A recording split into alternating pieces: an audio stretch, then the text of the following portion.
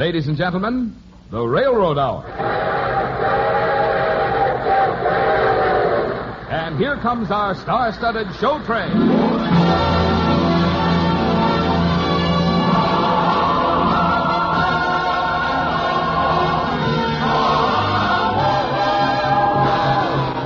Tonight, the Association of American Railroads presents a special Christmas show, The Happy Prince, starring Gordon MacRae and his guest star, Lucille Norman.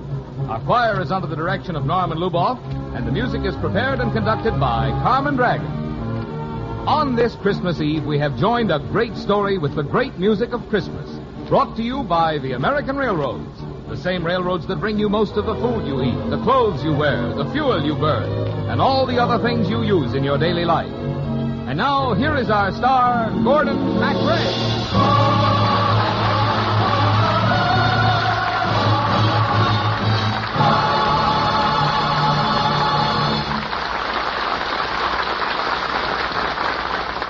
Merry Christmas, everybody.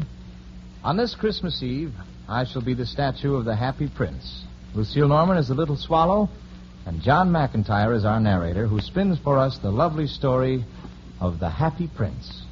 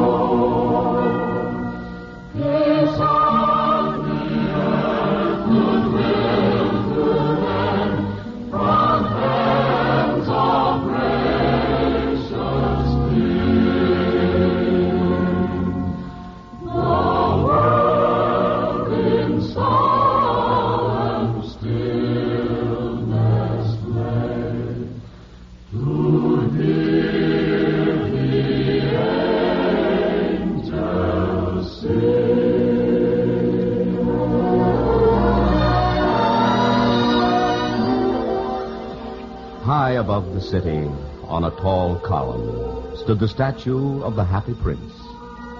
He was gilded all over with thin leaves of fine gold. For eyes, he had 2 bright sapphires, and a large red ruby glowed on his sword hilt. He was very much admired indeed. He is as beautiful as a weathercock. That's one of the town councilors who wanted to gain a reputation for having artistic tastes.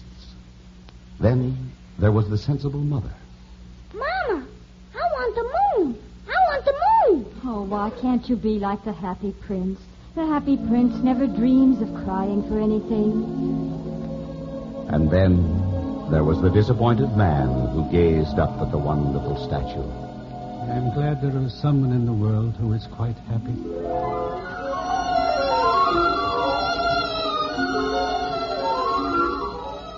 One night there flew over the city a little swallow. Her friends had gone south to the Holy Land weeks and weeks before. But she had lingered behind, dipping her wings in the river and making beautiful silver ripples. All day long the little swallow flew, and at night time she arrived in the city. And the statue of the Happy Prince, whose head seemed to brush the starlight, heard the rush of the swallow's wings. Whence comes this rush of wings afar, following straight the Noel star? Birds of the woods in wondrous flight, Bethlehem seek this holy night. Tell us, ye birds, why come ye here into the stable poor and bare? We sleep the newborn King, and our sweetest music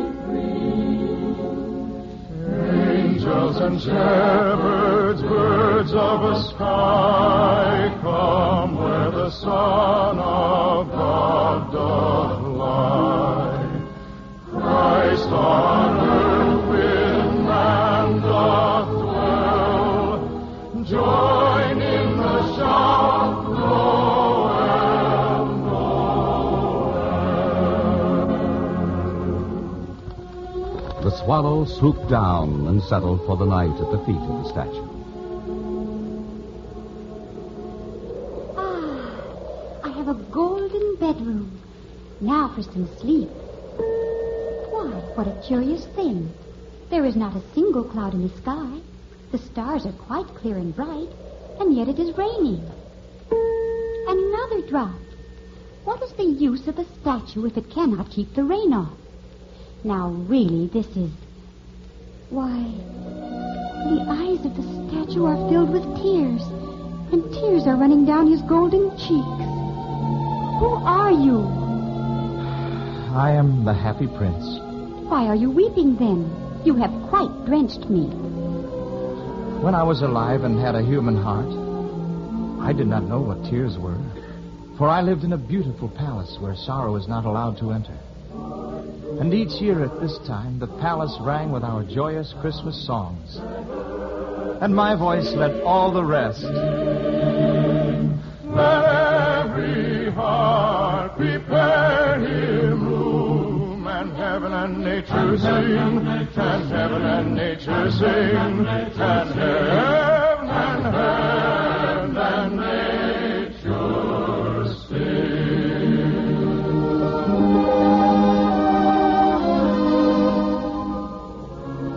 Everyone called me the Happy Prince, and happy I was, for I never looked beyond the walls of my palace. But now that I am dead, they have set me up here so high that I can see all the unhappiness in my city. And though my heart is made of lead, yet I cannot choose but weep. What? Is he not solid gold?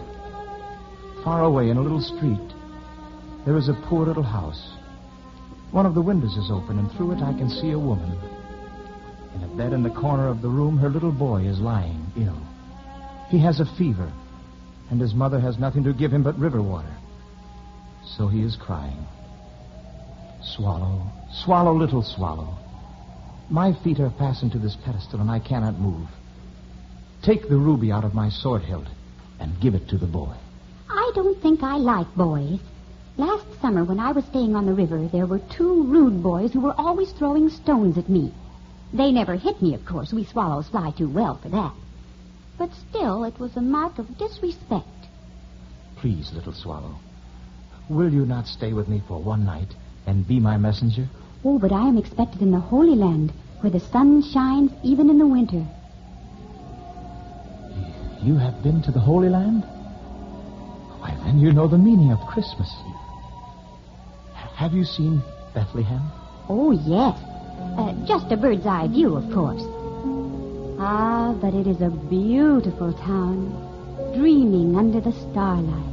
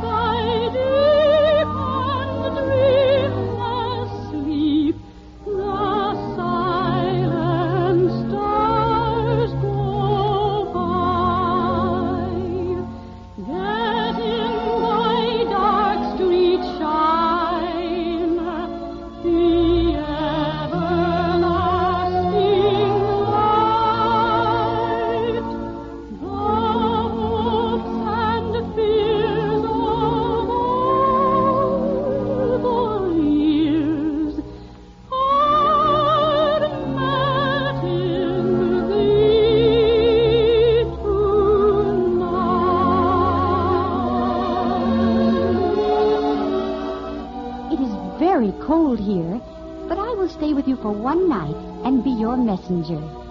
Thank you, little swallow. Thank you.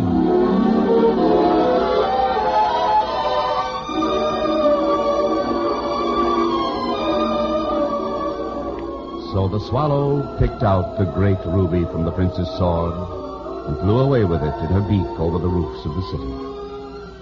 She passed the cathedral tower where the white angels were sculptured. She passed over the river and saw the lanterns hanging to the masts of the ships. And at last she came to the boy's house. He was tossing feverishly on his bed, and the mother had fallen asleep, she was so tired. In the swallow hopped and laid the great ruby on the table. And then she flew gently around the bed, fanning the boy's forehead with her wings. How cool I feel. I must be getting better. I shall be better for Christmas.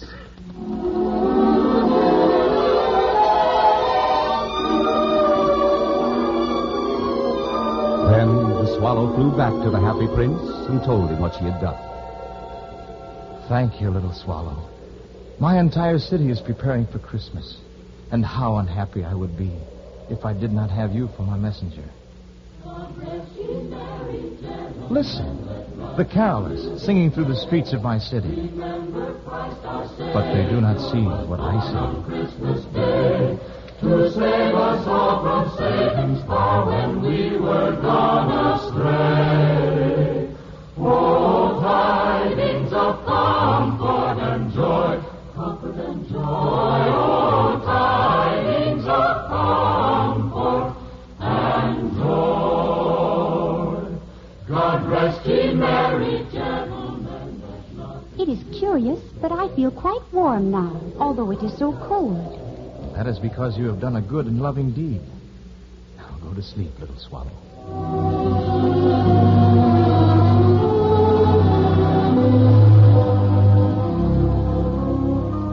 The next night, when the moon rose, the swallow flew up to the shoulder of the golden, happy prince.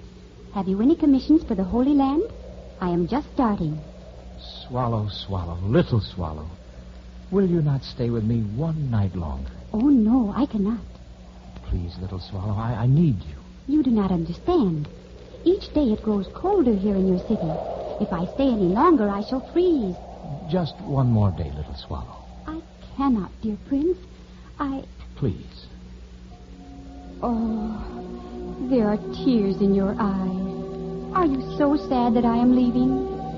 I shall miss you, little swallow. But it is not for my own loneliness that I weep, but for the sadness of others. With your help, I can bring joy to them. But if you go... Stop your tears, dear prince. Let winter come. I will stay with you for one more day. Praise God. Praise God.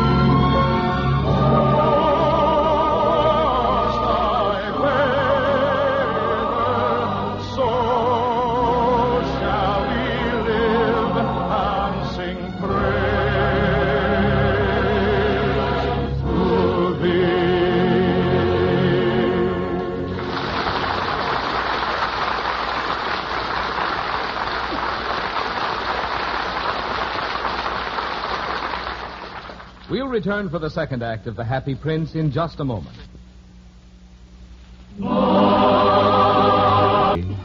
But still the swallow remained, doing the tasks of mercy and love the happy prince commanded.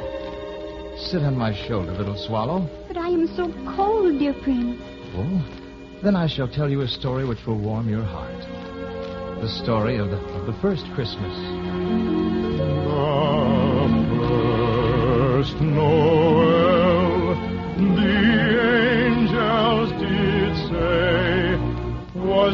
certain poor shepherds in fields as they lay, in fields where they lay keeping their sheep on a cold winter's night that was so deep. Noel, Noel, Noel, born is the King of Israel.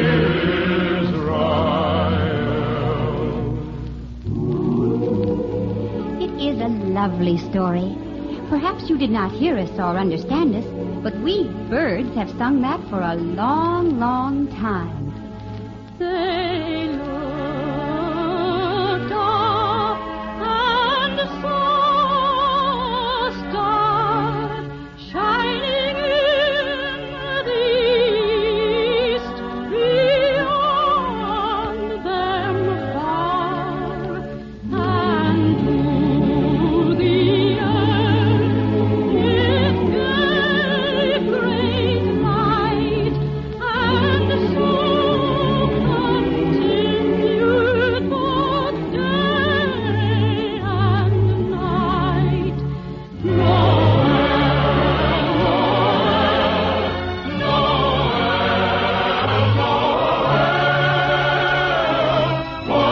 is the King of Israel.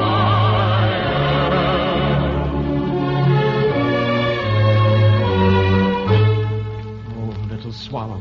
What is wrong, dear Prince? The little match girl in the square below. She has just dropped her matches in the gutter, and they are all spoiled. Oh, her father will beat her if she does not bring home some money.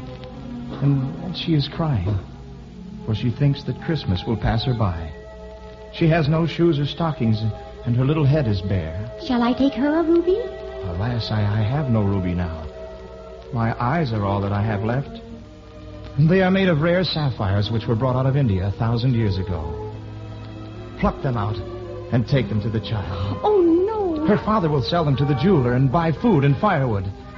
And they will celebrate the birth of the Lord. Oh, dear Prince, I cannot do that. You would be quite blind then. Swallow, little swallow, do as I command you.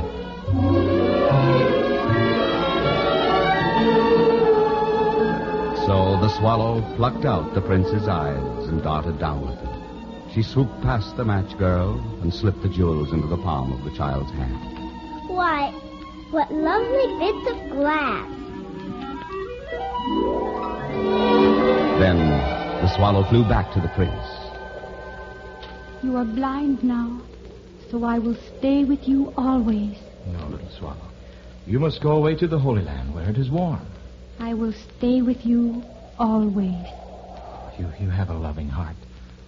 Look down the streets of my city at the white faces of starving children staring out at the black world. I am covered with fine gold. You must take it off leaf by leaf and give it to the poor. Leaf after leaf of the fine gold the swallow picked off, till the happy prince looked quite dull and gray. Leaf after leaf of the fine gold she brought to the poor, and the children's faces grew rosier, and they laughed and played games in the street. We have bread now, and perhaps for Christmas, a roast goose, steaming and delicious. Then the snow came. The streets looked as if they were made of silver. Long icicles like crystal daggers hung down from the eaves of the houses. And the little boys wore scarlet caps and skated on the ice. The poor little swallow grew colder and colder, but she would not leave the prince. She loved him too well. She picked up crumbs outside the baker's door when the baker was not looking, and tried to keep herself warm by flapping her wings. But at last she knew she was going to die. She just had strength enough to fly up to the prince's shoulder once more. Our task is ended, dear Prince. peace and silence sit on your city. That is because of you, little swallow. Listen to the lovely silence of my happy city. Silent night, holy night, all is calm, all is bright. Young Virgin Mother and Child, all infant so tender and mild, sleep in heavenly peace, sleep in heavenly peace. Now, I must bid you goodbye, dear Prince. I am glad that you're going to the Holy Land at last, little swallow. It is warm there. You have stayed with me too long. It is not to the Holy Land I am going. I am going to the house of death. Death is the brother of sleep, is he not? Then she kissed the happy prince and fell down dead at his feet. At that moment, a curious crack sounded inside the statue as if something had broken. The fact is that the leaden heart had snapped right into it. Early the next morning, the mayor was walking the square. Dear me, how shabby the happy prince looks. The ruby has fallen from his sword, his eyes are gone, and he is no longer golden. We must have him pulled down. And what's this? A dead bird at his feet? We must issue a proclamation that birds are not to be allowed to die here. At the foundry where they melted the statue, there was something that puzzled the overseer. Why, what a strange thing. This broken lead heart will not melt in the furnace. Well, throw it away. Toss it over there on that dust heap where the dead swallow is lying. "Bring me the two most precious things in the city," said God to one of his angels. And the angel brought him the leaden heart and the dead bird. "You have rightly chosen," said God. "For in my garden of paradise this little bird shall sing forevermore. And in my city of gold the happy prince shall praise me."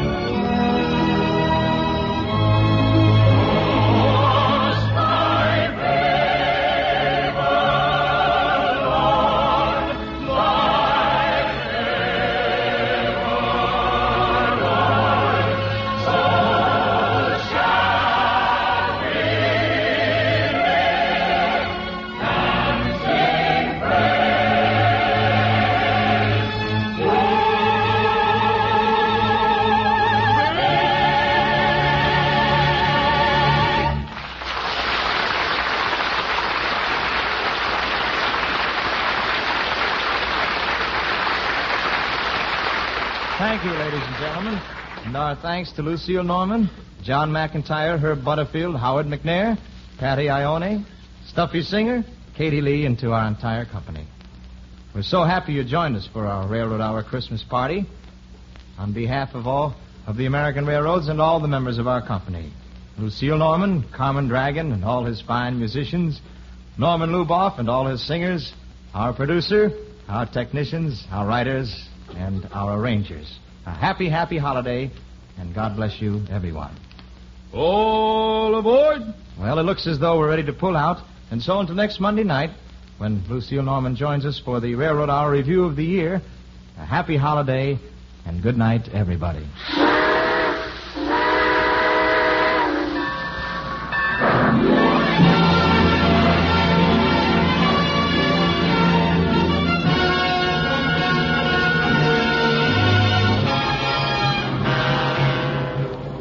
Portions of the preceding program were transcribed. Gordon MacRae can be seen starring in Warner Brothers' Starlet. Lucille Norman appeared through the courtesy of Warner Brothers, who are releasing the Milton Sperling production Distant Drums. Tonight's story, The Happy Prince, by Oscar Wilde, with the great music of Christmas, was dramatized for the Railroad Hour by Lawrence and Lee. Our choir is under the direction of Norman Luboff, and our music is prepared and conducted by Carmen Dragon. This is Marvin Miller saying goodbye until next week for the American Railroads. Now keep tuned for your Monday night of music on NBC.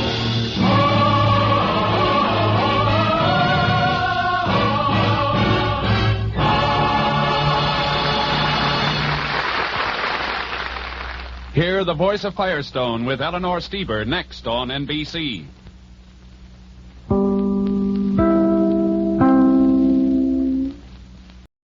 Mademoiselle Modiste, who sold ladies' hats. And here is the Mademoiselle Modiste of the Railroad Hour. Is a Fifi we all take our hats off to. The glamorous star of the Metropolitan and San Francisco Opera Companies, lovely Dorothy Kirsten.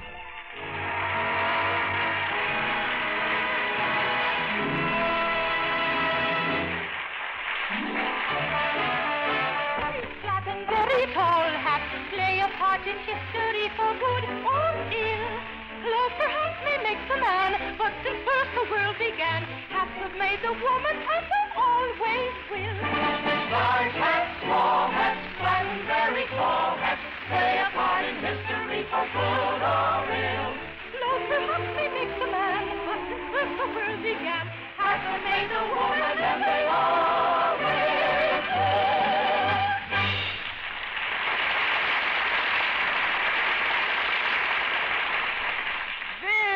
Very pretty, Mademoiselle Fifi. Oh, thank you, Madame Cecile. But I am paying you to sell hats, not give concerts in my shop. Why must you always be singing? Oh, perhaps I am in love. Or perhaps it's because someday I hope to become a singer. You mean you are thinking of leaving me? After all I have done for you? Oh, please don't think I'm ungrateful, Madame Cecile. It's just that I want to become somebody. Well, then, suppose you go in the back room right now and become somebody helping the hat trimmers. Oui, Madame Cecile. Just as you say. Never seen such a girl. Madame Cecile. Oh, it is you, Monsieur Brent. I was hoping it would be a customer. Well, you don't look very glad to see me. You know, I don't think you like me. I have to like you. Your mother comes from Philadelphia every year to buy her hats here. I just don't like the way you take up my best salesgirl's time. Hell, Fifi never told me you thought she was your best salesgirl. Naturally. You think I would be fool enough to tell her? She's independent enough as it is. But, she'll get over that once I am her mother-in-law. Her mother-in-law? Yes. I have decided Fifi shall marry my son Gaston. After all, your intentions toward Fifi were not serious. Were they? Well, I don't really know. Oh, I'm sure you would not be foolish enough to think of marriage with anyone before finishing college. No, it isn't that. It's just that I want to be absolutely sure before I get married. You know, when one makes a mistake on an examination, one can always rub it out. But when it comes to marriage, races are a little expensive. Yes. And being a bachelor has so many advantages. Oh, how do you know? My late husband used to remind me of it all the time. And I can tell, you are no different from the rest. You like to be free to do what you want.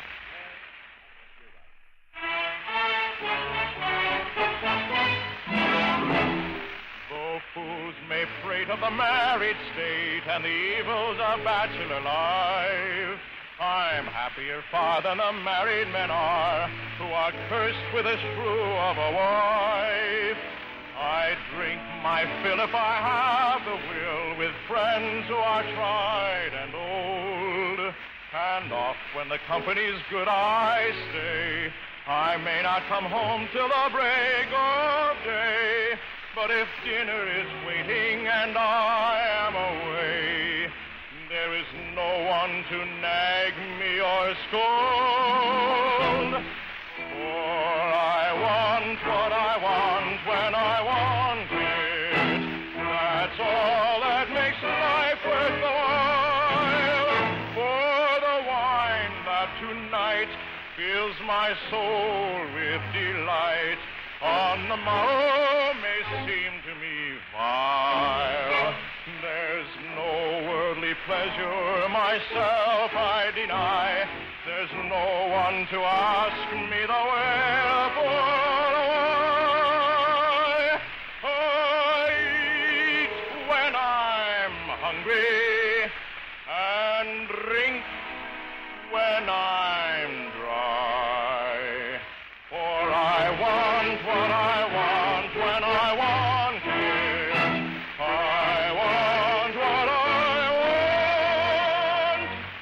when I want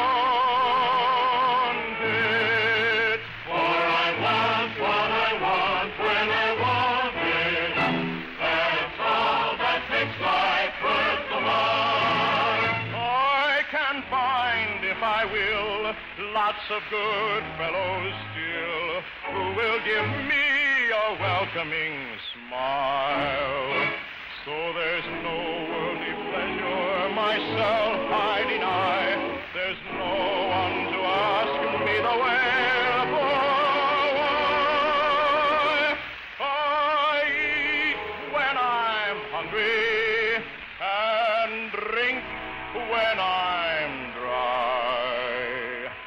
For I want what I want when I want it. I want what I want when I want it.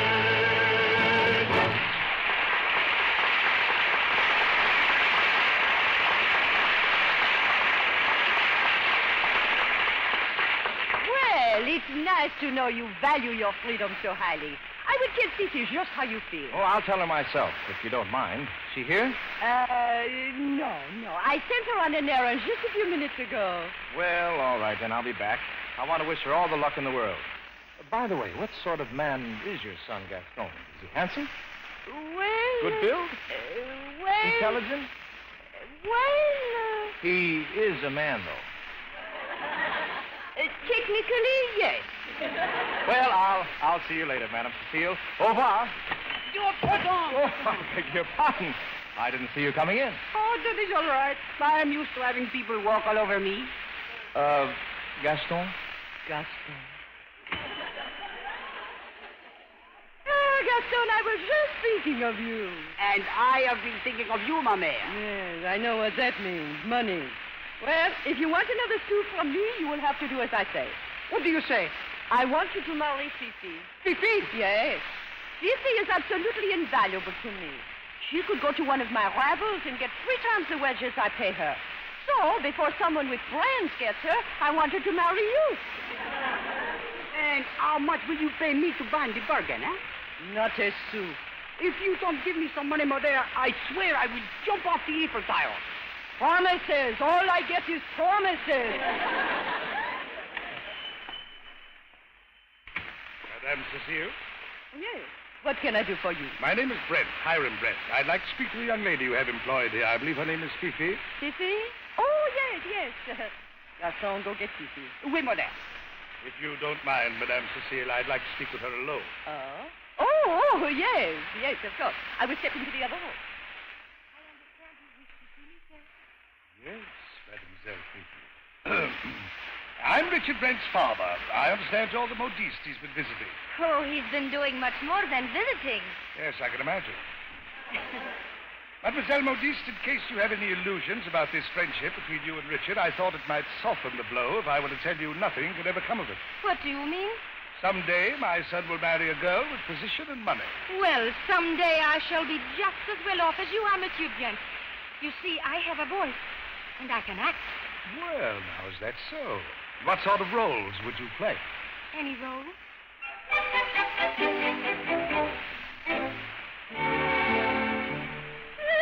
I were asked to play the part of simple maiden light of heart, a very glass in fancy clothes, as to and from her work she goes, I'd sing a amazing strain and gaily dance to this refrain.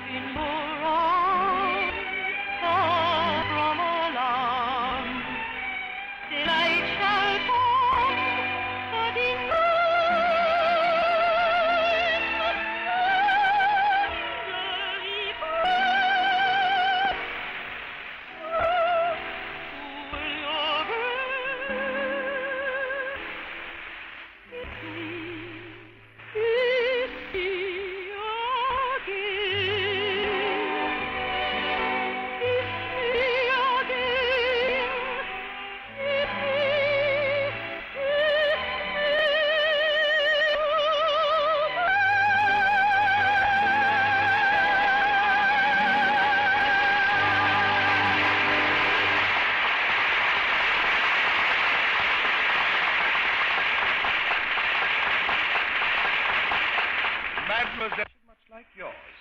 She's pretty and she's talented, but she's as proud as she is poor. What do you think I ought to do? You are asking me for advice, monsieur? Yes, to me, a few thousand francs is nothing, but just think what it would mean to her. Do you think she'd accept a loan? She'd be foolish not to, monsieur. When she became successful, she could pay it back. Then that's what I'll do. You pick out the hats and wrap them up while I write her a little note and enclose the money. You can deliver it for me along with the hats, if you will. I'll be happy to. You, don't think she'll refuse this? I shouldn't think so, monsieur. You wouldn't, would you? Oh, monsieur. Well, I hope she'll be as sensible as you are. All right, there we are. Just slip this note with the address and the money order under the hat box ribbon and bill me for the hats. Goodbye, mademoiselle. Goodbye, monsieur. Oh, me. What, Fifi? What is the matter? You look sad. I have just had some very bad... You have not heard anything yet. Mother wants me to marry you and blot out my past. Oh, she's not using me for a blotter. Hello, Fifi. Monsieur. I came over earlier to ask for a date, but now I guess all I can say is congratulations. Congratulations. For what? Oh, your marriage to Gaston. I am not marrying Gaston, Richard. You're not? Well, that's wonderful. I've got 4 days left in Paris before I head back to Yale. We can make the most of it. 4 days for you to have fun at my expense. And then after it's all over, you can tell me the same thing your father told me this afternoon. What?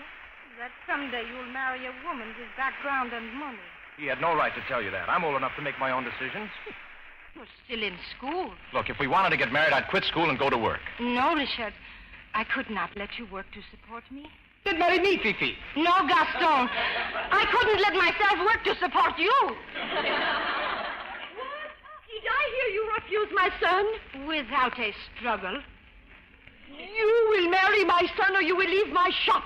What have you to say to that? Goodbye, Madame Cecile. Ah, Fifi. Let's not get excited.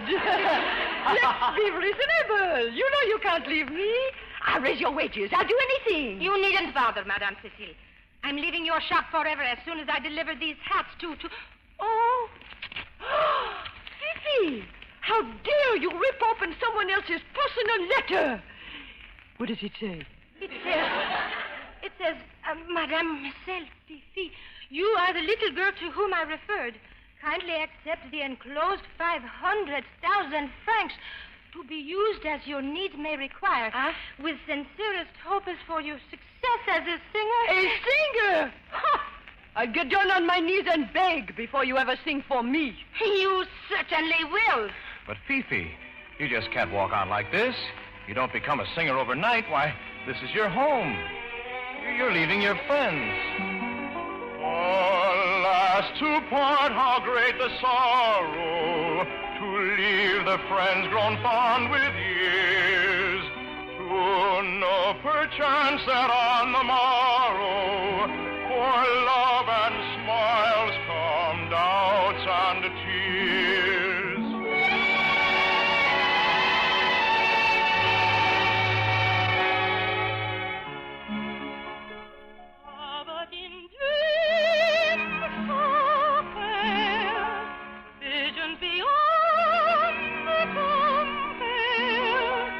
Out of this world of fear, I go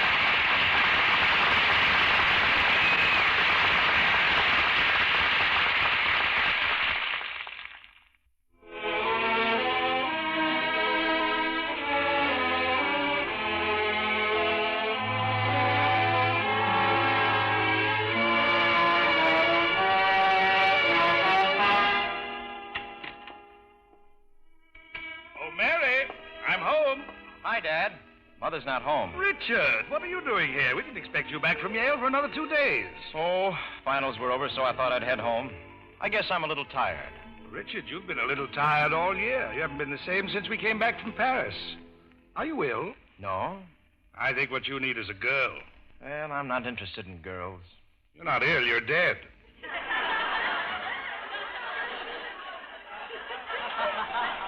Richard, my boy, I really believe it's time that you got married and settled down. And you couldn't find a better place to live than right here in Philadelphia.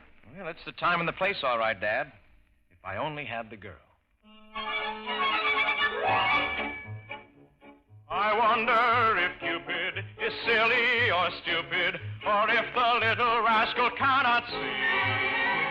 For loving and wooing are all of his doing, and yet he makes it painful as can be. He mixes the stations, he changes relations. For all your little schemes he sets a snare. And though you have planned it and both understand it, he'll fix it so your sweetheart is not there.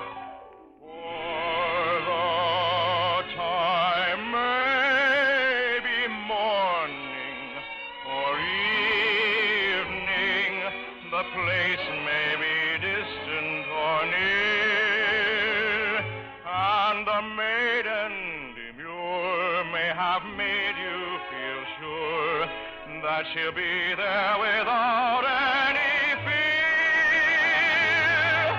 But there's always a hitch in it somewhere, and the thought sets your brain in a whirl. For seldom, if ever, you find them together. The time and the place and the girl. There's always a hitch in it somewhere. The thought sets your brain in a whirl. For seldom, if ever, you find them together. The time and the place and the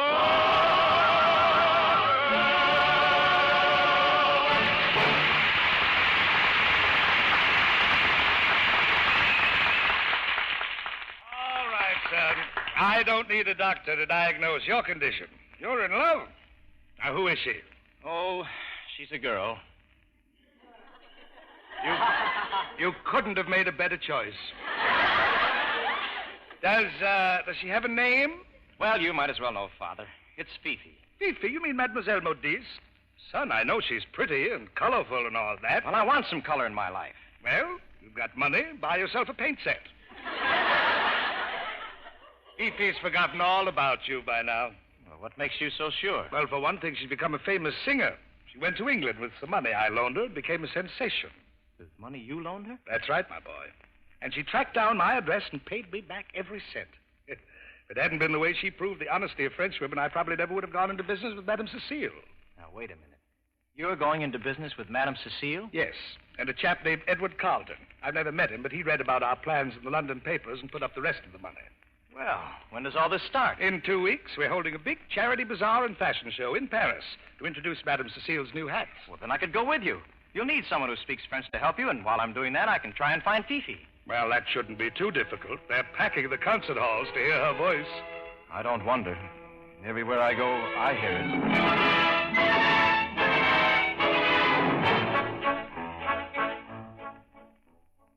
Once a young nightingale fell to repining over a star which so brightly was up in the sky, cold and so high, taking no thought of the poor little nightingale. Still every evening he'd sing to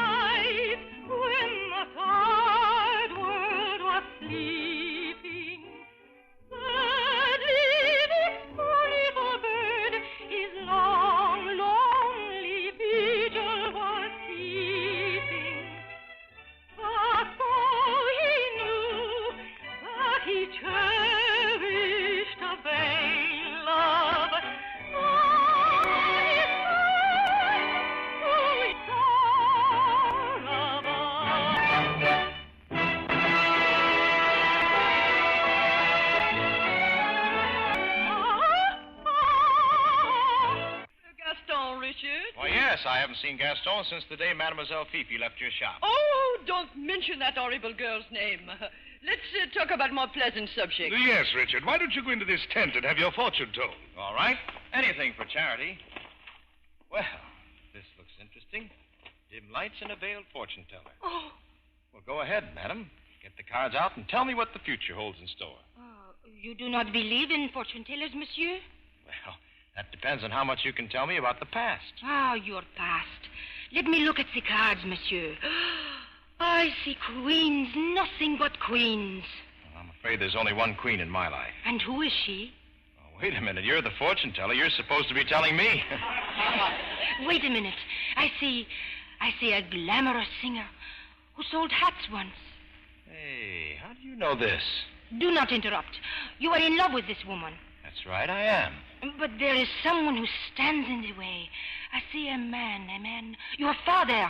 He wants you to marry someone with money and background. Madam Fortune Teller, I know a gentleman never rips a veil from a lady's face, but this is once I've got to forget I'm a gentleman. My veil! Fifi! Oh, you didn't forget me. And if I can believe you... My Richard, if I can believe you, you didn't forget me. Oh, how could I ever forget you, Fifi? This time I won't have to take all summer making up my mind. Oh, Fifi, I want to marry you. Fifi, excuse me. The soldiers are outside the tent. And in appreciation for your coming to sing for them, they made you mascot of the regiment. They have never seen my face, and they're making me their mascot. Richard, what a wonderful compliment. Well, I don't know. We've got a mascot out here with a face like a bulldog. Oh, Richard, come on. I've got to go out and see them. Thank you, gentlemen. I'm proud of each and every one of you.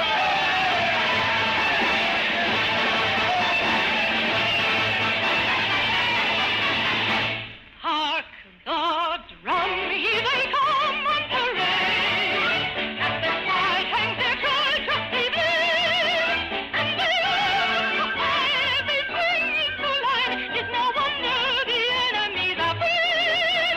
They would die if the joyful do. Never one to dishonor would stoop. And the toast of the man from the Gilly Lafayette on the mustache of the truth. Hark the drum, here we come on parade. At the side hang our tried trusty flame.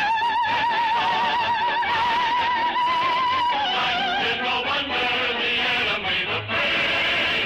They would die if the tricolor drew. Never one who dishonor would stoop. I'm the toast of the man in the Gilly Lafayette in the matter.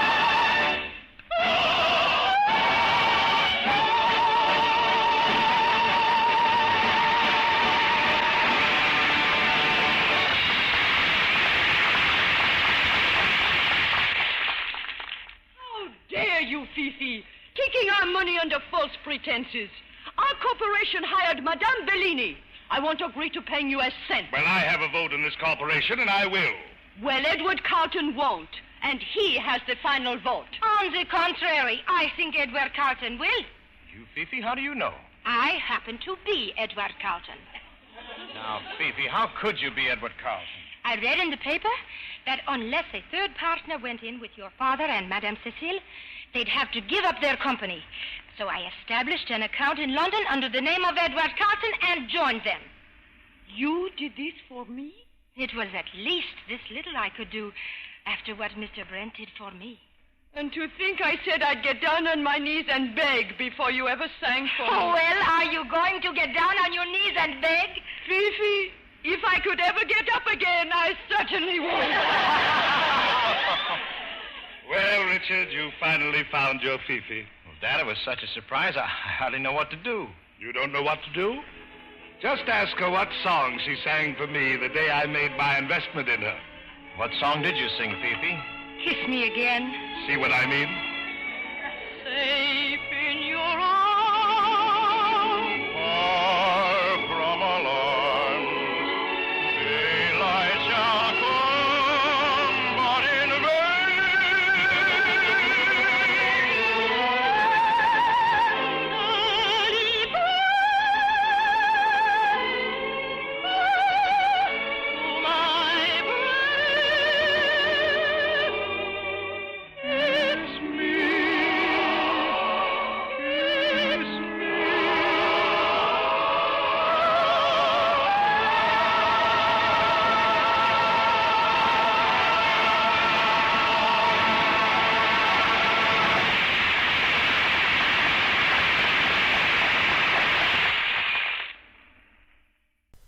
This is ChestertonRadio.com. Ladies and gentlemen, the Railroad Hour.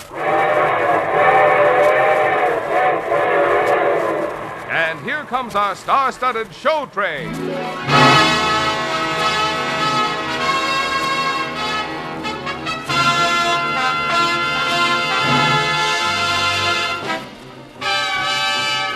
Tonight, the Association of American Railroads presents the romantic operetta Naughty Marietta, based on the Metro-Goldwyn-Mayer motion picture with Victor Herbert's beloved music, and starring Jeanette MacDonald and your host, Gordon MacRae. Our choir is under the direction of Norman Luboff, and our music is arranged and conducted by Carmen Dragon.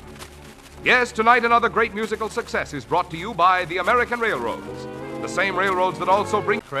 Bringing up the curtain on one of Victor Herbert's most melodic and popular operettas, Naughty Marietta.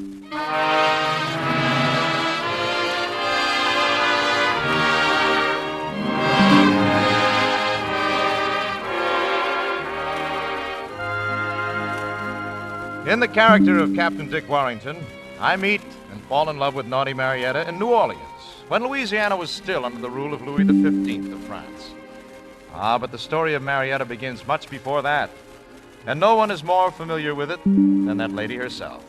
So may I introduce her to you in the person of our lovely and charming guest star this evening, known and loved by all as the Naughty Marietta of the screen, Miss Jeanette MacDonald.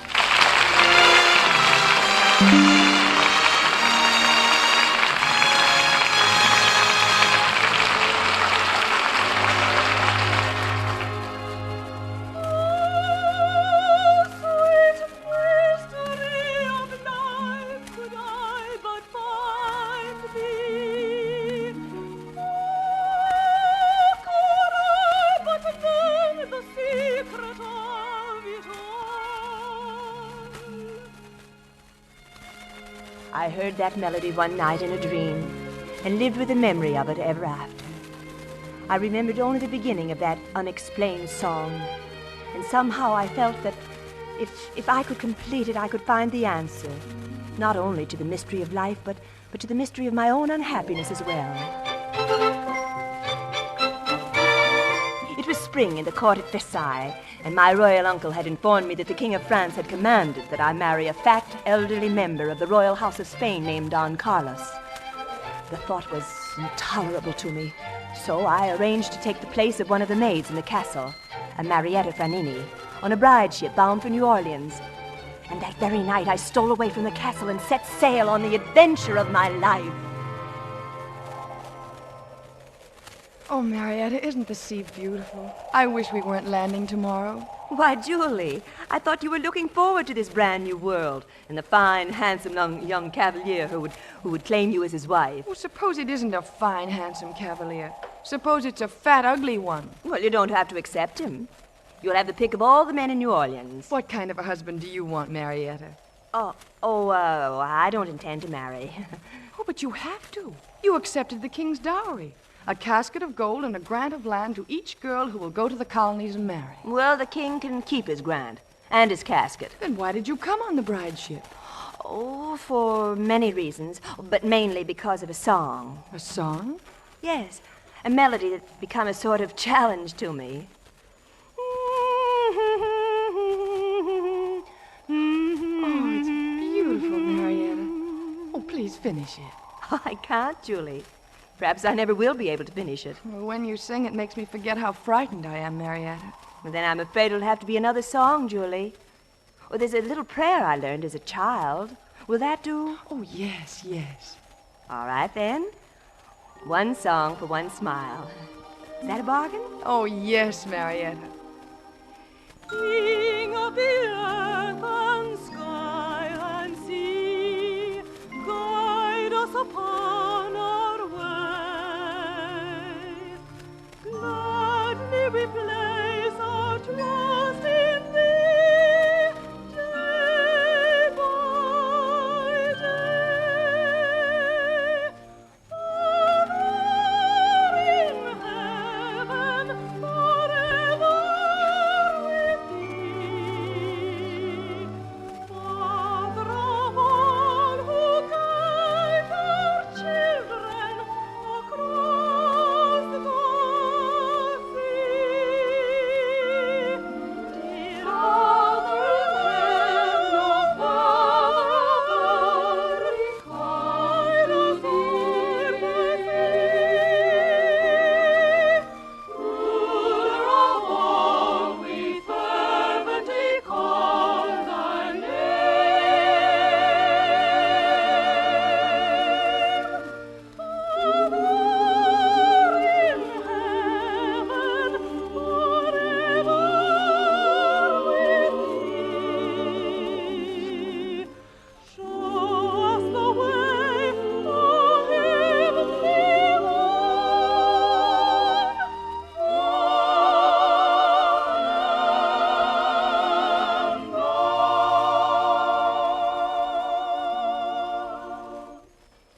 you, Marietta. I feel ever so much better now. To your stations, men. There's a pirate ship approaching from starboard. Oh, pirates!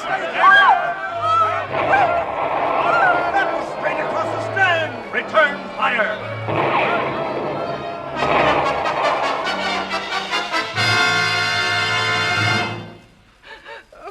All right, my little pigeon, stop that sniffling. You've been captured by pirates. You might as well make the best of it. I will camp here on the shore for the night. In the morning, we'll figure out what's to be done about you. In the name of the King of France, I demand that you set us free. Well, do you now, my pretty? Now, don't you dare come a step closer to me. I like redheads. The more peppery they are, the better I like them. Why, you... Well, I'll have a kiss for that slap, my lady. What's that? That's the song of the governor's men, Captain. They must be looking for some word of the bride ship. Captain Dick Warrington's men, huh? Well, no point in fighting two battles today unless we have to. John, out with that campfire. Yes, sir. All right, now you women get down on your faces and keep quiet. Ah, good. Good, they're passing by. Help! Help! Soldiers, help! Shut up! Help! Come on, men. We found them.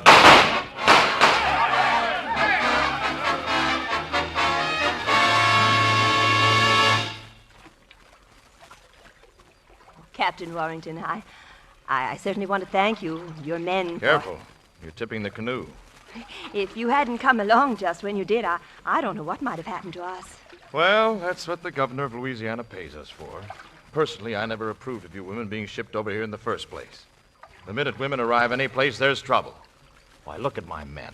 Even in the moonlight, you can see the silly expressions on their faces. They're not used to having women in their canoes. Judging from your manners, I wouldn't say you were either. Huh? Well, my manners were all right when I was saving your life. Didn't you say you get paid for that sort of thing? Well, I'll wager my next month's salary that you weren't any poor little milkmaid on a farm. Oh, would you? You don't have the manner born, my lady. Whoever your mistress was, she taught you to put on too many airs. Blue eyes. My eyes are green, and my name is Marietta. Nevertheless, I'll call you Blue Eyes. So you had to come all the way to New Orleans to catch a husband, eh? Well, don't look at me. You fancy yourself quite a lady killer, don't you? Oh, I am. I don't know whether it's my looks or my voice. By the way, what did you think of my voice, Blue Eyes? When I heard it, my mind wasn't exactly on musical matters, Captain Warrington. That's right. Too bad. It's a nice voice. Care to hear it again? No, thank you. Might spoil the effect of that lovely moon up there. Oh, on the contrary, it'll help it. Why, I'll sing you a song about our southern moon if you like. Fine. I'm a little bit tired anyway, so if you don't mind, I'll just take a little nap while you're singing. Careful. You might... It was the furthest thing from my mind. Captain, there are the lights of New Orleans up ahead. New Orleans? New Orleans, that's right, Blue Eyes. With your new husband waiting for you on the dock. Come on, men. Let's give him our song and have the whole town turn out to greet us. Let's see that these ladies get a rousing welcome from New Orleans. Tramp, tramp, tramp along the highway. Tramp, tramp, tramp, the road is free. Blazing trails along the byway. Courrier de bois are we. Tramp, tramp, tramp, now clear the roadway. Room, room, room, the world is free. With planters and Canucks, Virginians and Kentucks, Captain Dick's own infantry. Captain Dick's own infantry. Tramp, tramp along the highway. Tramp, tramp, tramp, the road is free. Blazing trails along the byway. Courrier de bois are we. Tramp, tramp, tramp, now clear the roadway. Room, room, room, the world is free. With planters and Canucks, Virginians and Kentucks, Captain Dick's own infantry. Captain Dick's own infantry.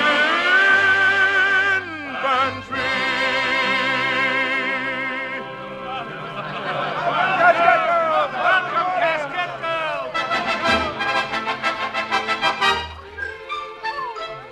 Well, you came here to get married. it. You signed the agreement. But, mademoiselle, you must marry someone. It is the law. It says in your credentials. No, I don't want to marry anyone. Here. What's the meaning of this, young woman? I'm told you are refusing to marry.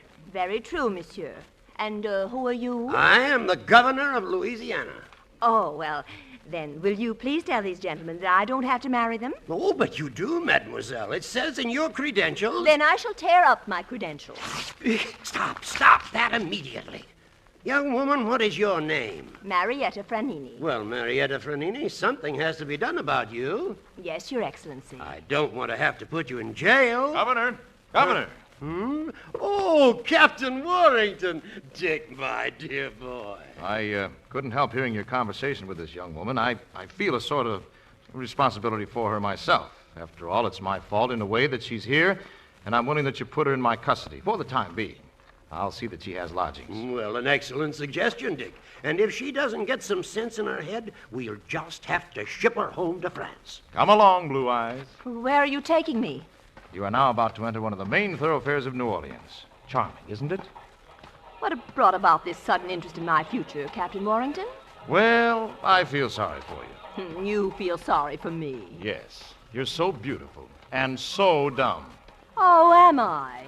Well, let me tell you something. You may not be as smart as you think you are, and I may not be as dumb as I look. Well, I mean, as you think I look. Now, kindly conduct me to wherever I'm supposed to find residence, and then... Then I'll say au revoir. Not au revoir, Captain Warrington. Just say a lasting goodbye. Well, look ahead there. My friend Rudolfo, who runs the Marionette Theater. Hey, Rudolfo! Capitano Dick! Hello, my friend. Hello. Hello, Rudolfo. Say, where's that plump daughter of yours? The one who's a sing? Yeah. She got married. But monsieur, my Suzette, she sings it too. Come, Suzette, sing it for the gentlemen. Well, it seems like everybody's getting married this day. Must be the season. Perhaps.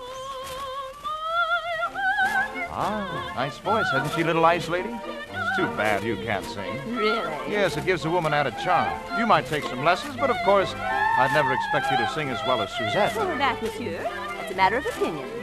The mandolin is playing sweet, the gentle song of dancing feet. Oh, could I return, oh, joy complete.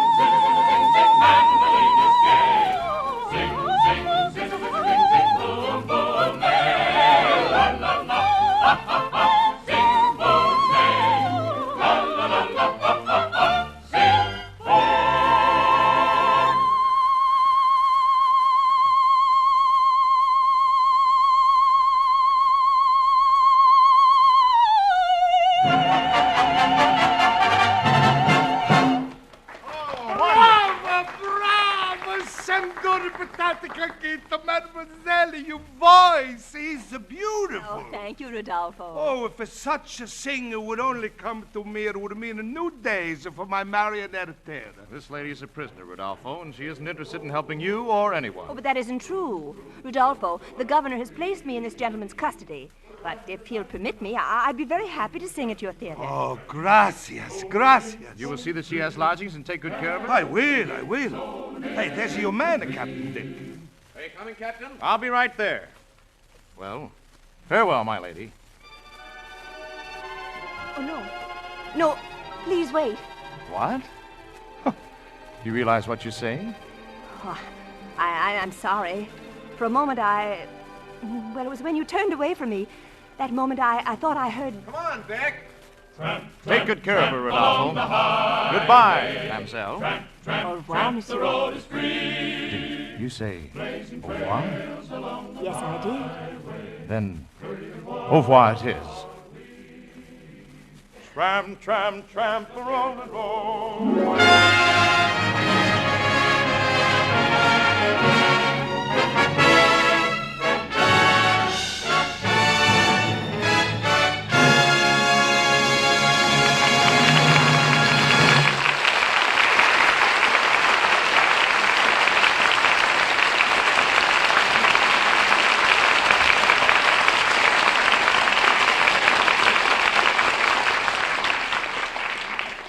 It's interesting to think of the way people lived in America in the time of Naughty Marietta.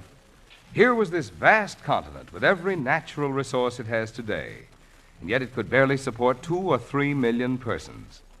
Now, a nation of nearly 150 million persons living on the same area produces not only enough for its own needs, but enough to aid half the world besides. What makes the difference? Well, for one thing, there was born in this land a new sort of freedom. It was not merely political freedom, but was the freedom of every man to use his native ability to make the most of every opportunity to better himself. Without that sort of freedom, political freedom could not long be maintained. And in that atmosphere of freedom, there blossomed mighty inventions, creating the machinery which multiplies many-fold man's power of production. And there developed a new sort of transportation, continent-wide transportation, binding the nation into a unit. Low-cost, dependable transportation, which makes high-volume production possible, and also makes possible the widespread distribution and high-level consumption, without which large-scale production would be useless. This essential transportation is performed on the railroads, in trains of cars on tracks. These railroads handle goods on a scale undreamed of elsewhere, and they do it at rates which, in comparison with prices and wages, are lower than anywhere else in the world. And they are lower now in comparison than they were before the war, even here in America. And so it is that a continent which could barely support a mere handful of people has become the home of nearly 150 million who produce more and live better than any other people on the face of the earth.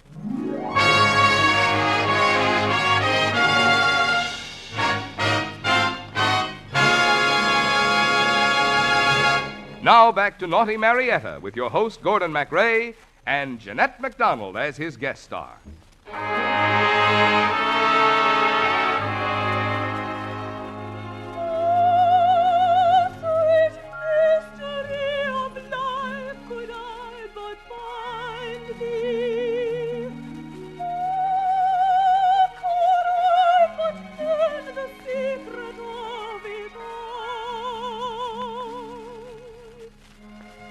For one fleeting moment, I had felt as though I knew what my dream melody meant to say.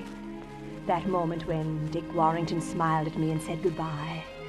And yet I considered Dick an arrogant, conceited, egotistical, impossible boor. I thought it was because he was the only man I knew in New Orleans that I was glad to see him when he arrived at the puppet show the next night. Good show, Blue Eyes. Say, you can sing. Thank you. Come on, let's take a walk in the moonlight. I want to talk to you. Haven't you anything better to do? Well, if I had, I'd be doing it. Here, put this cape around you. But it's warm out.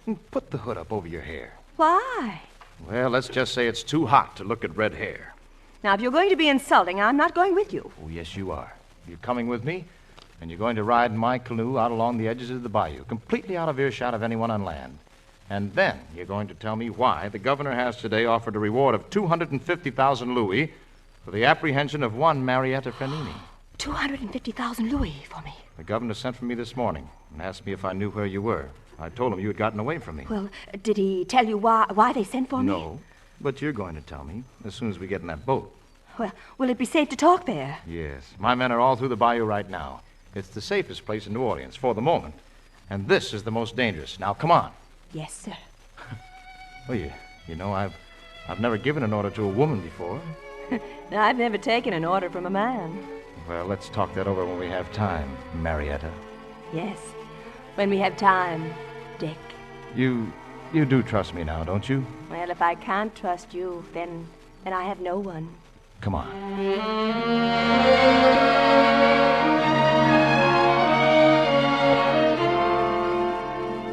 Oh, sweet mystery of life, could I but find thee.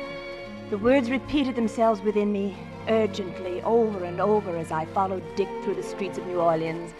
And when he helped me into the boat and we drifted out on the moonlit water, it fairly thundered in my ears. But what the rest of the song was, or what it meant, I still didn't know. Now tell me, Blue Eyes, why should they offer a reward of 250,000 louis for a giddy little redhead from Marseille? Oh, please, let's not talk about it now. All this will end soon enough. Blue Eyes, you're in trouble. I want to help you. The governor has all the troops in New Orleans out hunting for you. What did you do? I ran away. Away from a man I didn't want to marry. Who are you? Oh, just someone. Someone, huh? Someone from somewhere. Well, you know, I have a very strange feeling about someone. No pain, I hope. No. I have a very strange feeling I never felt before. You're coming down with something, all right. a grind of depression. I wonder if it's catching. I hope so. My heart's acting strangely. It feels rather sore. At least it gives me that impression. My pulses leap madly without any cause. Believe me, I'm telling you truly. I'm gay without pause, then sad without cause. My spirits are truly unruly.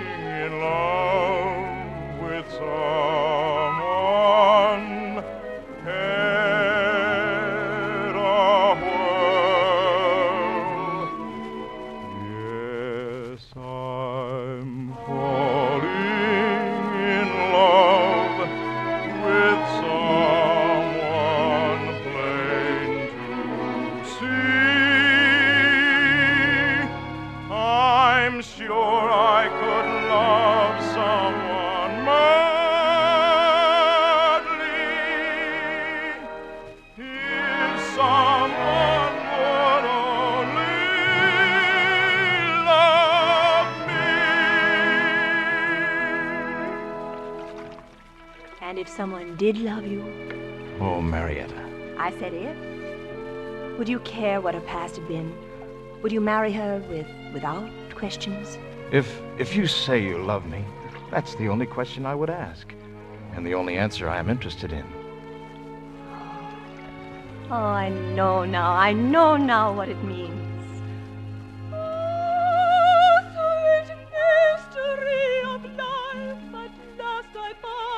Thee. Oh, not I know the secret of it all.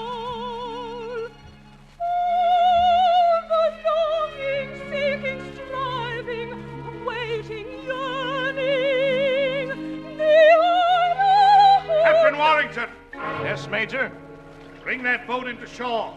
My men will fire on you if you don't. Oh, please, Dick, do as he asks. But Marietta. Oh, please. All right, Marietta, whatever you say. Captain Warrington, I have a warrant for this lady. She's to be returned to the palace of the governor at once. Why? What has she done? It isn't what she's done, it's who she is. She is the Princess Marie d'Altena, a fugitive from France against His Majesty's wishes. Princess? You a princess, Marietta? Yes, Dick. I hoped you'd never know. Permit me to help you from the boat, Your Highness. Thank you. The governor awaits you at his palace. If you don't wish to go, Blue Eyes, I have a sword here that will see that you stay. Men, advance and fall to. Oh, no, please. I have men of my own in this bayou. I have only to call out and they will be at your service. No, I've put you in enough danger already. I'll go with you, Major. Shall I see you again, Captain Warrington? There is only one answer to that, which I believe you know. Company, march!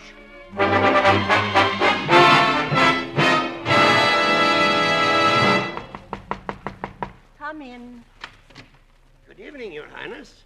How charming you look. All dressed for the ball in your honor, I see. Well, I'm afraid the last thing I want is to be presented to New Orleans society, Governor. His Majesty is most provoked with you, Your Highness. As a matter of fact, another order just arrived, which I should like to read to you. And she shall be found and returned immediately under the custody of her uncle on his arrival.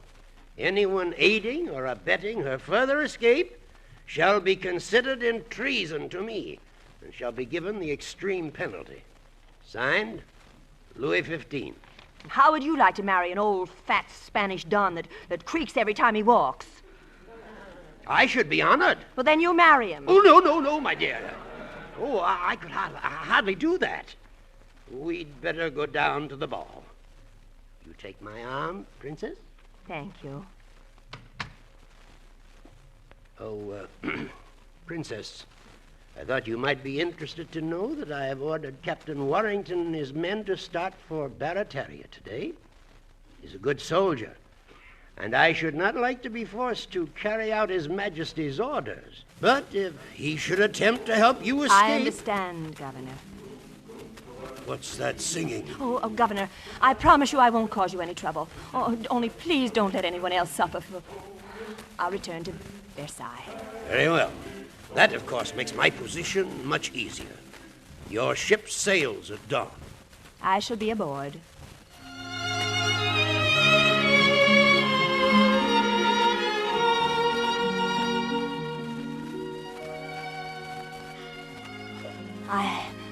I had known the secret, the answer to the mystery of my life and of my song for almost a full day. But as I walked down and took my place in the ballroom, I realized that to know the song and its meaning and to deny that meaning was almost unbearable. And yet it had to be denied forever.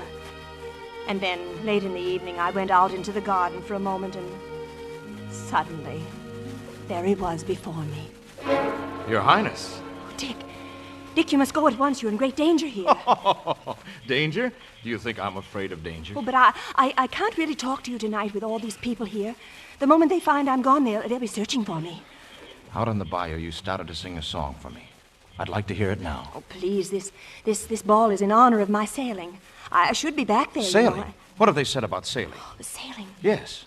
When are they going to try to take you away? Oh, the day after tomorrow. I mean the day after that. Friday, I think. Friday? Then I'll be back to hear your song right here tomorrow night. We'll be camped only about 20 miles from here. Captain Warrington! Governor. Well, good evening, Your Excellency. Didn't you receive my orders? Oh, yes, of course he did. Oh, don't magnify something very silly, Governor. This officer saved my life, and I asked him to come here to say goodbye. Thank you again, Captain, and goodbye. Princess? Good night. Good night. Your Highness, everyone is pleading for you to sing for them. Would you do it? Would you honor us? Oh, yes. Yes, I will sing for you.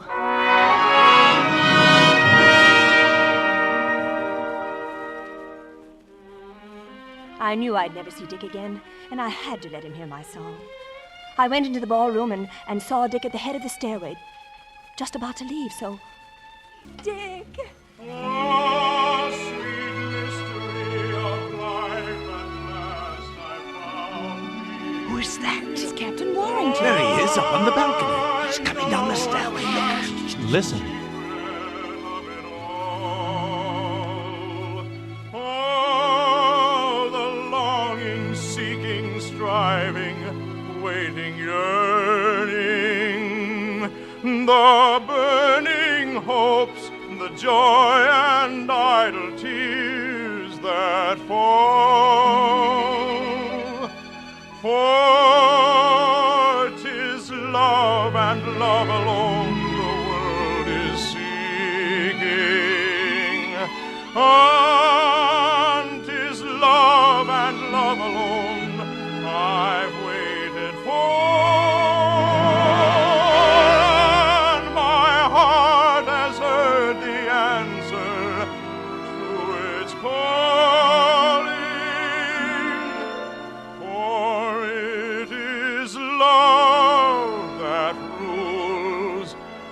Forever.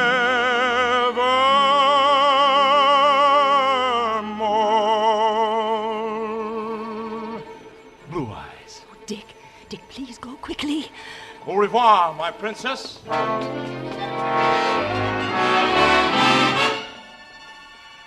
Goodbye. Oh, my darling. Goodbye.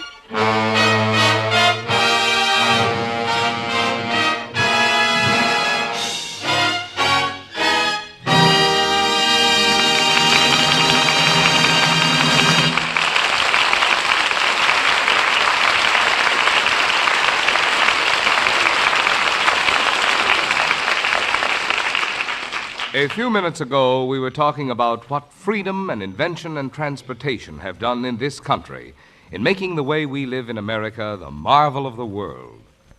Let's pay a little more attention to the third of these mighty forces, transportation, and especially the backbone of our transportation system, our railroads.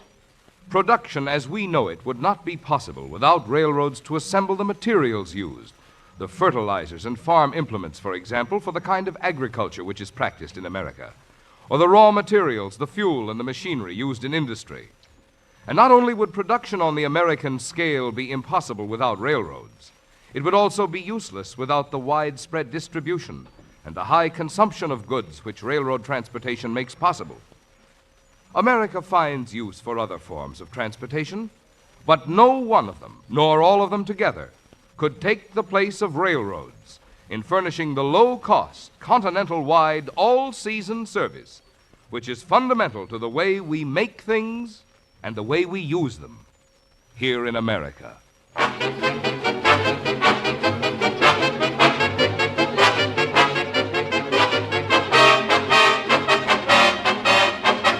The Railroad Hour show train will return in just a moment after a brief pause for station identification.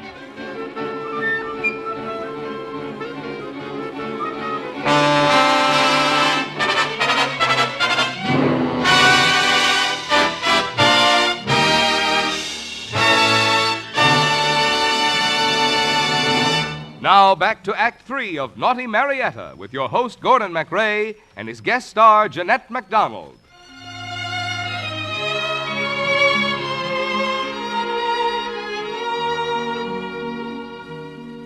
And now I had sung my dream melody, and I'd pledged my love with it, and at the same time said farewell to that love forever.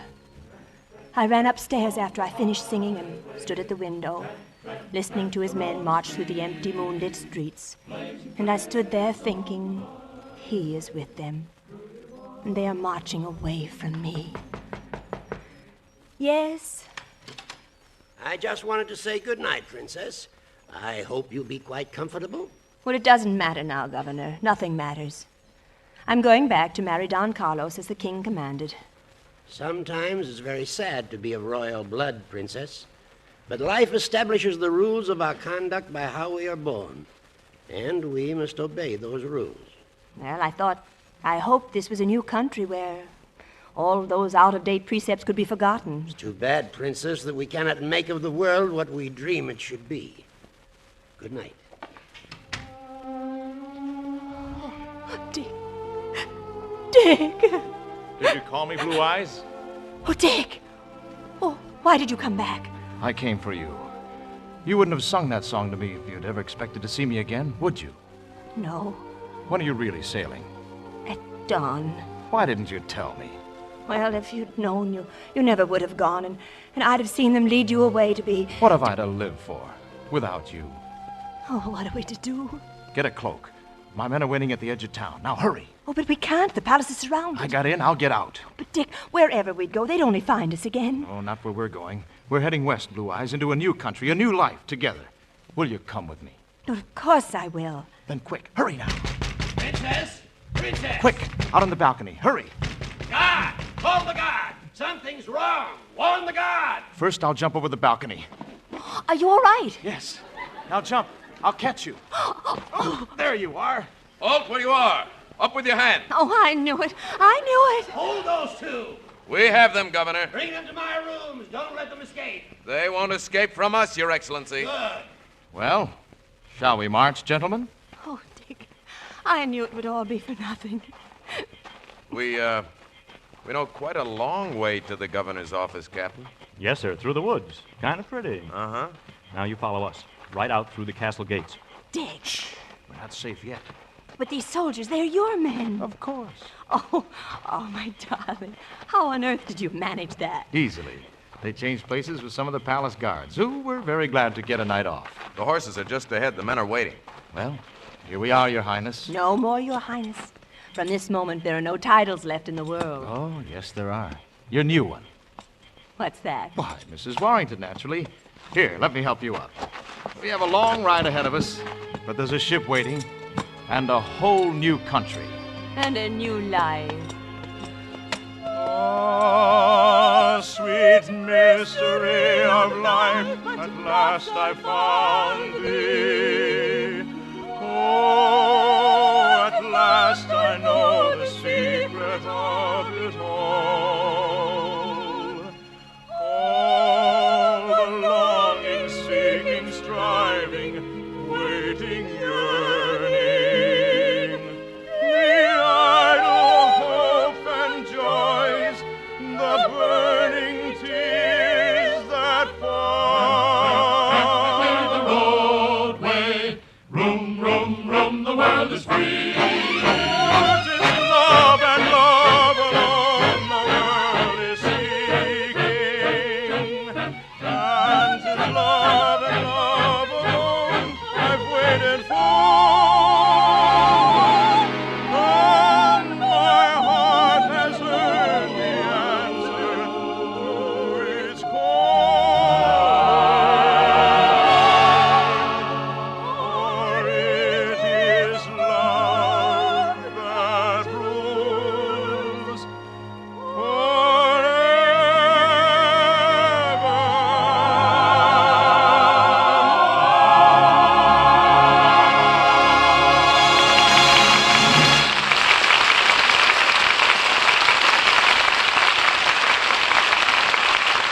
Thank you, ladies and gentlemen. Jeanette MacDonald will be back in just a moment. Meanwhile, this is your host, Gordon MacRae, giving a big vote of thanks to our excellent supporting cast, Earl Ross, Alan Reed, Sheila Stevens, Paul Frees, Polly Bear, and Bill Demling for their fine performances in Naughty Marietta, with book and lyrics by Rita Johnson Young, music by Victor Herbert, and adapted for radio by Gene Holloway. And now, here's Jeanette MacDonald again.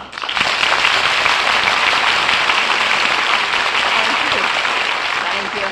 I just want to say how greatly I enjoyed appearing for the Association of American Railroads in this production of Naughty Marietta, one of my favorite roles. We were honored to have you, Jeanette, and very happy, too, that you are to join us again very soon. Oh, yes, the week after next, as a matter of fact, in another of my favorites, Noel Coward's Bittersweet. And I'm certain that your fans will all be listening. Oh, by the way, what are you doing next week? Well, next week, the Metropolitan Opera soprano, Miss Patrice Menzel, and Mr. Kenny Baker will join me in presenting one of America's most beloved operettas, Blossom Time. Oh, I'll certainly be listening to that myself. And I'll see you all again week after next in Bittersweet. Au revoir, Marietta. Au revoir, Captain Dick. All aboard! Well, it looks as though ready to pull out, and so until next week, goodbye.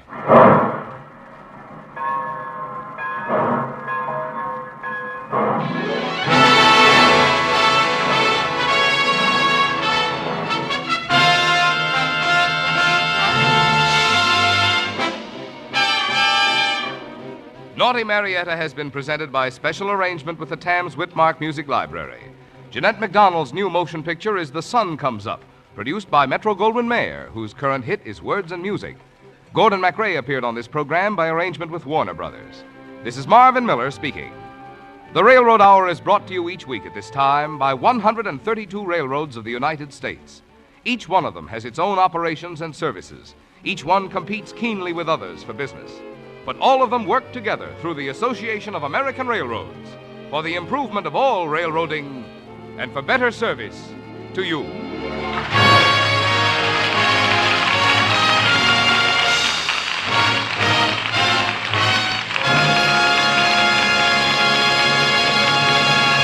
This is ABC, the American Broadcasting Company.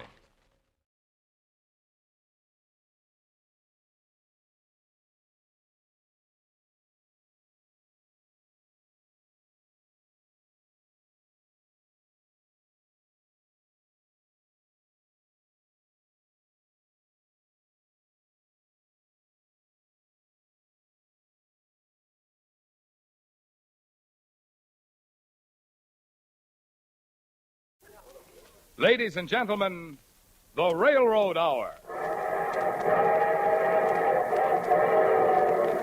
And from Hollywood, here comes the star-studded Show Train.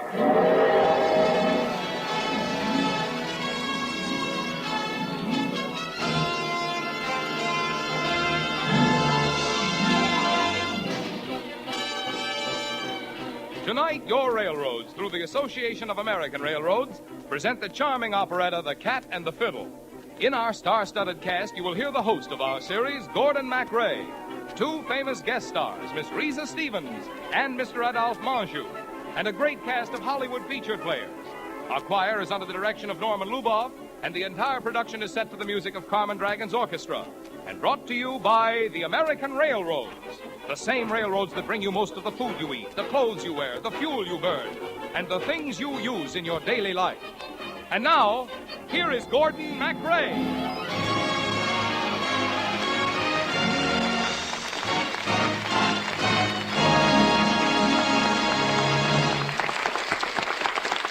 Thank you and good evening, ladies and gentlemen. This is Gordon MacRae helping to bring you another in our series of musical comedy successes.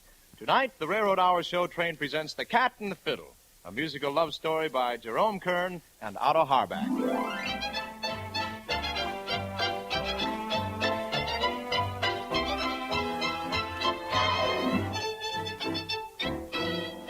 As our first guest tonight, we are extremely happy to present one of the most charming ladies of the Metropolitan Opera, Miss Risa Stevens, whose lovely voice will be heard in one of the songs she is supposed to have written in her role as Shirley Sheridan, a young American composer. Try to forget who you have meant to me, all I have meant to you too.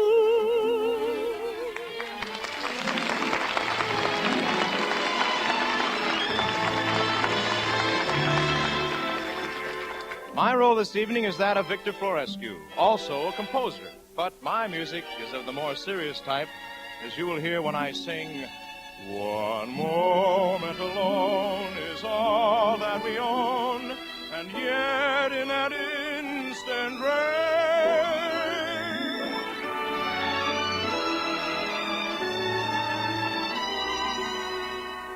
Also on our guest list is the popular Hollywood motion picture star, Mr. Adolphe Manjou. Mr. Manjou plays a producer of musical shows who seems to prefer Shirley's music to mine when he says, "That man should be put away, preferably behind bars, where I won't be able to wring his neck."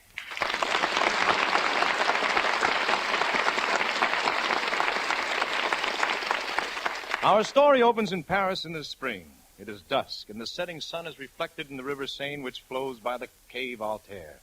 Here, vendors are busy selling their flowers, their vegetables, their old books and maps.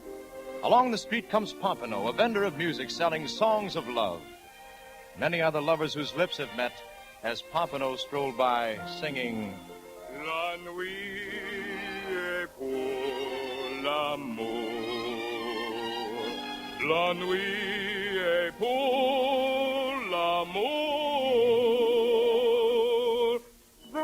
Bravo, monsieur. Votre chanson est très jolie. Oh, merci, mademoiselle. Voulez-vous acheter une coupée? Ah, mon monsieur, non pas aujourd'hui. Ah, mademoiselle, les Américains, hein? Is my accent that bad? Oh, Pompino tells not only by the accent, mademoiselle. He tells by the look in the eye. The look in the eye? Certainement. Americans in Paris always have the look of hope that something will happen. Something? Oh, but yes, romance. And don't Frenchmen have a look of hope? Mademoiselle, Frenchmen do not hope. They know it will happen. Breathe the air, look around you. Romance is everywhere. And while you sit here on your bench waiting, I have the charming American song for you. Here, I sing it. She didn't say yes, she didn't say no, she didn't say stay, she didn't say go. She only knew that he'd find her there, and then she knew he sat beside her there. Mademoiselle knows it. Mademoiselle wrote it. Mais no. Mais yes. Oh. See, right there, words and music by Shirley Sheridan. That's me. Incredible. Well, take the music away. I'll show you. She didn't say yes, she didn't say no, she didn't say stay, she didn't say go. She only knew that he'd find her there, and And then she knew he sat beside her there. At first there was heard not one little word. Then coyly she took one sly little look, and something awoke and smiled inside. Her heart had started beating wild inside. So what did she do? I leave it to you. She did just what you do too. She didn't say yes. She didn't say no. She didn't say stay. She didn't say go. She only knew that he spied her there. And then she knew he sat beside her there. At first there was heard not one little word. Before she took one sly little look, and something awoke and smiled inside. Her heart began beating wild inside. So what did she do? I leave it to you. She did just what you do too. She didn't say yes. She didn't say no.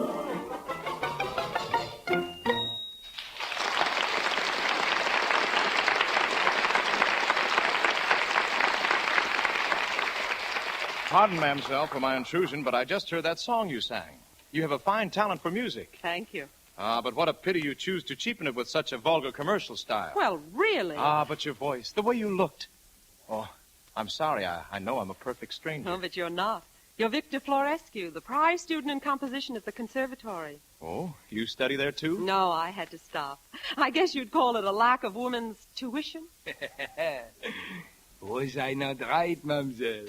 In Paris in the spring, it always happens. And now Pompino goes.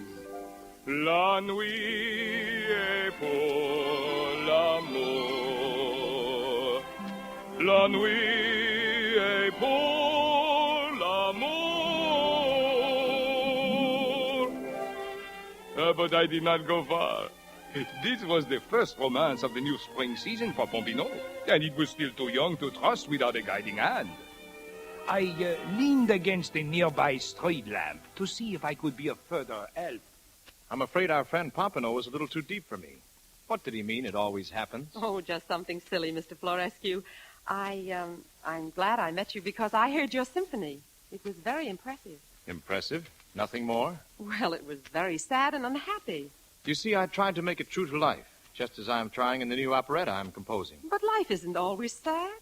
It can be thrilling and exciting and wonderful. Oh, it is when I look at you.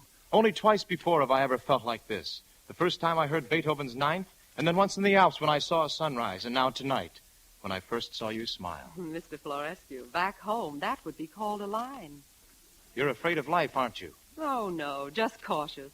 For all I know, you may get a feeling like the sunrise over the Alps every afternoon, only with a different girl. Oh, you know that isn't true. Come have dinner with me. Oh, you seize opportunity quickly, don't you? It hasn't had a chance to knock even once as yet. Is that so bad? Well, I suppose not. For a modern man. And aren't you a modern girl? I try to think I am. Then let me see you to your hotel. No. That's not very modern. I know. We'll have dinner at my house. Now you're getting futuristic. And even from 3,000 miles away, I can hear my Aunt Hester in Boston going... Very well, then. If you insist on propriety, I'll do the most proper thing I know. In place of a proper introduction, I'll write to you. I'll bombard you with letters until you say I may call. Could anything be more proper? Well, write to me if you wish. But you must send your letters to the American Express office. My, you are cautious. No, just practical. I can stay at my present address just 2 more weeks, then I must find new quarters. You can write me your address later when you answer my letters. You will answer, won't you? Perhaps.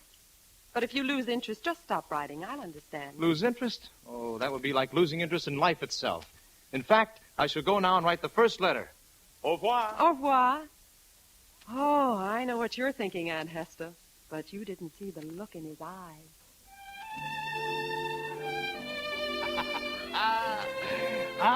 Pompino, you lovable romantic rascal. You've done it again. However, the young man went away without learning the young lady's name. Luckily, Pompino knew that Monsieur Victor Florescu lived at La Petite Maison. So, leaving my lamppost quickly, I approached Miss Shirley and said, pardon, mademoiselle, you are looking for living quarters. How did you know? Oh, you just told Monsieur Victor. But that was just between him and me and the lamppost. I was the lamppost. Oh. Pompino, the greatest guide in all Paris, knows just the charming pension for you. La Petite Maison. Flowers, birds, sunshine, a place beloved by artists and musicians, and most reasonable. Oh, that sounds wonderful, but I can't move there for 2 weeks. So, Pompino arranges that rooms be held for you. Here is the card with the address on it. Oh, you're very kind. My pleasure, mademoiselle. Oh, this has been such a wonderful day. Good night, and thank you, Pompino. Bonsoir, mademoiselle. Do not forget La Petite Maison. I won't. Now Pompino has truly brought the lovers together. In 2 short weeks, they will be living across the court from each other in La Petite Maison. Just as I was about to give myself a hearty pat on the back, I saw Monsieur Victor returning. I beg your pardon, mademoiselle. Oh, it's you. My apologies, monsieur. You have forgotten something, perhaps? Well, as a matter of fact, I have. I neglected to ask the young lady her name. Pompino can tell you that, monsieur. It is Sheridan. Miss Shirley Sheridan. Shirley. Oh, very lovely. It fits her. But the Sheridan part, I think she should consider as just temporary. I wonder if she has ever thought of changing it. Oh, monsieur, a girl does not think of changing her name every 1,000 miles as if it were motor oil. Perhaps. But I have a feeling I will change it for her one day. That is, if I ever see her again. You shall, never fear. Just leave everything to Pompino. Oh, Pompino, how can I thank you? You can buy a song from me, one I have written myself. See. Composers in Paris must be a dime a dozen. Oh, sing it. I would rather watch the other fellow strolling down Lover's Lane. Watch him getting soft and mellow with love life on the brain. But how nice, cool as ice, with a sweet bonbon, just to dawdle and wisely smile while I look on.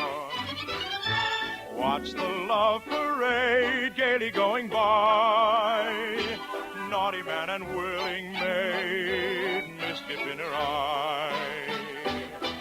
I see him squeeze her arm, press her little knee, buzzing round each rare fair charm like a busy bee.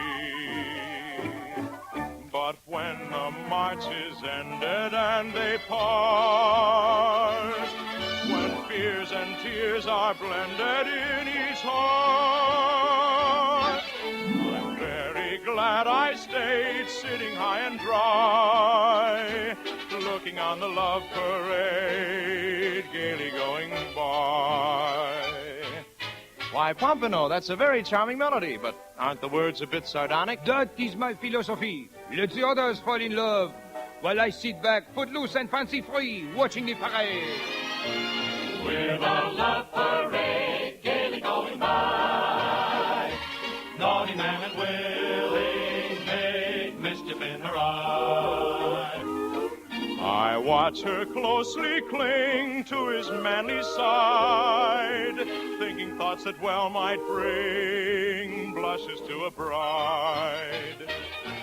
But when the march is ended and we part, when tears and fears are blended in each heart, I'm very glad I stayed sitting high and dry, looking on the love parade, gaily going by. Watch the love parade, gaily going by, gaily going by.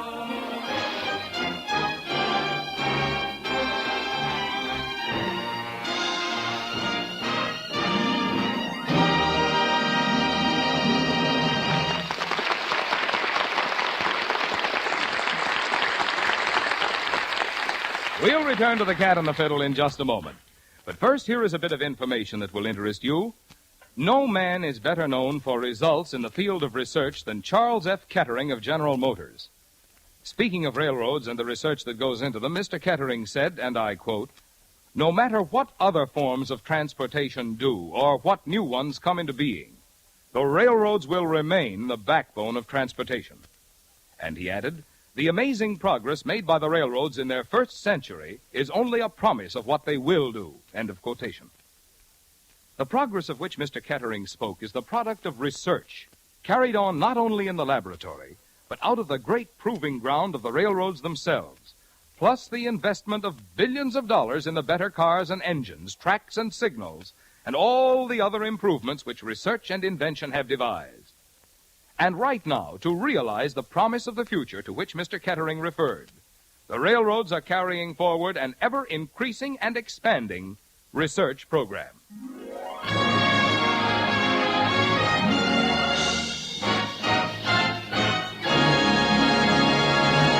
And now back to The Cat and the Fiddle, starring Risa Stevens, Adolphe Manjou, and yours truly, Gordon MacRae. And here is Pompino to continue our story.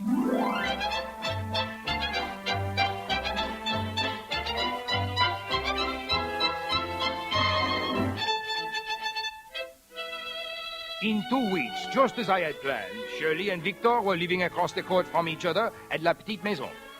Before they had a chance to realize it, Victor had callers. Monsieur Jules Daudet, the great theatrical producer, and Odette, the famous prima donna.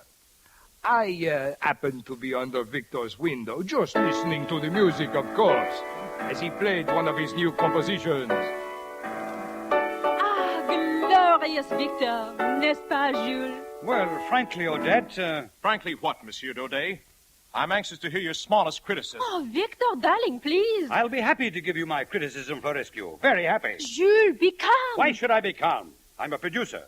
And in my meager experience of some 20 years in the theater, I have discovered that for some reason, audiences do not pay money to listen to funeral music. As I've told you before, I write only what I feel. Then feel better. You've got to lighten that score with some brighter numbers. The score stands exactly as I have planned. Victor, darling, Jules, this can all be worked out, and we'll have a wonderful show. Victor, chéri, go back to the piano and play that number you wrote for me in the third act, eh? I'll play too, on my fiddle. Very well. Oh, Jules, listen to me. Victor will do better, I'm sure. Oh, he's just in a mood. 2 weeks ago, he met some little American girl, and instead of working, he began writing long letters to her. So, when she finally answered one, I simply destroyed it before he saw it. Soon he will forget all about her. You know composer. Yes, too many of them. Sing the words, Victor, darling, while I play. Very well. The breeze kissed your hair, knowing you were fair, and all the night seemed to woo. I wanted to, but I did not dare. You filled me with despair. One moment there I sat with you, then vanished from your view.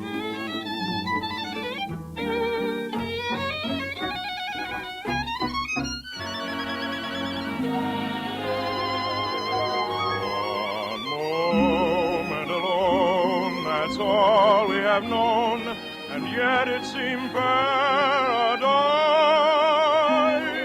had opened its golden portal there in your lovely eyes. One moment alone 'twas then I was shown a glimpse of an angel fair, too much for a lowly mortal. That's why it ended there. One word or two tenderly spoken, gay little laugh, sad little sigh, then all old dreams suddenly broken, everything changed under the sky. One moment alone is all that we own, and yet in that instant rare, life fashioned her one perfection. That's why it ended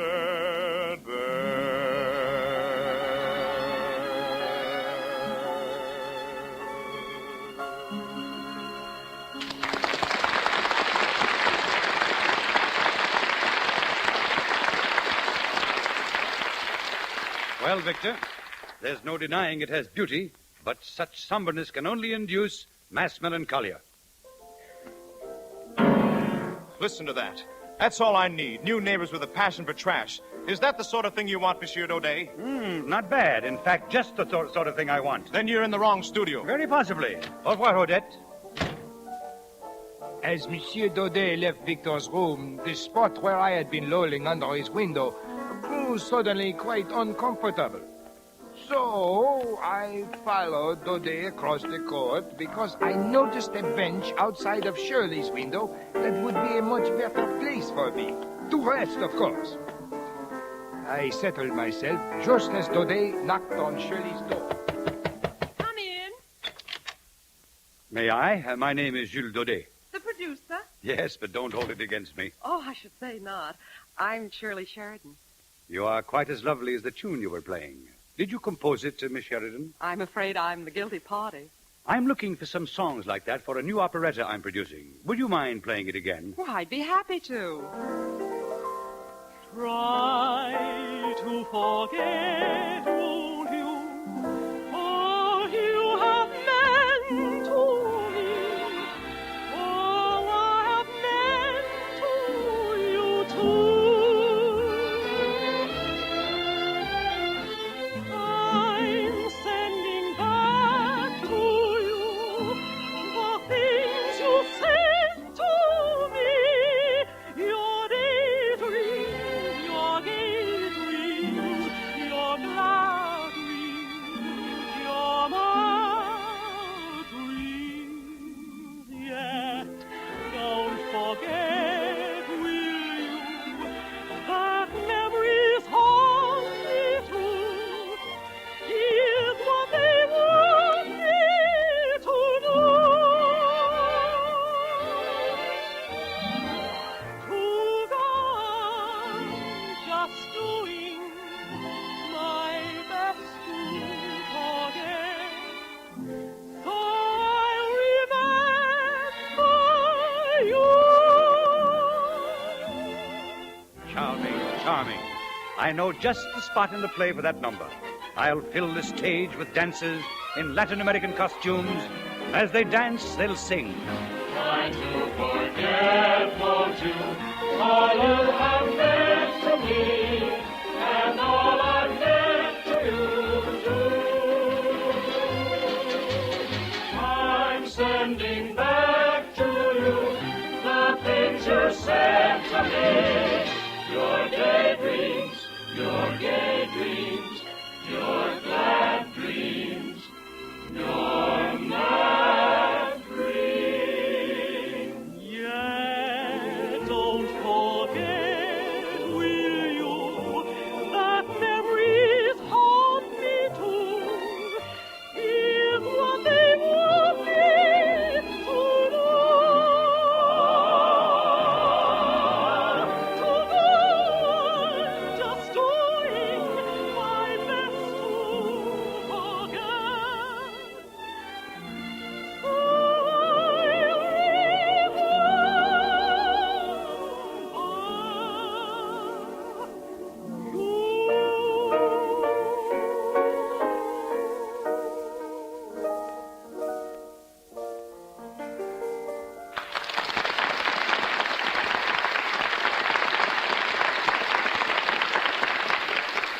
Marvelous, marvelous. That's just the spirit that needs to be injected into the score that headstrong young composer has written. Injected? But I couldn't do that, Monsieur Daudet. I know how a composer would feel having someone else alter his score. There goes the happiness boy across the court again. That's the composer whose operetta I'm considering, Victor Florescu. Florescu? Yes, he has loads of talent, but egotistical. thinks no one composes anything good but himself. You should have heard what he said about your composition. He didn't like it? He called it trash, but no matter. His show will not be produced without lighter music. He'll argue, but Odette is used to calming him. Odette? Yes, the star of the show. And of course, she has a personal interest in, very personal. And he has a personal interest in her? Definitely. Although it's apparent he dabbles elsewhere from time to time. Oh, he dabbles, does he? Well, Monsieur Daudet, I'll write as many songs for Victor Florescue's operetta as you can use. I'm something of a dabbler myself.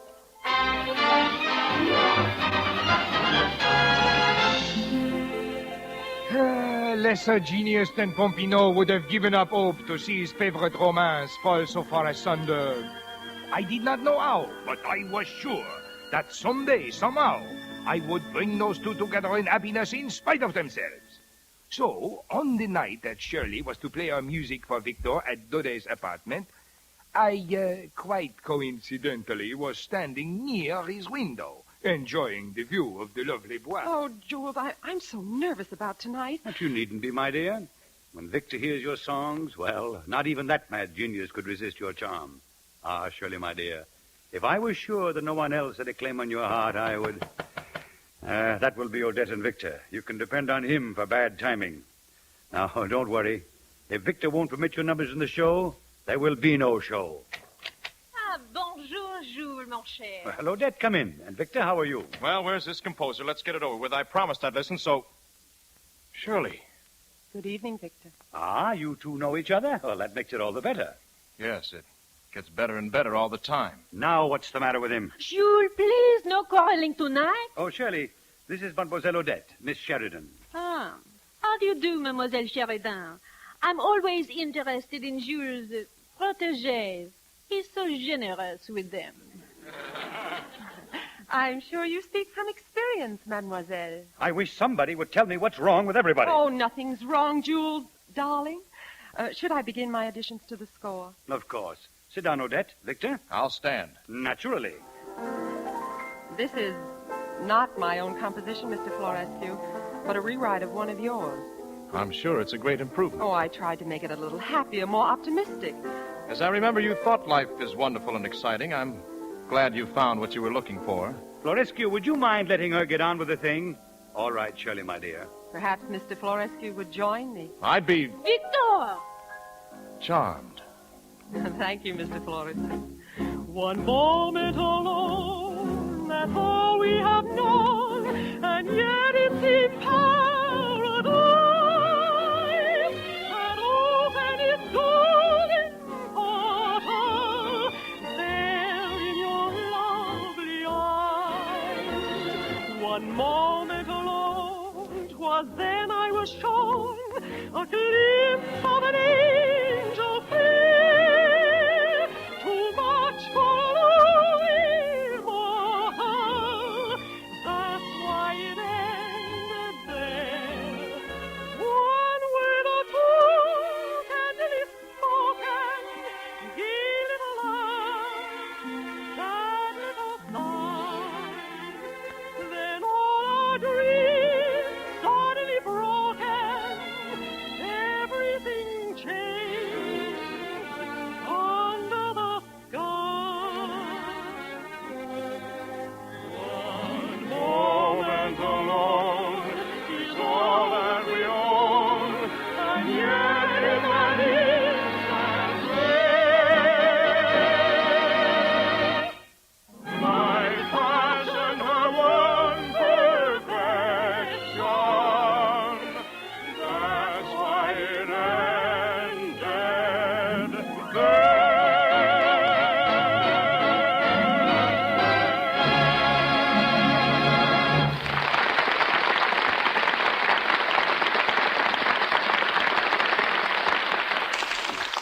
Bravo.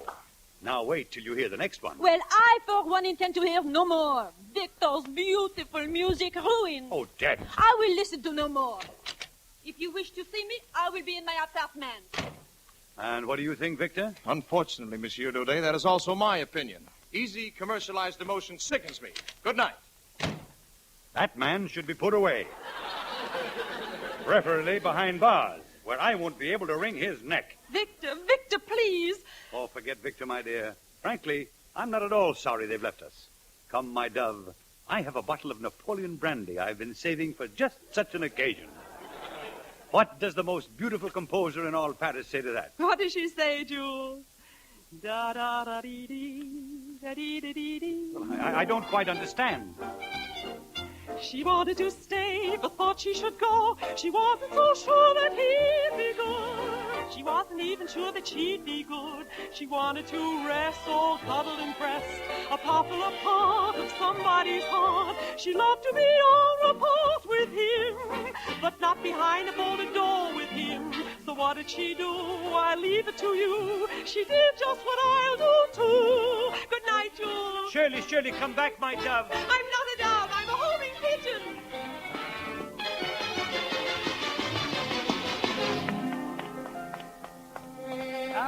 Mademoiselle Sheridan. Oh, Pompino. When Pompino decides to watch over someone, he watches. Come, I'll take you home, my pigeon. My bicycle is here. Bicycle? A tandem, with room for two. Have you never bicycled through the bois in the moonlight? There's always a first time. Let's go.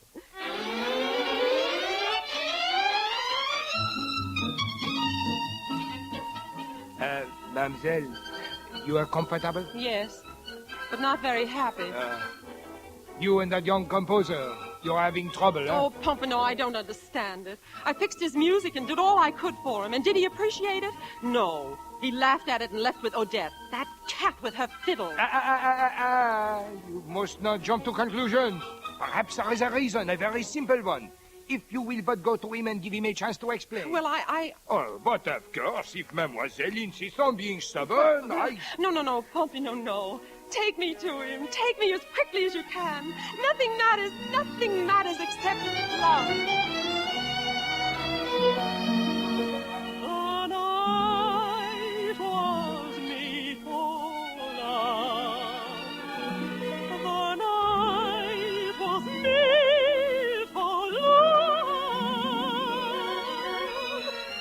The day has eyes for sweet, delicate charm, but nighttime sighs for soft, hungry arms.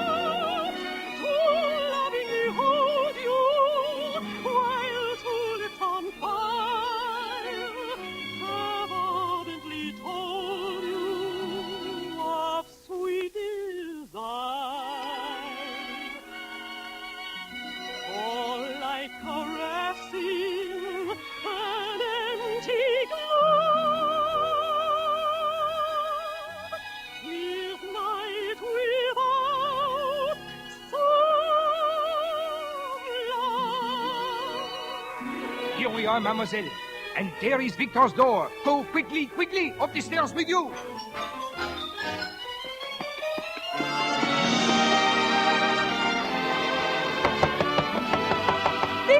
Victor, are you there? Victor, it's Shirley. Please let me in. What goes on in here? Oh, it is you, Mademoiselle Sheridan. Your studio is on the other side of the court. Madame, has Monsieur Florescu come in yet? Oh, mais oui. In like a storm and then right out again like a hurricane. Bag and baggage. Bag and baggage?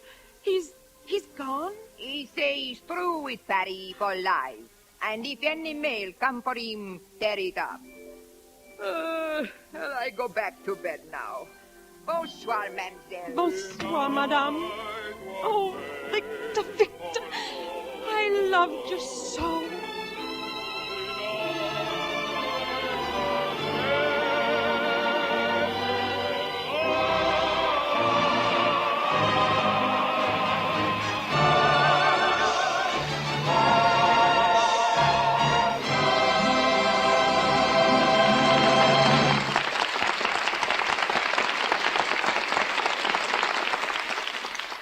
Here's a bit of news which means something to everybody who uses transportation. And in this country, that's all of us. The other day, the Association of American Railroads completed arrangements to build a new railroad research laboratory. It's going to be located on the campus of the Illinois Institute of Technology at Chicago. From this laboratory, much of the widespread engineering and mechanical research of the industry will be directed. This new development is completely in line with the long-time practice of the railroad industry. For many years, research has been carried on by and for the railroads in the laboratories of universities and technological institutions, and manufacturers of railroad supplies and equipment. Research has been carried on, too, on the railroads, which, in addition, have served as the proving grounds for the testing and trial of ideas, no matter where developed. There are two things we should keep in mind about all railroad research. One is that railroads don't make things to sell. They buy things, all sorts of things, from manufacturers, and use them to produce transportation service. As a service industry, therefore, railroads receive the benefits of research done by almost every manufacturing industry in the country. And another thing to remember is that the railroads which serve you can never shut down to retool for next year's models. So everything new that is introduced on a railroad must work right along with what is already there during a necessary period of transition. That's why progress on the railroads is and must be an evolution, a growth, not a revolution. This new research laboratory to be built by the Association of American Railroads on the Illinois Technology campus is another forward step in a long-continued cooperative program that is going forward today more actively and on a broader front than ever before. You will see its results more and more in the new equipment coming into service on the railroads in ever-increasing numbers, just as one part of what Mr. Kettering called the amazing progress of the railroads.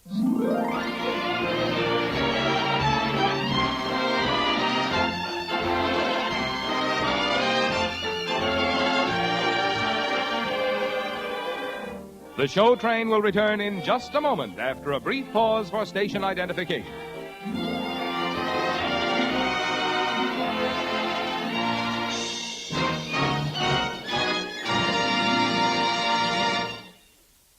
Now back to The Cat and the Fiddle, starring Reza Stevens, Adolphe Manjou, and yours truly, Gordon MacRae.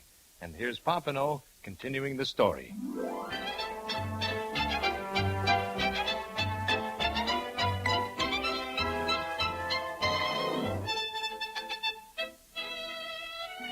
For days I searched all Paris, but I could find not one trace of Victor. Then one day, as I was passing Shirley's window, I heard her talking to Daudet. No, Jules, my mind is made up. I'm sailing for America on the first boat I can get, and I won't allow any of my songs to be used in Victor's score. You're throwing away your big chance, my dear. I'm sorry, Jules, but that's final. Come in. Mademoiselle. Oh, what is it, Pompano? Mademoiselle, you must give up this thought of going to America. Oh, I'm sorry, Pompano, but there's no reason for me to stay now. Just because your composer has vanished. All you have to do is get him back. Well, he'll never come back. But of course he will. He composed this operetta, no? Yes. And Monsieur Daudet wants to produce it if some of your songs are used, no? Of course I do. Then let it be produced. Pompano, what are you talking about? Mademoiselle, angry lions could not keep a composer away from hearing the opening night of his first operetta. Oh, Pompano, I think you might be right. You're a genius. Naturellement, the greatest genius in all Paris. Shirley, I'll give it the most brilliant opening this town has ever seen.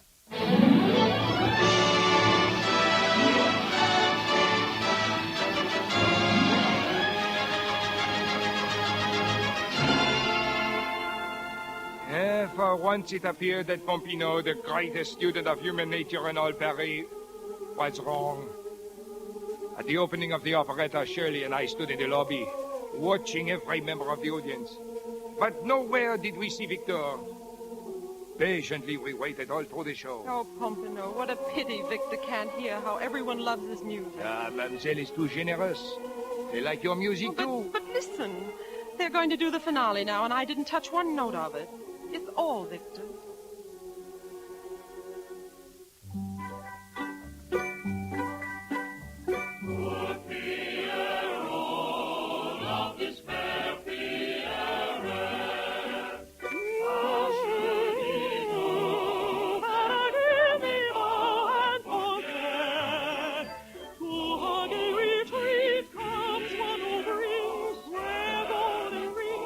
Jewels and things,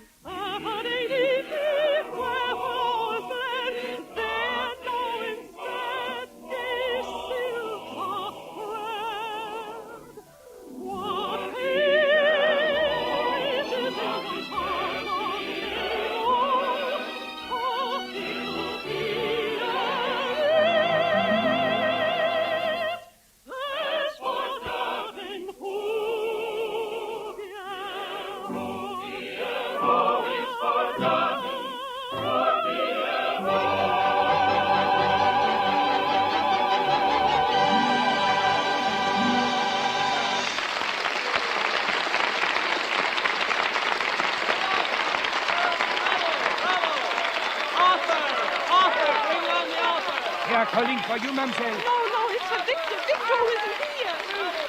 Look. Monsieur Daudet is out on the stage. Messieurs, mesdames, I thank you for the manner in which you have received tonight's operetta. You have called for the author. Actually, there are two of them, but I can only guarantee producing one. I won't go up there. This one is standing in the wing, where he has been standing all evening. Monsieur Victor Flores. Victor Pomino, did you hear?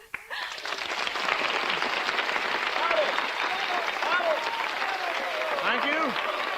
Thank you very much. If you enjoyed tonight's production, it was because of my collaborator. For it was she who supplied the happiness that is in it. And if she is in the audience, I beg her to come up here and stand beside me where she belongs. Are you out there, Shirley? Yes, Victor, yes, here I am. Run, go up there. Yes, Pompano. Shirley, my darling, are you coming? Yes, Victor, yes. Here, my dear, go right up those steps. Oh, thank you, Jules. I've lost you, but what hits I'll get out of you and Victor. Shirley, my darling, kiss me. No, in front of this whole audience? Why, even your Aunt Hester would approve this time. I'm asking you to marry me. Oh, Victor. Give us a song! Hey! All right, you two.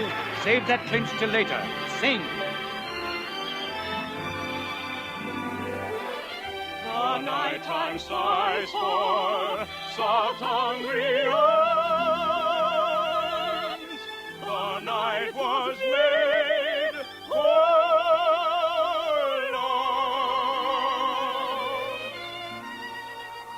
So we decide, I, Pompino, the greatest romantic genius in all Paris, slipped out of the theater. Mission completed. So very glad to be sitting high and dry, looking on night was made for love. The night was made for love.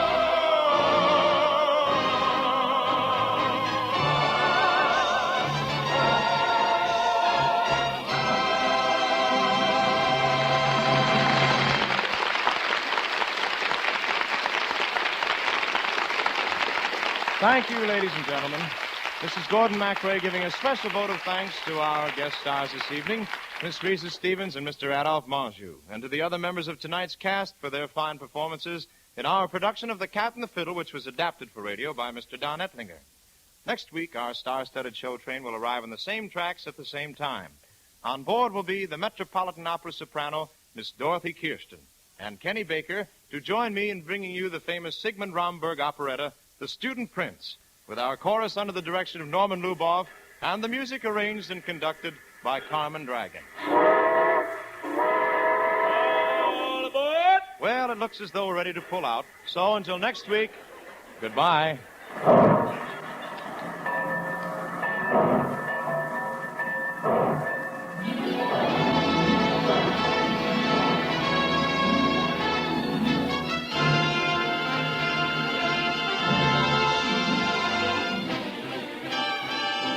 And remember, during the coming week, as always, the American railroads will provide for you the dependable, low-cost transportation which is so essential to the American way of living. The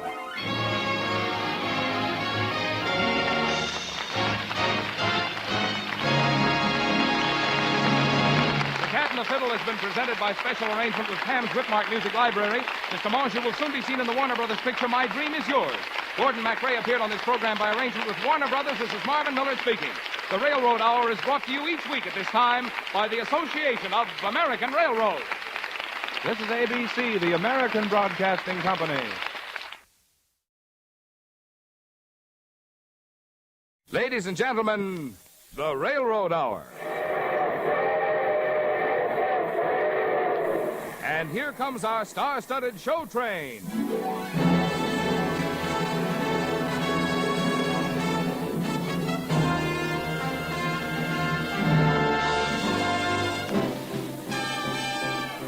Our choir is under the direction of Norman Luboff, and our music is arranged and conducted by Carmen Dragon. Yes, tonight another great musical success is brought to you by the American Railroads. The same railroads that also bring you most of the food you eat, the clothes you wear, the fuel you burn, and all the other things you use in your daily life. And now, here is Gordon MacRae.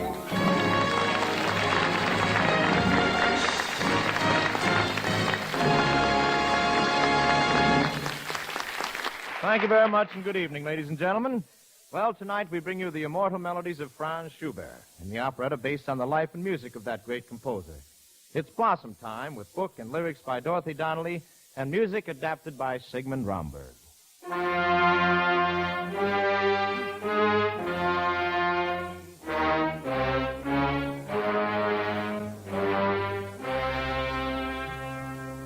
In the role of Mitzi in tonight's performance, you will hear the charming coloratura soprano of the Metropolitan Opera Company, Patrice Munzel. And as Baron Schober, the popular tenor of radio and the screen, Kenny Baker. As we turn back the pages of time, I become the composer, Franz Schubert, seated at a table in a small outdoor cafe with my closest friend, Baron Franz Schober. It's Blossom Time in Vienna, and everyone is singing. Let us greet the spring with singing. Why, golden in the glasses ringing. Why should we never care? Joy is everywhere, so fill your glasses all you Latin lasses hail.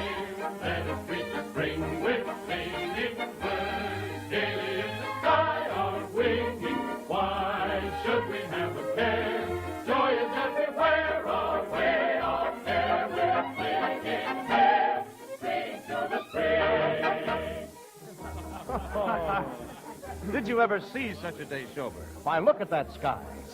Sky. At the moment, I'm more interested in my stomach. Where is that waiter? I'm afraid he's very busy. The whole town seems to have turned out and landed right here at Domayer. Come on, let's order everything on the menu, huh? Wait a minute, Franz. Remember, I'm just a poor composer. Oh. Just because you're wealthy, I can't always take advantage of our friendship to, Look, a great composer like you shouldn't have to worry about material things. Your thoughts should be on youth, spring, and music. Oh, what inspiration I get on such a day as this.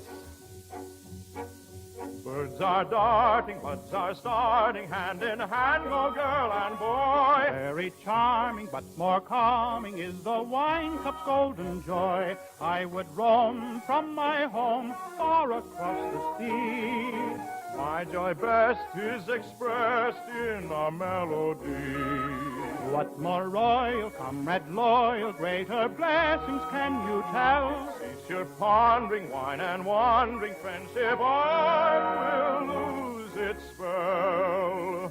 Oh, gentle April, who blesses the earth with caresses, be kindly and give me the girl of my heart.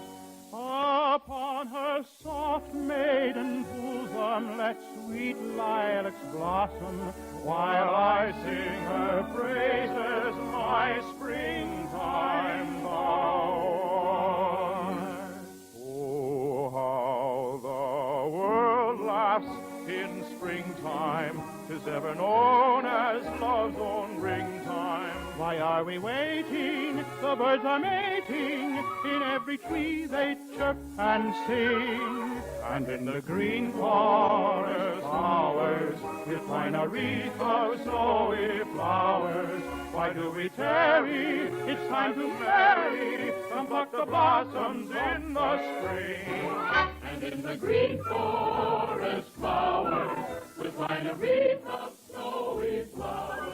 Why do we tarry? It's time to marry. Come pluck the blossoms of the spring. Oh, isn't that wonderful? Isn't it great? Look at those blossoms. And look at those three beautiful young girls sitting at that table over there. Careful, Franz. Pulling the reins.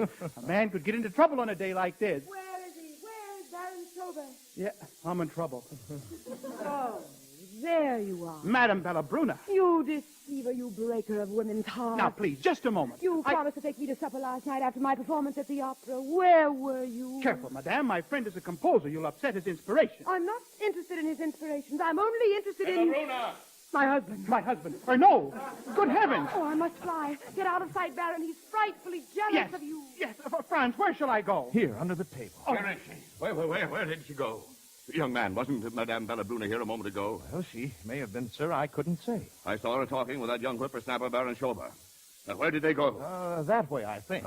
Thank you, sir. I'll find them, and when I do, I'll see. All right, the coast is clear, Schober. You can come out now. Oh.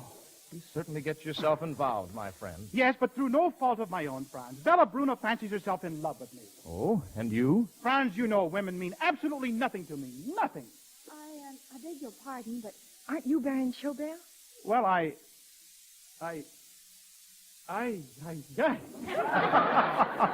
Nothing, eh? Oh, Baron Schober, you don't remember me. And after giving me your key and everything. Why, Baron Schober. Why, Baron Schober? What key? The key to your ice skate. My ice skate? Why, I haven't been skating since I was 10 years old. 10? Well, you told me you were 12.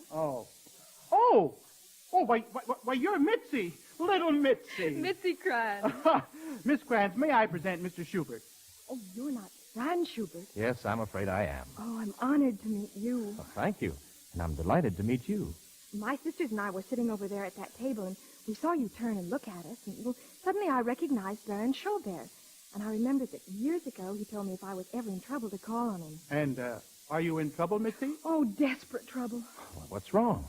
My sisters want to get married, but my father doesn't think we should have bows. Oh, you should have a bow, Miss Mitzi. Oh, my sisters Kitsy and Fritzy have.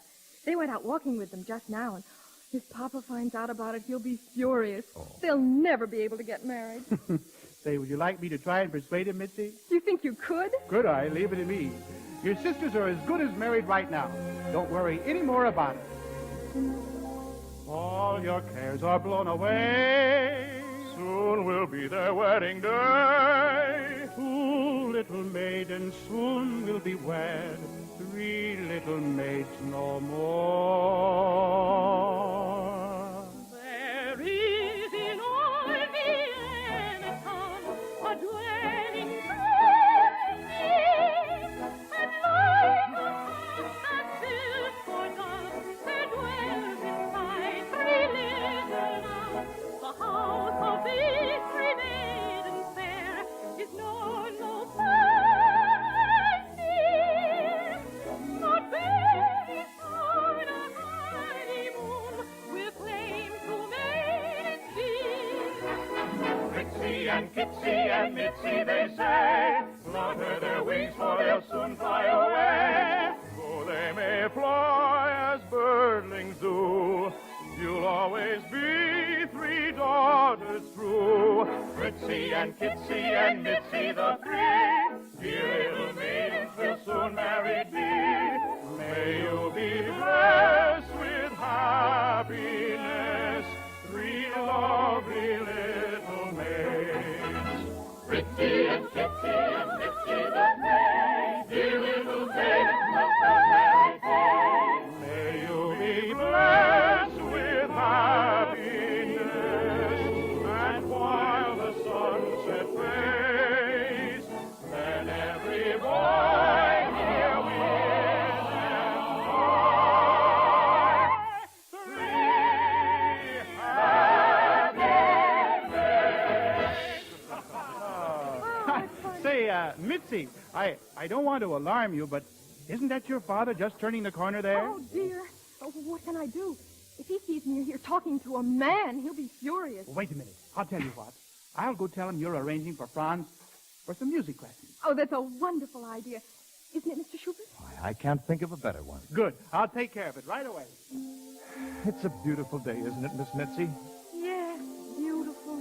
You know, moments like this have been the theme of music since... It's sweet in its song to me. Your vision shines on me from above. You are my song of love.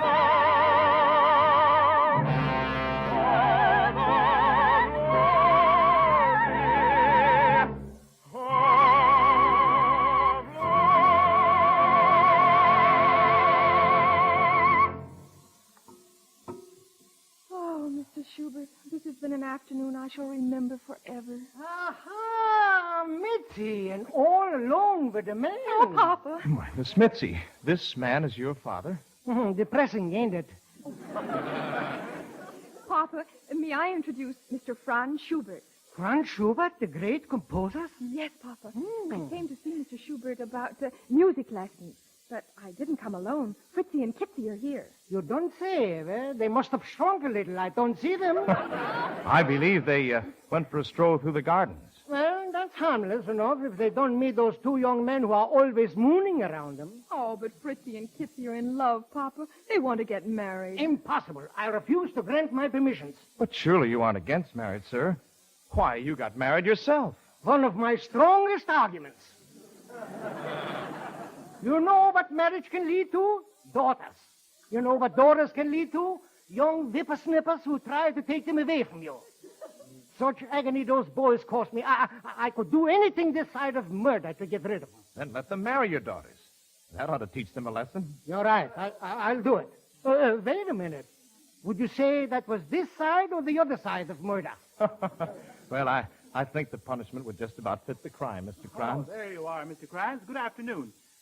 Sorry I missed him, Franz. I had to hide from Bella Bruna, and he slipped by me. Well, it's just as well, my friend. Mr. Krantz has consented to the marriage of his daughters. Everything has been arranged. Who arranged that? Why, you did, Mr. Krantz. Sometimes I'm so clever I outwit myself. Oh, look. Everyone is leaving the cafe here. We must go too, or else Mama will be wondering what happened to us.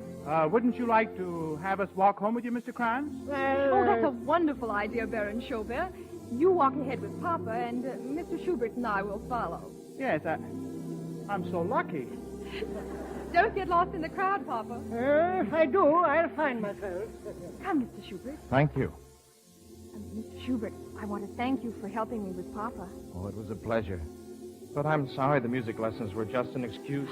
Oh, but I'd love to study with you, if you're willing. Would tomorrow afternoon be too soon? Oh, that's wonderful. We can talk all afternoon. The whole afternoon. About music. Oh, yes. About music.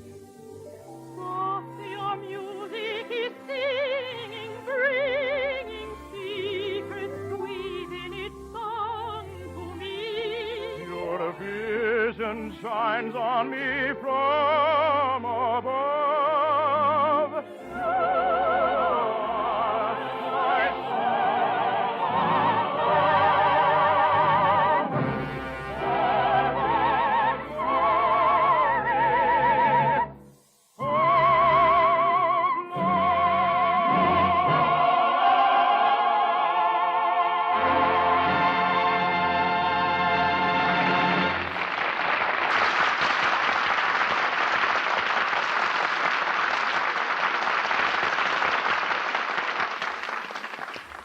Did you ever notice the way folks talk sometimes about the railroads, just as if they were all one big railroad?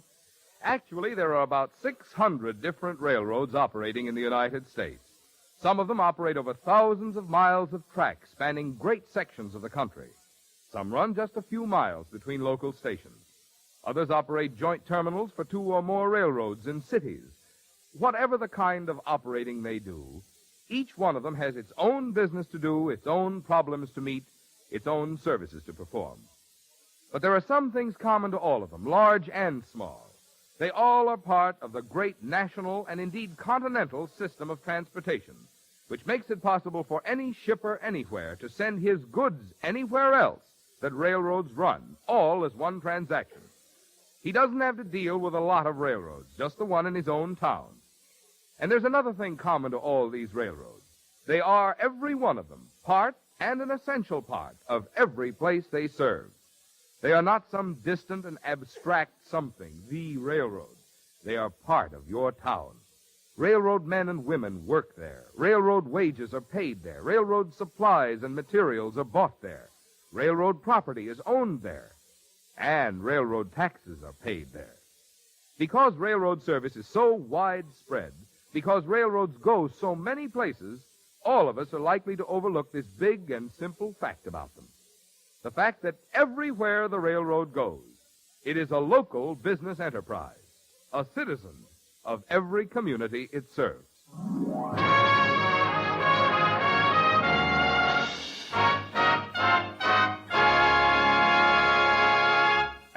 now, back to Blossom Time, starring Patrice Moncel, Kenny Baker, and your host, Gordon MacRae. Fritzy and Kitsy are happily wed. May joy be theirs in the future ahead. Though they may fly as birdlings do, they'll always be my sister's crew. Fritzy and Kitsy are leaving today. Two lucky husbands will take them away. May they be blessed with happiness, their husbands by their side. Give thanks to Kitsy and always stay.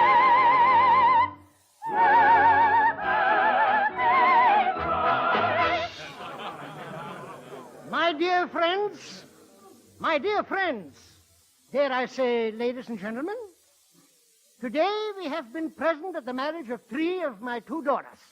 I mean, two of my three daughters to three of the two gentlemen. But Papa, you're getting all mixed up. Now, Mitzi, if you're going to interrupt me, I'll lose the thread of the whole thing here. I'll have to start all over again with a thread in one eye and a tear in the other. Now, as I Mr. Krantz. Baron Schober, please, don't interrupt, please. But, Mr. Krantz, we're waiting to sing the serenade Mr. Schubert composed especially for the occasion. Oh, really? Well, where is Mr. Schubert? I'm right here at the piano, Mr. Krantz. Oh, what a coinky-dinky.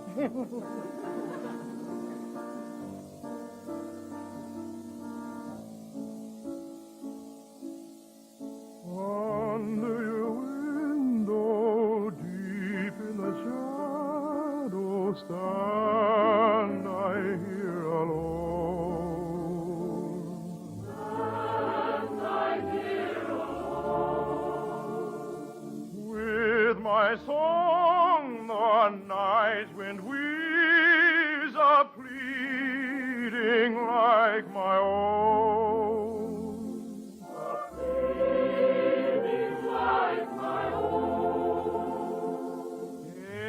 The trees that softly whisper sings the nightingale. Sings the nightingale.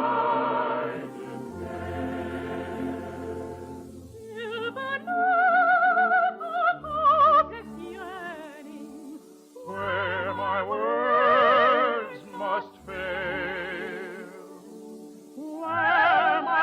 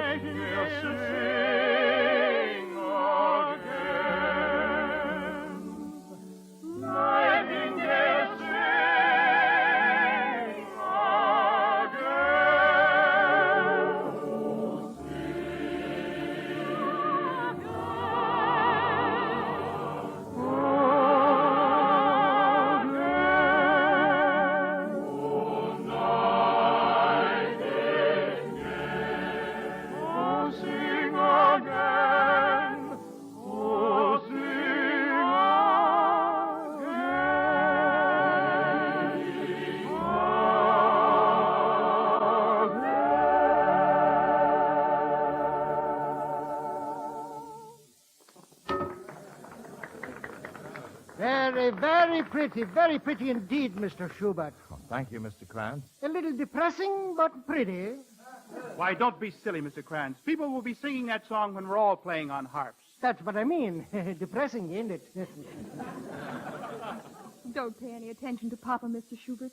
It was beautiful. If my little song pleased you, Miss Mitzi, then I'm happy. Well, come everybody. Coffee and cake in the garden. May I pour, Papa? You mean you want to reign at the table? That was a little joke, Mitzi. Oh, Papa. Aren't you coming with us into the garden, Franz? Oh, no, thanks. I'm a little self-conscious among so many people. Among people or just around Mitzi? Is it that obvious? It is to me. You know, I wrote my serenade just for her. I've tried to say everything in music that I've never been able to put into words. Did you tell her that? No. When I'm with her, my throat goes so dry, it's all I can do to pass the time of day. Look, I've written another song for her, Franz, a love song. Would you sing it to Mitzi for me? Me? You have a way about you with women. I know it's asking a great deal, but I hoped you might be willing to help me out. Why, of course I will, Franz. At least I'll do my best. Oh, thank you, my friend. Baron Schober, there's a very beautiful lady in the garden asking for you. What's her name, Mr. Kranz? Madame Bellabruna. Bellabruna? You can't escape your past, Franz. Who wants to escape a past like Bellabruna? Now, wait a minute. Don't let her charms fool you, Mr. Kranz. She has a violent temper. You see that scar on my hairline? Yes. Soup tureen. No. Yes. Besides, she has a very jealous husband, if my memory serves me right. Her husband isn't with her, is he? No. Oh, good. Well, I'd better go out and get rid of her before he shows up, and then I'll be covered with scars. But, Franz, what about my song? I'll sing it to her later, Franz. Franz, don't you chaps get your love letters mixed up? Franz Schubert, Franz Schober. Love letters? Why, Franz Schober is a baron, a gentleman, while Why, you're nothing but a genius, you sly old foxy, you. Papa, the guests are beginning to leave, and... Oh, Mr. Schubert, I thought you'd gone. No, Well, if you'll excuse me, I'll go back to being host again. Depressing, ain't it? Everyone enjoyed your serenade so much, Mr. Schubert. They were all talking about it outside. Would you permit me to dedicate... we'll be right back, Miss Mitzi. We have something important to tell you. Coming, Franz? Coming. Charming man, Baron Schubert, don't you think, Miss Brown? Very. So is Mr. Schubert.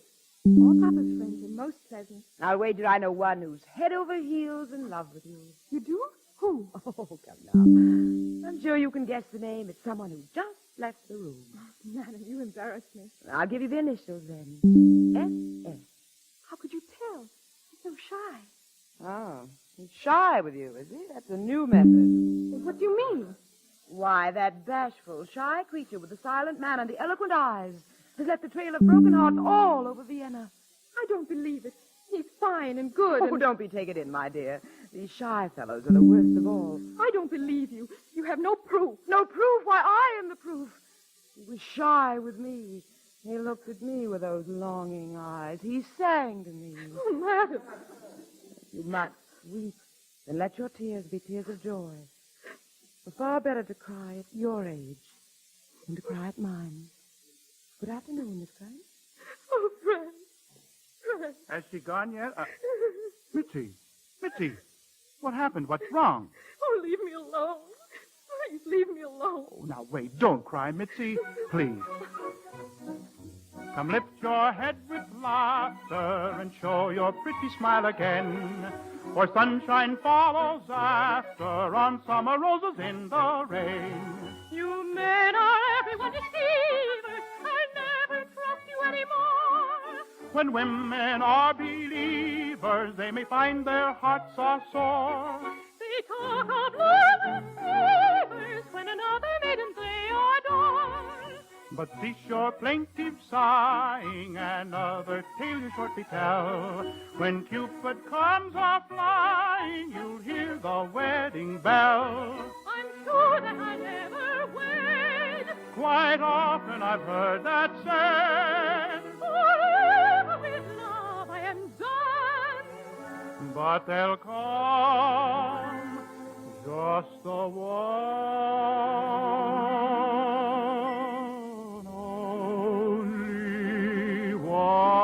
Love ever fills the heart. Only one voice makes the pulses start. Only one can delight us, turn our sadness into brightness. There's no happiness apart from that one only. Sunlight shines brighter when he's there. Darker clouds fade into bluer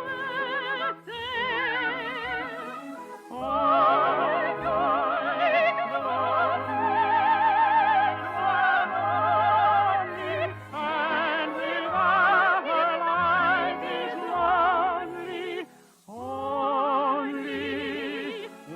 one that can make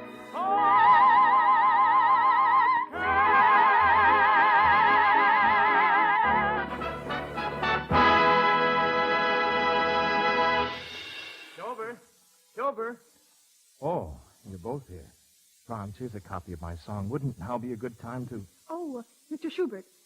Baron Schober, I know you'll excuse me. I must see to our guest. No, wait, Mitzi. Just a moment, huh? You see, Franz has composed a new song that he wishes to lay at your feet. Doesn't that interest you? Oh, I'm sorry, Oh, please, come. Sit down, and let me sing it to you. Oh, well, if you wish to sing it, Baron Schober, it will give me great pleasure to listen. Good. Then sit here, huh? A place of honor in a private box. Franz, is the orchestra ready?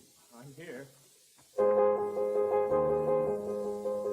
The zephyr murmurs to his love the trees. The lilacs yield their honey to the bees. The nightingale sobs out his accents long, while I can only breathe to you in song. While I can only breathe to you my yearning song.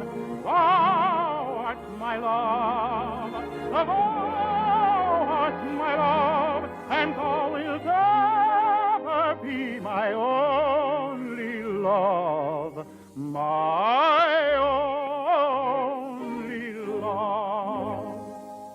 Oh, Franz. Now is the time to speak for me, my friend. I'll wait for her answer in the garden. Very well, Franz. Mitzi, Franz Schubert wrote that song to tell you of his love. He worships you, Mitzi. He wants you for his wife. But I can't marry him, Franz. I don't love him. But you must love him, Mitzi. You're the whole world to him.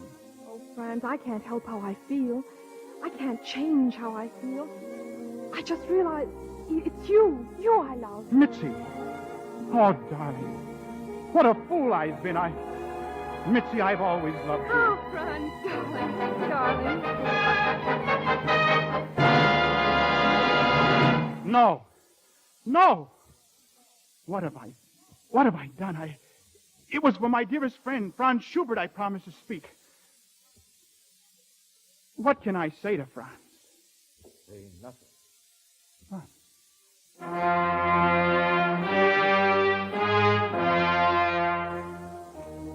I saw it all, and I understand. Franz, it was unintentional, believe me. Can you forgive me? Why, of course. It will bring me great joy to know that you both are happy. Go tell your father the glad news, Miss Mitzi. Come, darling. Goodbye, Mr. Schubert. We'll never forget you. She loves him, of course. How could I have thought for a moment that she could care for me? Well, at least I have my music, my eternal mistress. She will never desert me.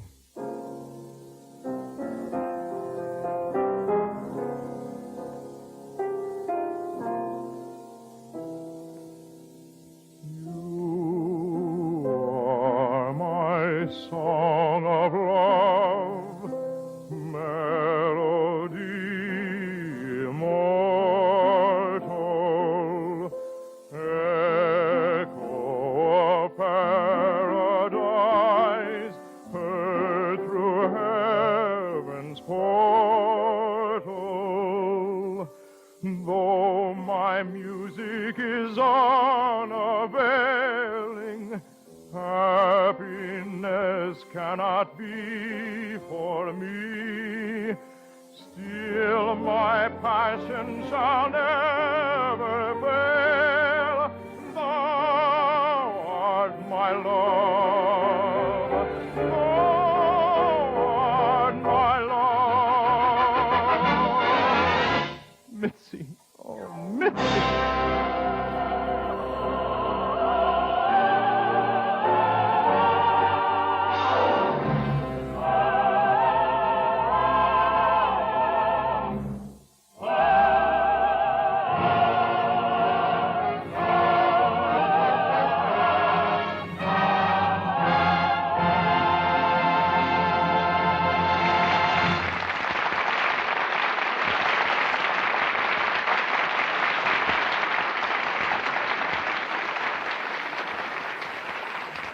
We were talking a few minutes ago about the railroad as a citizen of every community it serves.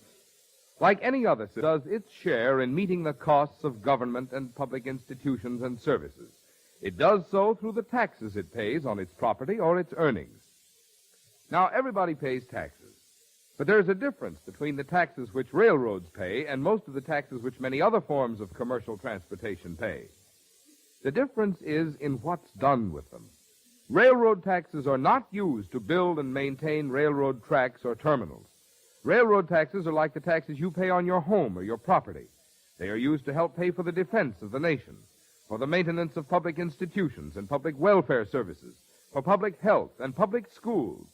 And they even help to pay for the highways and the waterways and airports and airways, provided and maintained at the expense of the taxpayers for the use of other forms of commercial transportations which compete with railroads. So when you think of the railroad in your community, think of it not just as the railroad, but as a fellow citizen and a fellow taxpayer.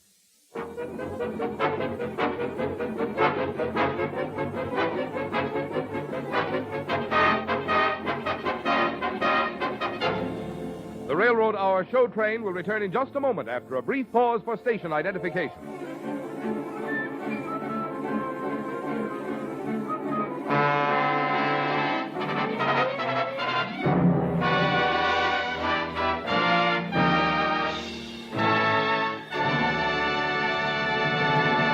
And now back to the third act of Blossom Time, starring Patrice Munsell, Kenny Baker, and your host, Gordon MacRae.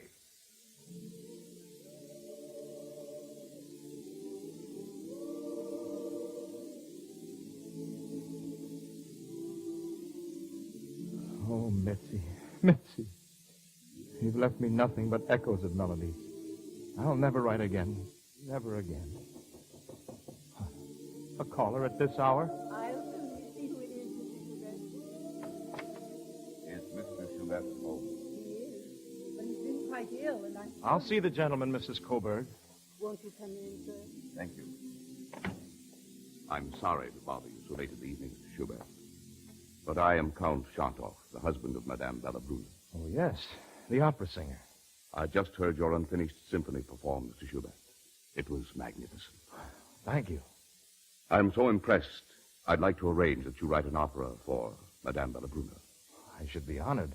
As soon as my health improves. I came tonight because I may not be able to talk with you at a later date about this. However, I've arranged a payment for you in my will. Your will? Whether we meet again, Mr. Schubert, depends entirely upon the accuracy of my aim. Oh, a duel. Let us say, rather, an affair of honor. An affair of honor. Can any fancied slight justify the taking of life? This is no fancied slight. This man's in love with my wife, and I know Baron Schober's reputation. Schober? Are you referring to Franz Schober? Yes. We meet at dawn. Oh, Count Chantoff, this is all a mistake. Schober is engaged to marry the daughter of the court jeweler, Mitzi Krantz. I beg of you, don't jeopardize their happiness. They are so much in love. Why do you make such a plea for them? He is my best friend. And she... She is the woman you loved and lost? Yes. But you don't want me to kill the man? Oh, no. There's enough unhappiness in the world. Let those who have been fortunate enough to find happiness keep and enjoy it. You plead well, sir. All right. Have Baron Schober send his seconds to me. We'll arrange a reconciliation. Thank you. I'll send word to him at once. Mr. Schubert, we will meet again. It's a rare pleasure to meet a gentleman such as you. Good night, sir. Good night. Mrs. Coburg. Mrs. Coburg. Yes, Mr. Schubert? Go to the residence of Baron Schober and ask him to come here immediately. It is of the utmost importance. Yes, sir.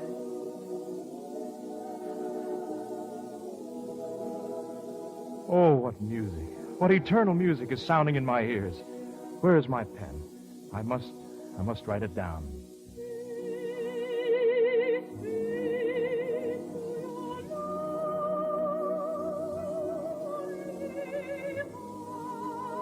Mitzi. Oh, it is her dear voice in my heart giving me inspiration.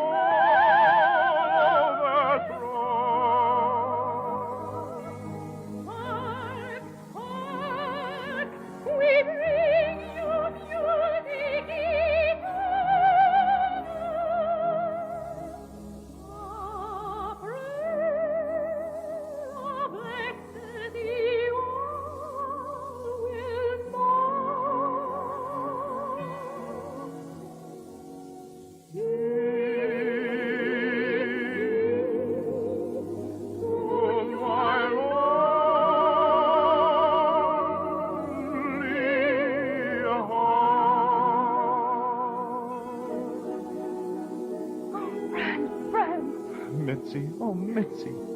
Are you really here? Or am I dreaming again? I'm really here, Franz. I came to talk to you. I've learned the truth from Madame Bellebrune. The day of my sister's wedding, she warned me against a faithless lover. I thought it was you. I see. Oh, Franz, I can't bear to think of you like this, ill and alone. Will you let me try to make amends?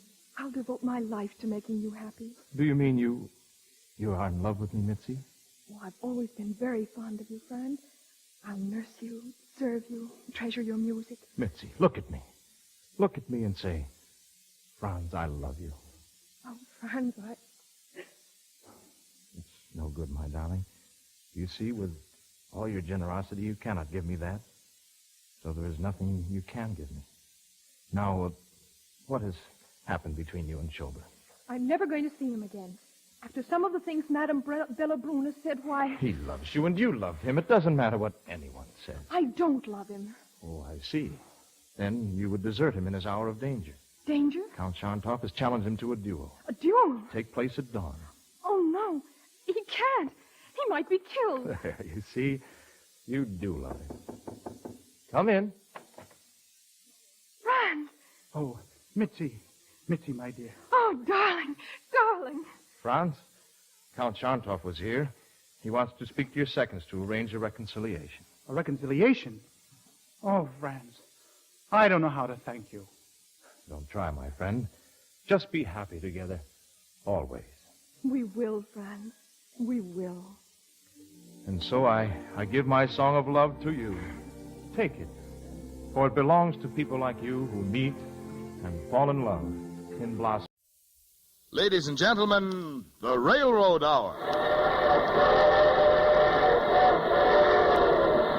And here comes our star-studded show train.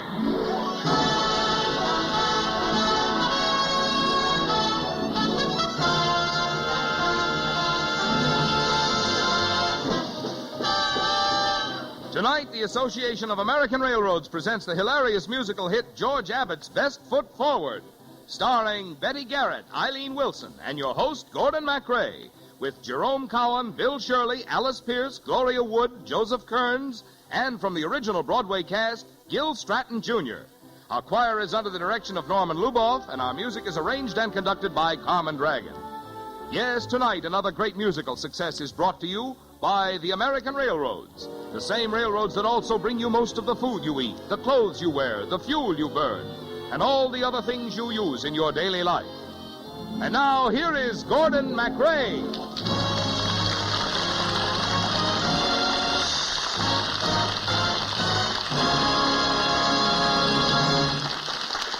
Thank you and good evening, ladies and gentlemen. Well, we're going back to prep school tonight for the light-hearted musical hit Best Foot Forward.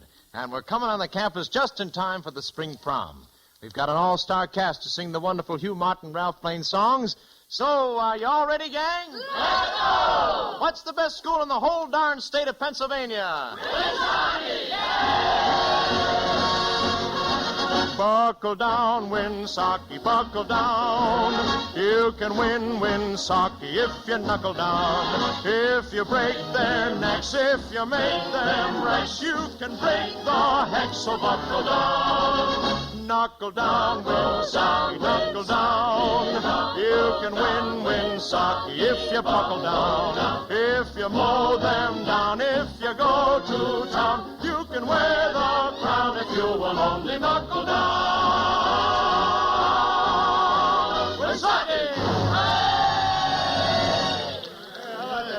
Hey, that's the old fight, gang. Hey, freshman, hurry up with those decorations. Hey, we sure have to hurry, Greenie. The girls will be here any minute, and this place still looks like a basketball court. Just think. Across this foul line will pass the most beautiful girls in Pennsylvania. Hey, here comes the bus. Women! Well, come on, Greenie. What are you waiting for? I'm afraid I've got a blind date. Oh, that's tough. What does she look like? Well, she's a girl. I hope. All right, girls. This is the gymnasium where the dance will be held. I am Dr. Reba, principal of Winsocki Preparatory School. While you are our guests, I hope you will all enjoy yourselves within reasonable limits. Dismissed? Hey, Minerva. Hi, Dutch. Gee willikers, my first prom. I feel so sophisticated. Mm-hmm. You'll feel more sophisticated when you go back. Oh, you wicked. Okay, where is he? Who? A character named Green. I'm his blind date. If he's on the premises, I'd like him to step up and take the rap. Oh, Greenie! Oh, Greenie! Somebody want me? My, they grow 'em small here. Well, cheer up. I'm a good kid at heart. And you're so short you won't have to look at my face. Hello, everybody. What's the matter with you, Bud? You look a little chartreuse. Fellas, come on outside, will you? I gotta talk to you. Gee whiz, Bud, what's the matter? Yeah, what's eating you? Guys, I'm in an awful jam. What's wrong? Well, remember the movie we saw about 2 months ago with Gail Joy? Oh, yeah, the Wham girl. You know, sweaters. Yeah, that's her. Well, after the picture, see, I wrote her a letter and asked her to be my prom girl at the dance tonight. And something terrible happened. What?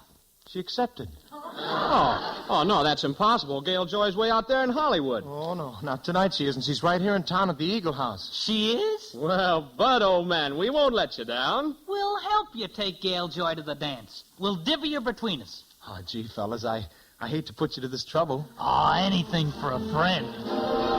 3 men on a date. We're men whose dates got the gate. We'll each have a dance with Miss Joy, with California's real McCoy. 3 men, 3 mates in a room. We're men whose dates met their doom. We're casting our lines for a fish, for California's favorite dish. We can leave our studies in the hall, for tonight we're buddies of the ball. We can leave our flowers on the wall, for tonight we're buddies to them all. 3 men, 3 mates on a tear. We're men whose dates got the air. For one of California's great, we're 3 men on a date. You can leave the key in your sedan, for tonight we have a better plan. We can catch them now if catch we can. For tonight we're Superman. 3 men, 3 pills on the march. We're men whose thrills lost their start. For one of California's great, we're 3 men on a date.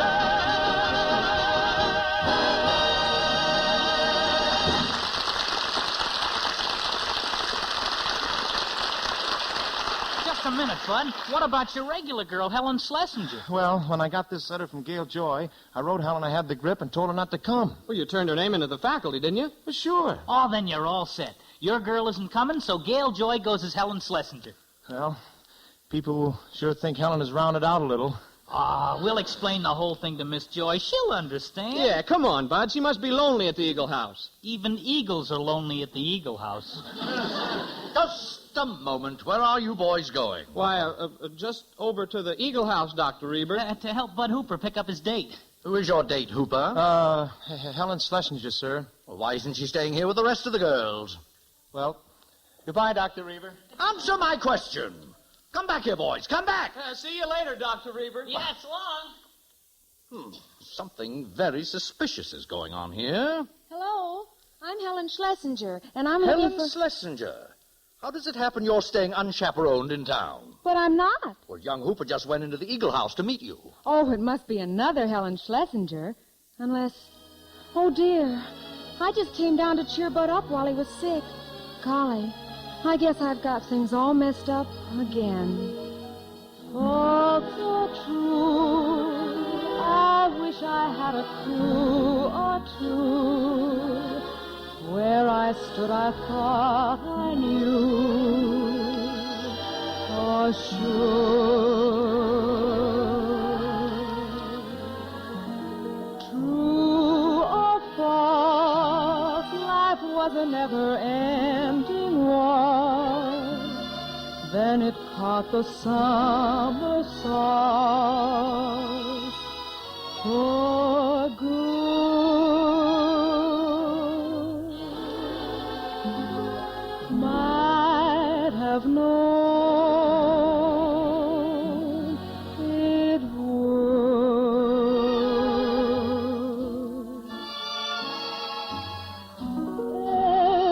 time my heart begins to dance, the world steps on my little toe. Every time I take a little chance, I pay right through my little nose. Every time I fly my little kite, it catches on a tree. Every time I throw an anchor out, it pulls me in a sea. Every time I feel a little glow, I always get a little shock. Every time I stick my little chin out, always get a little knock.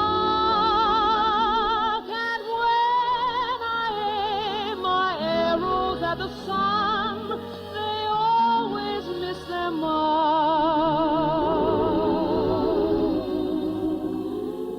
leaving just a lonely little lady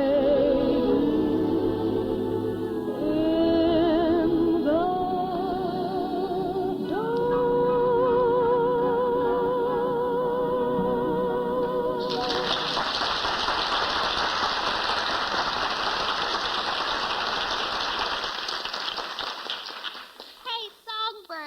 the trouble? I'm just a lady in the dark. With my face, that's good. Light is always working against me. My date just played a dirty trick on me. He disappeared. Well, I just played a dirty trick on my date. I showed up. Bud Hoop is my fella. And by golly, I'm going to fight for him.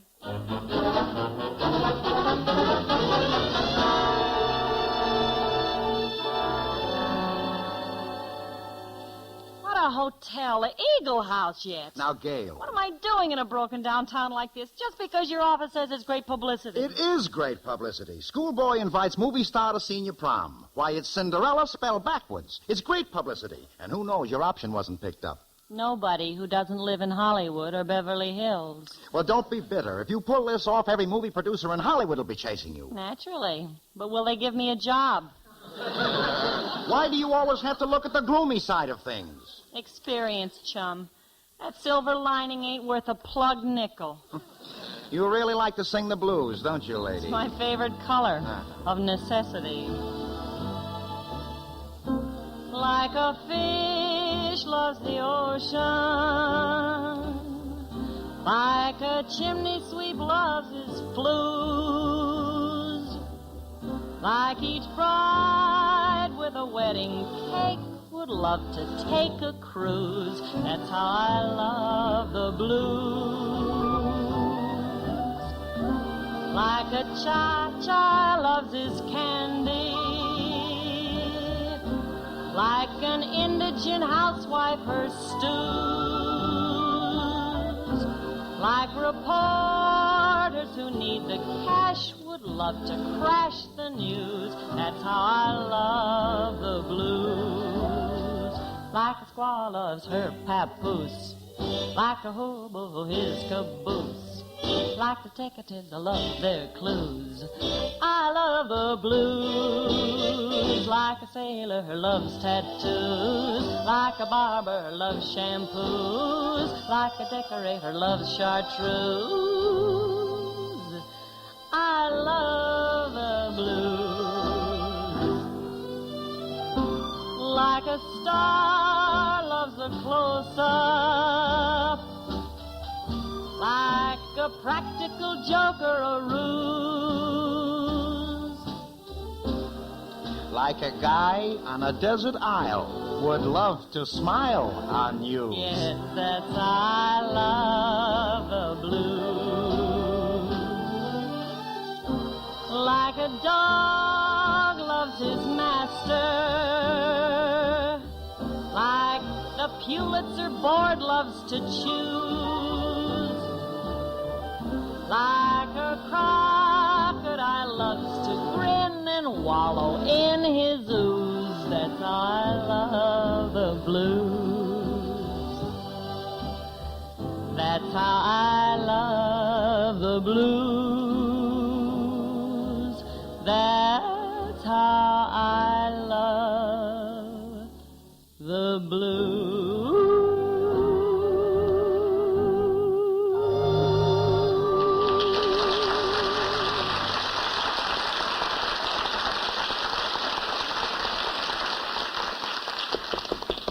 Oh, you can stop singing the blues, Gail. There's your date.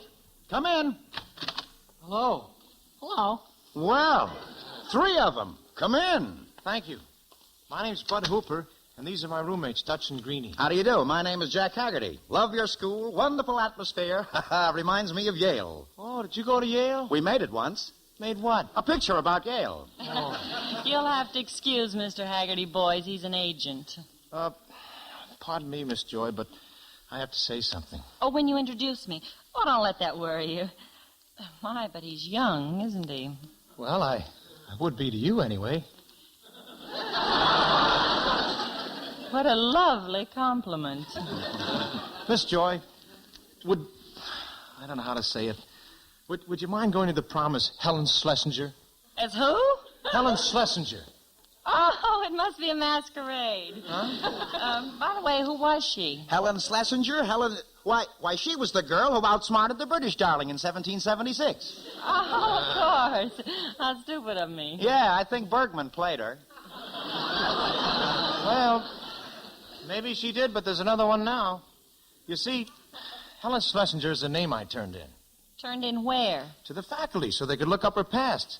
Takes 2 weeks. Look, you're not being initiated into a fraternity, are you? I mean, nobody's making you say these things, are they? Oh, no, look, I got it all figured out.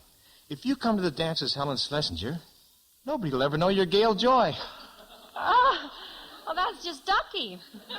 Why do you suppose I came all the way from California? Hey, listen, you rover boy. Yes, come in. Well, I hope I'm not intruding. Helen, what are you doing here? To think I believed in you. To think I came down here to give you such a wonderful surprise. I've been blind. Can't you play that scene somewhere else? But I have resources of my own, Bud Hooper, and you'll find there's no fury like a woman scorned. Well, boy, she's desperate. Maybe we'd better skip the whole thing. Not on your life. Look, kids, you get me into the places Helen's smacking the puss, and I'll do the rest. I came up here to get in the papers, and by gosh, I'll be queen of that prom before I'm through. Come on, kids, grab a wing. How about this? 3 dates? Oh, boy. 3 men on a date. We're men whose dates got the gate. With one of California's great. We're 3 men on a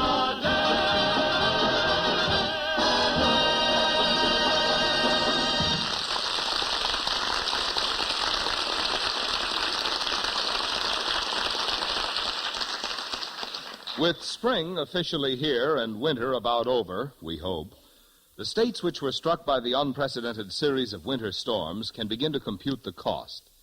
In that connection, the editor of the Topeka, Kansas Daily Capital discussed in a recent issue the cost of snow removal and the different ways in which the cost was met. Here in part is what the editor said, and I quote, "Clearing the highways and cutting through to isolated ranches was, of course, an essential operation. So was the haylift dropping of supplies, and no one will grumble because it cost the taxpayers a sizable sum. But," he went on to say, "the railroads did their own snow plowing, ice blasting, and ditch digging with their own equipment and at their own expense, while opening up the highways for the trucks was done by the government at the taxpayers' expense." End of quotation. This difference in who pays for snow removal is important, for it points up, as the Topeka Daily Capital put it, the striking contrast between the way government treats the railroads and the way it treats rival methods of transportation.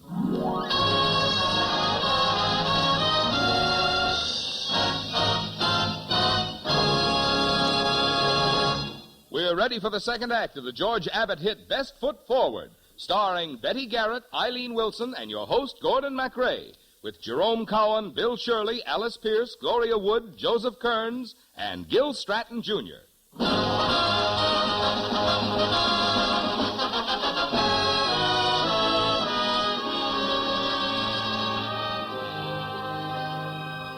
Okay, gals, pin on those corsages, and fellas, straighten up those bow ties. We're going to the big event of the year at Winsaki, the spring prom.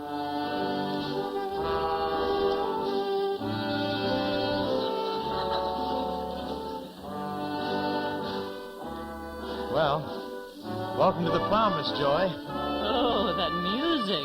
Yeah, isn't it great? You know, that orchestra came all the way from the Delaware Water Gap. Well, it's still dripping. You know, it's all in the way you listen to it. I think it sounds wonderful.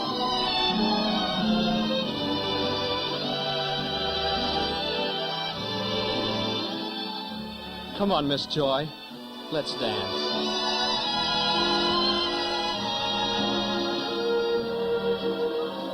My first promise at my first promise to dance the waltzes with you.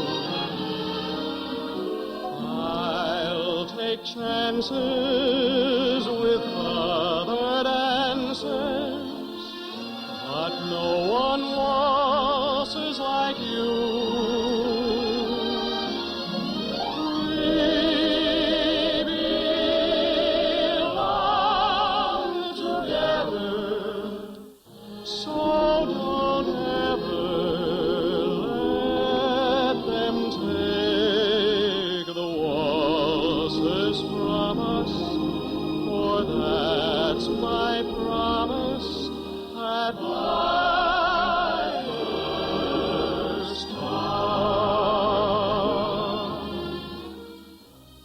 Okay, Dutch, now it's my turn to dance with Miss Joy. Hey, hands off, Greenie. This is my dance. Boys, please, one at a time. How do you like that? She's got 3 wolves after her, and I can't even find a coyote. Excuse me. Oh, I'd be delighted. Oh, no, you don't understand. I don't want to dance. Oh, that's okay. But if you've got any influence with the stag line, tell them I'm a naturalized citizen. No, I'm looking for Helen Schlesinger. Oh, you mean the little girl in there with the mascara all over her chin? Yeah, that's Helen, all right. She always cries dark. I gotta go in and see her. Hey, wait a minute. You can't go in there. That's where the girls are staying. It's an emergency. Oh, I suspected this joint all along. Helen? Helen! Go away, Bud Hooper. I don't want to see you. Oh, Helen, I gotta talk to you. You've been my ideal ever since we started in the first grade together. Why, Helen, I know you even better than I know biology. I haven't done so well in my studies since you and I have come to be buddies. You pop up in the strangest places, and at the strangest times your face is always appearing to disconcert me. Even in midterms, you won't desert me. Though it is sad, it's true. I've been majoring in Y-O-U.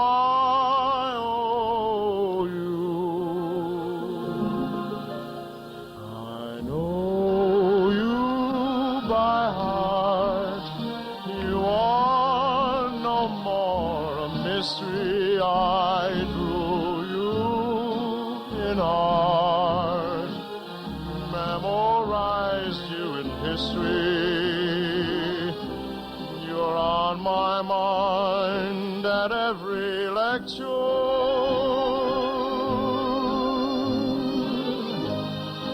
What I designed in architecture, I bribe you in law, mapped you in navigation.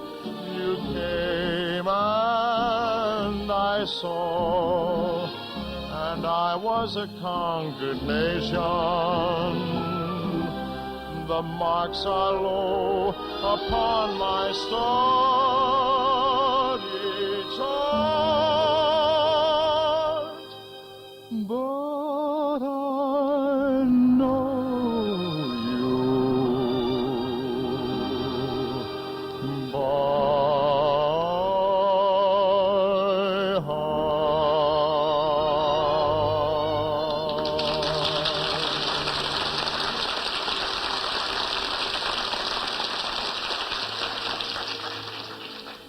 Oh, Bud.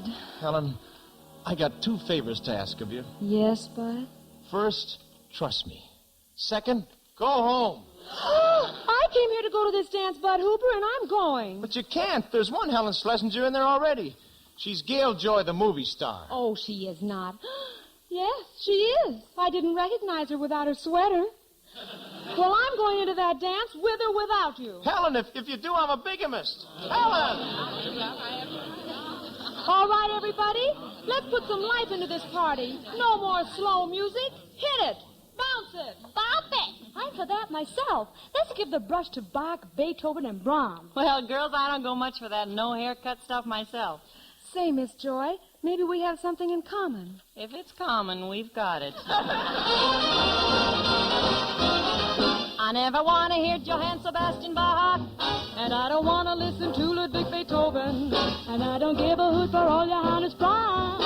The bees we want are these. The bees we want are these. They're the barrel house, the boogie woogie and the blues. Yes, the barrel house, the boogie woogie and the blues. Oh, the barrel house makes a man of a mouse, and every boogie beat will raise your heat. And when they start to play the blues, you'll never ever choose to lose the blues. You'll never choose to lose the blues.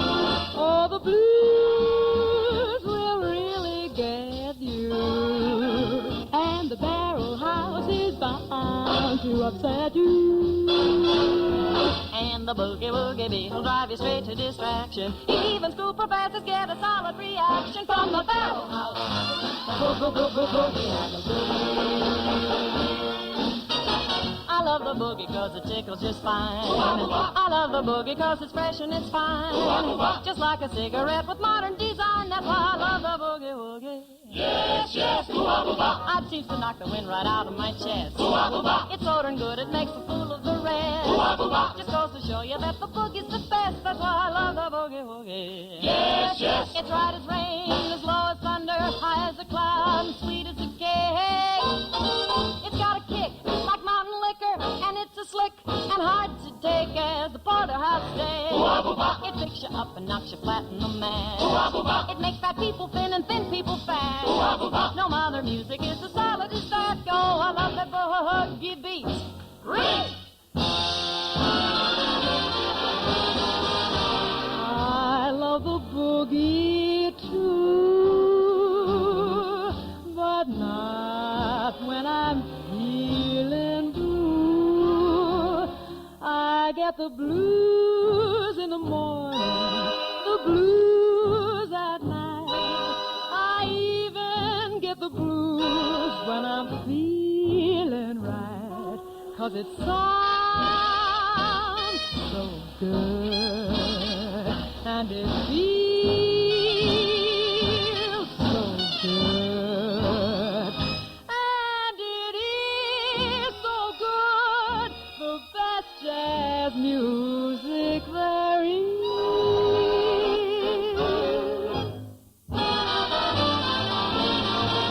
I love the blues as well, but not when I'm feeling swell.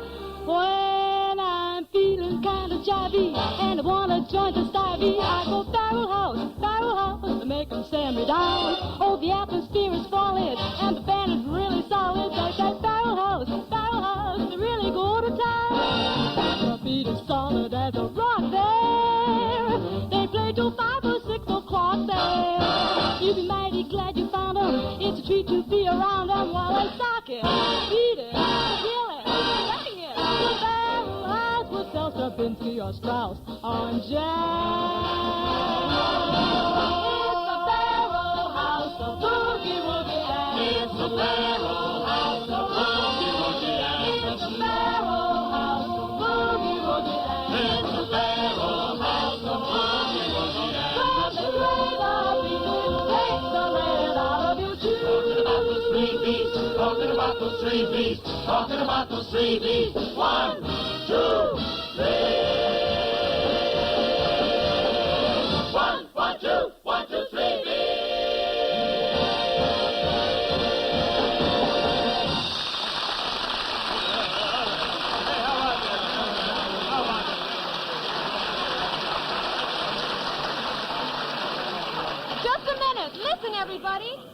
you all to know that I am Helen Schlesinger. But this other young lady came into the dance as Miss Schlesinger. She's not me. I'm me. She's Gail Joy, the movie star. Gail Joy, the movie star? Here at Woonsocket. The web girl. Oh, excuse me, I want her autograph. What for? There's a stoop I know at home who'll pay money for it. I want a souvenir, a piece of her dress. Ah, look out, that's the only strap I've got. Oh, I want a souvenir, too. Well, here we go, back to the old look. Brother, bring on the photographers. Why, they're tearing off her clothes. Look at those lovely flashbulbs pop. Blind me, boys, blind me. This will make a front page of every paper in the country. Maybe even the Congressional Record.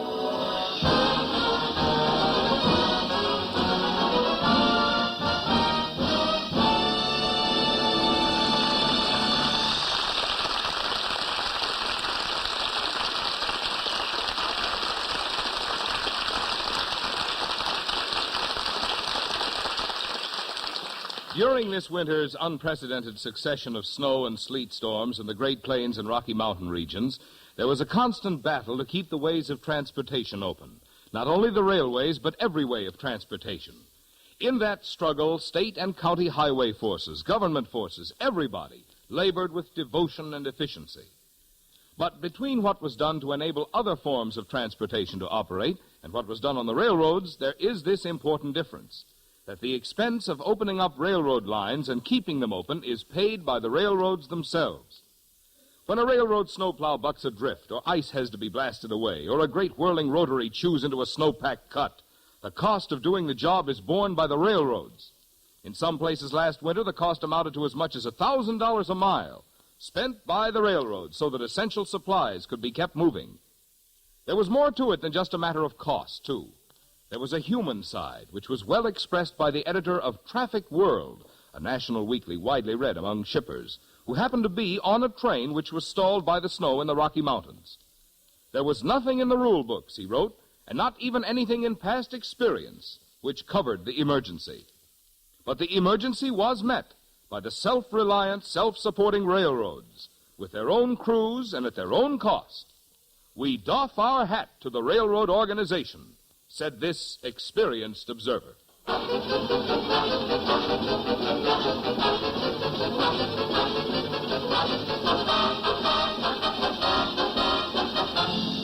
Railroad Hour show train will return in just a moment after a brief pause for station identification.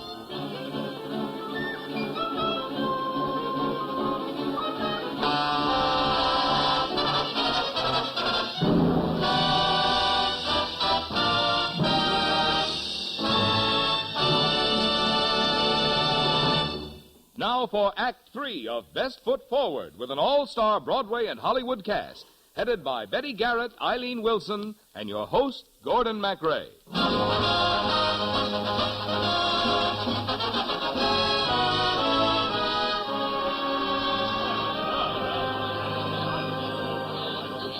Quiet, please, quiet. As head of Woonsocket Preparatory School, I should like to say a few words. Your behavior at the dance tonight was shocking and scandalous. I intend to find out who brought this movie person to Woonsocket and take proper disciplinary action. Dismissed. Oh, I despise the older generation. You're not kidding. Well, I'm very discouraged. But listen, how about some of that old Woonsocket spirit? Nothing can get us down. Where's that old fight? Yeah, make like a cheerleader, Bud. Okay, I will.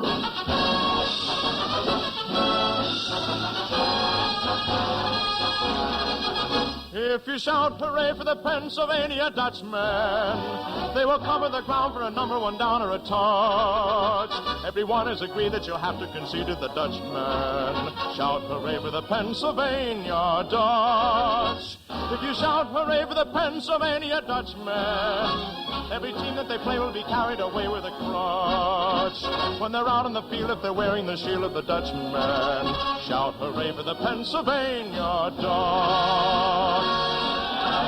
Buckle down, Woonsocket, buckle down. You can win win, Socky, if you knuckle down. If you break their necks, if you make them wrecks, you can break the hex, so buckle down. Make 'em yell, win, Socky, make 'em yell. You can win, Socky, if you ring the bell. If you don't give in, take it on the chin. You are bound to win if you will only buckle down. If you fight, you'll chuckle at defeat. If you fight, your luck will not retreat. We repeat. Knuckle down, Will Socky, knuckle down. You can win, Socky, if you buckle down. If you mow them down, if you go to town, you can wear the crown if you will only buckle down. Win Socky! Hooray!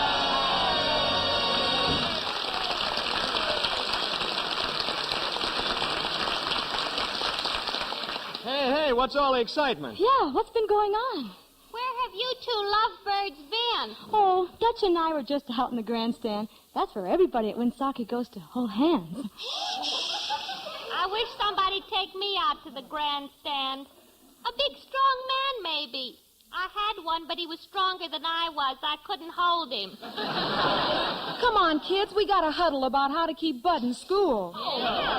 Hey, listen, Minerva. You shouldn't be making cracks like that about being out in the grandstand right here in front of everybody. But gosh, Dutch, that's where we were. Well, I didn't take advantage of the situation, did I? No, you certainly didn't. Well, what do you mean? Oh, I'll tell you what I mean. Straight from the shoulder straps. What do you think I am? Just a baby. What do you think I am? Just a child. What do you think I go around with man for? And who do you think I've got a little yen for? Oh, what do you think of me as a sister? Couldn't you just for once be a man? Getting older and quite a bit bolder. All my heart needs is a shawl. What do you think I am? I'm in love. What do you think I am? Just a small fry. What do you think I am? Just a brat. What do you think I mope around and sigh for? And what do you think this twinkles in my eye for? Oh, why do you think of me as a brother? Couldn't you just for once be my gal? Come and play house with me. Don't cat and mouse with me. All my heart needs is a shove. What do you think I am? I'm in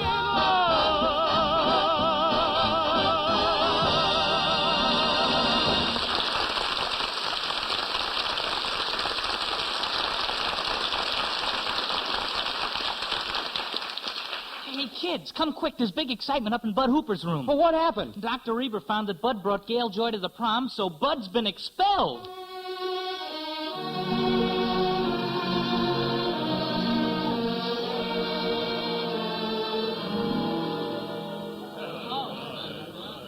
All right, Hooper, you may pack your bags immediately. You have disgraced the name of Winsocki. Not so fast, Grandpappy. Little Gail has something to say. This kid is a little off his rocker, but I like him. I feel motherly towards him. Oh, sister. Well, you know, like I would to a dog, like Lassie. Just think, Bud. If you could bark, you'd be a movie star. Jack, get that camera ready. Gail Joy is about to play her biggest scene. All ready. Oh, Dr. Reber. My dear young lady, I have nothing further to say on the subject. What a good-looking man you are, Dr. Reber. How nice it would be to get you in the grandstand with my arms around your neck like this. Please, young lady, let go. I got it. What a beautiful picture. He had his eyes shut. Go get it developed right away. You bet. What's the meaning of this? Look, Doc, Bud Hooper is being thrown out of school because he went to bat for me. So if you're going to make trouble for him, I'll make trouble for you. Oh, Green, go phone for the sheriff immediately. I want to arrest that woman. Yes, Dr. Reber. Oh, well, I sure wasn't invincible with the principal. Every time I try to be a help, I always take it on the chin. Every time I hurry to the rescue, always get a Mickey fin. Every time I play a little gin, I'm always short an ace. Every time I sign a little check, it bounces in my face. Every time I buy a little stock, it always takes a little drop. Every time I think I got a hit, I always get a little flop. And when I think my name will be in lights, it dwindles to a spark, leaving just a lonely little lady in the dark. Gee, Miss Joy, thanks for trying to keep Bud from getting expelled. Yeah, Helen and I will never forget you. When we're married, that is. If we may, we'd like to write you occasionally, like on Mother's Day. Thanks, son. That would be just grand. Oh, just a minute. Hold everything. I just had word that every paper in the country is carrying our story about Gail Joy, the Winsocki prom girl. Oh, dear me. I happen to have another shot here the papers might be interested in. One prep school prexy with one movie star, slightly around neck. Oh, dear. Dear me. Dr. Reba, the sheriff's downstairs. Oh, yes, thank you, Green. Tell him I want him to take his usual post in the grandstand. There's been altogether too much extracurricular activity. And tell him I'll be right over. Hooper. Yes, sir? It is not my custom to reverse disciplinary action. However, I wish to reestablish the status quo. Is that good? It is. We will have no demonstration. Now, since I understand that Miss Joy is a very special guest, she may have a few words to say to the student body. Well, thanks, Doc. Students, there is one thing I'd like to say, and then I've got to run. Life isn't always technicolor under the Hollywood sun. Just because you hate exams and you've only one prom a year, don't be dismayed. I'd gladly trade, my dear. Oh, buckle down, Winsocki, buckle down. You can win, Winsocki, if you knuckle down. If you're more than down, if you go to town, you can wear the crown if you will only buckle down, buckle down. Buckle down, buckle down, Winsocki!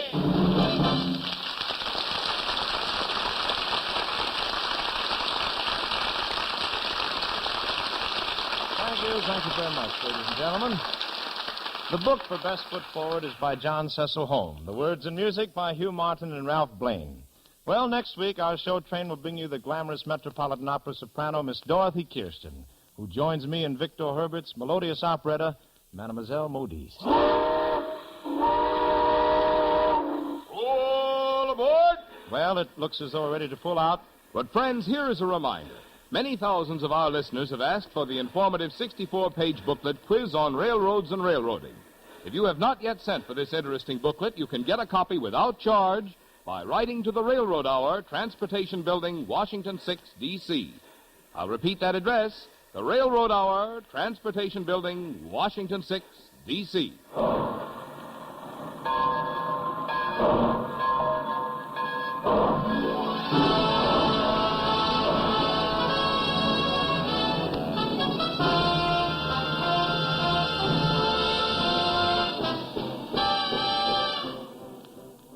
Best Foot Forward has been presented by special arrangement with the Tams Whitmark Music Library. Betty Garrett and Alice Pierce appeared on this program by arrangement with Metro-Goldwyn-Mayer, producers of the Technicolor picture Little Women, starring June Allison, Peter Lawford, Margaret O'Brien, and Elizabeth Taylor. Eileen Wilson can be heard each week on Your Hit Parade. Bill Shirley appeared through the courtesy of 20th Century Fox, producers of Down to the Sea and Ships, starring Richard Widmark and Lionel Barrymore. Gordon MacRae appeared by arrangement with Warner Brothers, producers of My Dream Is Yours, starring Jack Carson and Doris Day. This is Marvin Miller speaking. The Railroad Hour is brought to you each week at this time by 132 railroads, which are members of the Association of American Railroads. Each one of these railroads is an independent business with its own operations and services. Each one competes keenly with others for business, working by itself, but all of them work together for better service to you.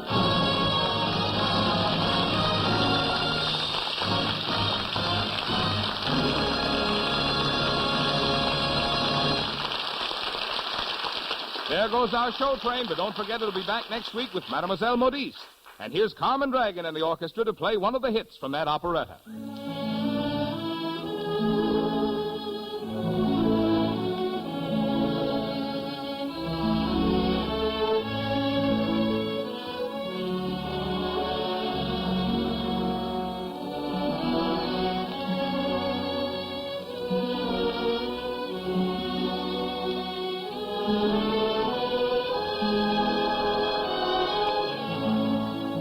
This is ABC, the American Broadcasting Company.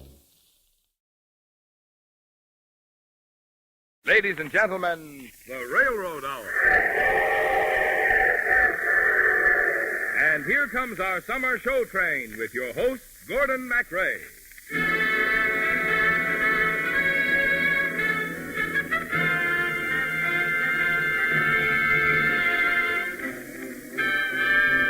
The Association of American Railroads, the same railroads that bring you most of the food you eat, the clothes you wear, the fuel you burn, and all the other things you use in your daily life, brings you the Railroad Summer Show, starring Gordon MacRae, with Lucille Norman, the sportsman, and the music of John Rarick and his orchestra. And here is your host, Gordon MacRae.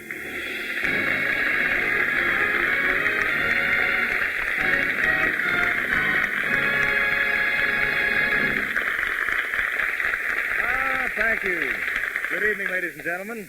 Tonight, the Association of American Railroads pays tribute to one of America's foremost popular songwriters, a gentleman whose music has been right up there in the hit class year in and year out since about 1928, Mr. Jimmy McHugh.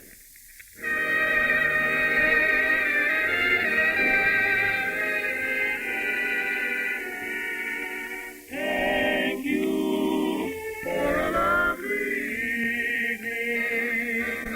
You were so wonderful, you were so sweet. Thank you for the lovely flowers. That little thought of yours made it complete. Oh, you're a sweetheart, if there ever was one. If there ever was one, it's you. Oh, I know why my mother taught me to be true. She meant me for someone exactly like you. Where are you? Where have you gone without me? I thought you cared about me. Where are you? Yes, it was back in 1928 when America started singing those songs that said composer Jimmy McHugh. And when the whole country went crazy over a song that went like this. I can't give you anything but love, baby.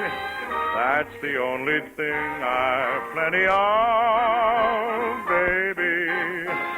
Dream a while, scheme a while, you're sure to find happiness, and I guess all those things you've always pined for. Gee, I'd like to see you looking swell, baby. Diamond bracelets Woolworth doesn't sell, baby. Till that lucky day, you know darn well, baby, I can't give you anything but love.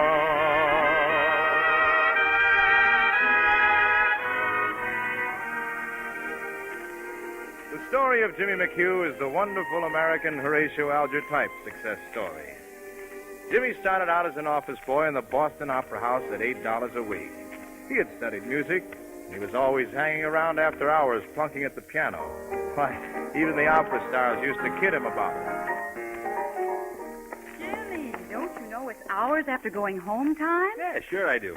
Well, what on earth are you doing to Celeste Aida? I was just seeing what happened when you gave it a little personality. Are you under the impression that you can improve on the masters? Well, I think I can bring him up to date. Jimmy, music like that is timeless. It never goes out of date. Yeah, sure, I know. But someday I'm going to write my own music. And it's going to be as smart and up to the minute as a girl with a real short shingle. Then write good music, Jimmy. Oh, I aim to. Good and hot.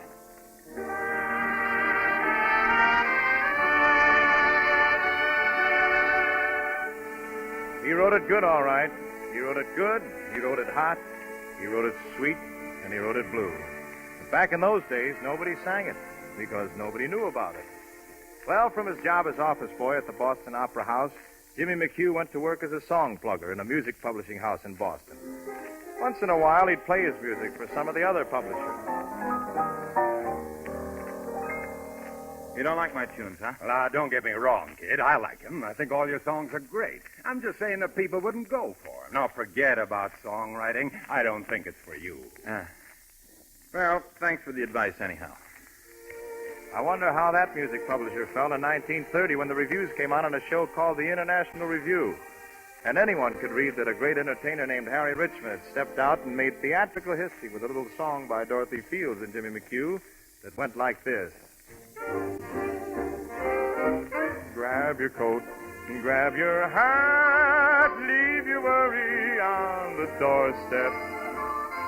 Just direct your feet to the sunny side of the street.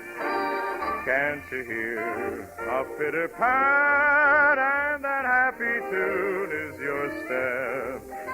Life can be so sweet on the sunny side of the street. I used to walk in the shade with those blues on parade, but I'm not afraid.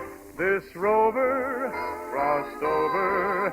If I never have a cent, I'll be rich as Rockefeller. Gold dust at my feet on the sunny side of the street.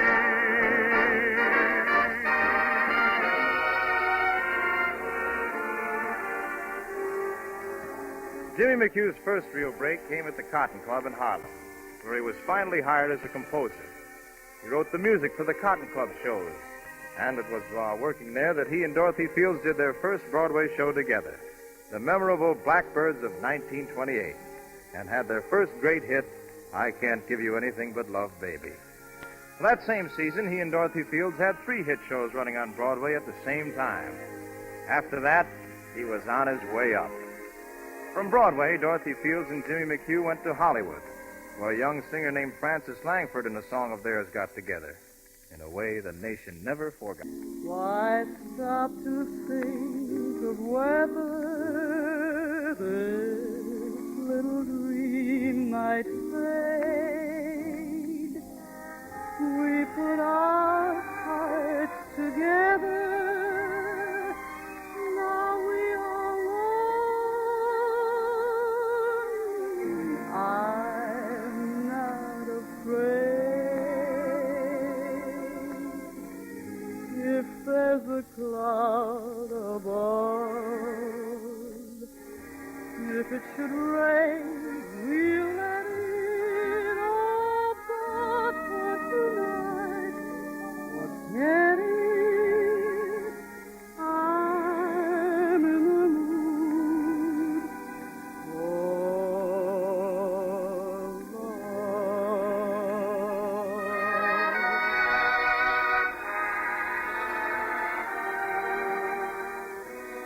And so Jimmy McHugh was famous. He was respected on Broadway, revered in Hollywood. The world was his oyster, and all he had to do was crack it.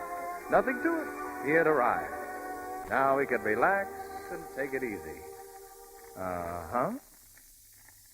Jimmy, I don't like to seem impatient or anything like that, but we've been waiting for that song too long. The girl is here. We've got to have it. I know. This is a new girl. She doesn't speak the language very well. It's going to take time for her to learn a song. I know. We've been patient, but our patience is exhausted. We got to have that song. We got to have it right away. Why haven't you started? I know. I don't know. This kid is great, and it's cost us a lot of money to get her up here. I want a great song for her. You said you'd deliver a great song. I know. Can't you say anything but I know? Well, probably if I really concentrate on it. You know, it's hard to get an idea for a song. You can't turn inspiration on and off like a water tap. Well, Jimmy, the 0 hour for inspiration has come. You'd better get inspired and fast. I know. Funny where inspiration finally strikes you. You can be anywhere, even in the shower. Aye, aye, aye, aye, da da da da da da da da. Aye, aye, aye, aye. Hey, Jimmy! That's it! You got it! That's it! What'd you say? I said that's it!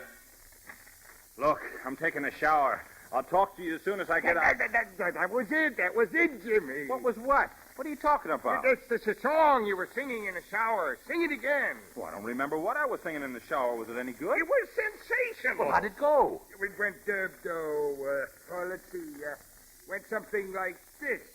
Aye, aye, aye, aye. No. It couldn't have gone like that. Even in the shower, my songs have melody. Well, try and think. Remember. Get back in the shower. Maybe then it'll come back to you. Okay.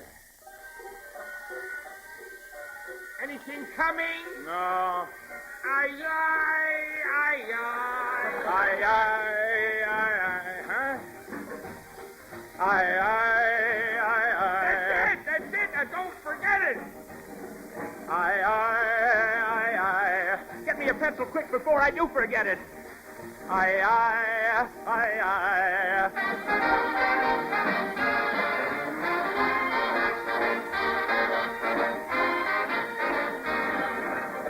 And so Broadway met for the first time Miss Carmen Miranda and heard for the first time a song that went like this.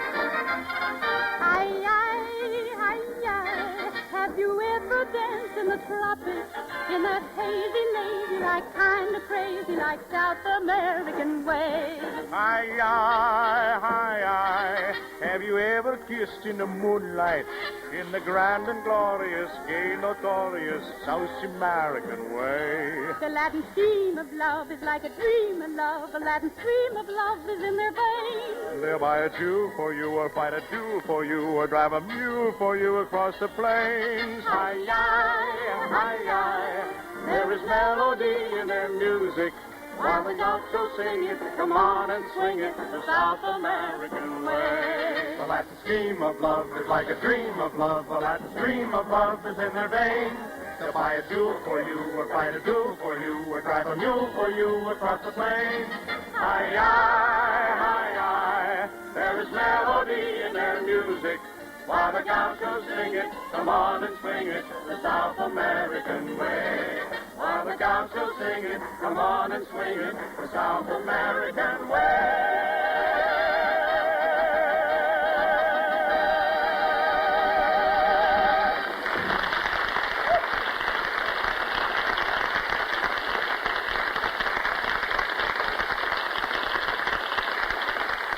We'll be back in just a moment with the story of Jimmy McHugh and his wonderful music. But first, a message from the railroad. Most of the glorious summer weather still lies ahead, and that means many of us are still drawing plans for gala vacations.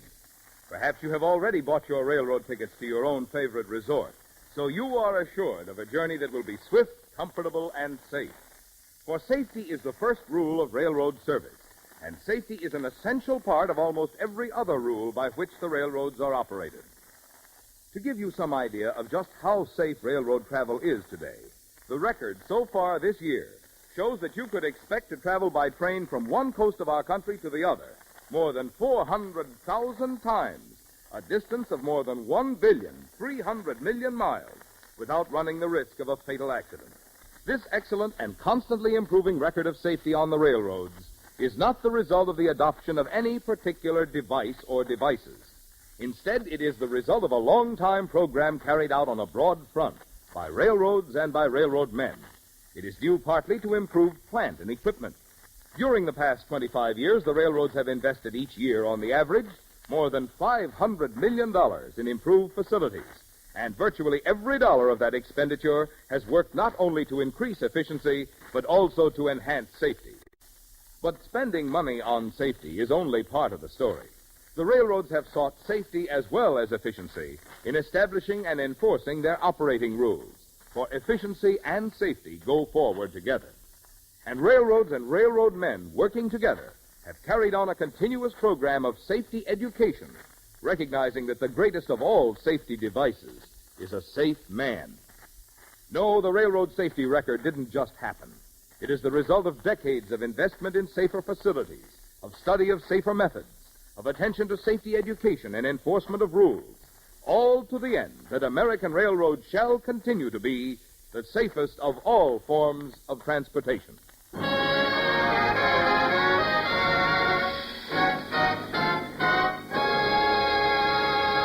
And now, here is the second act of the Railroad Hour's tribute to Jimmy McHugh and his music.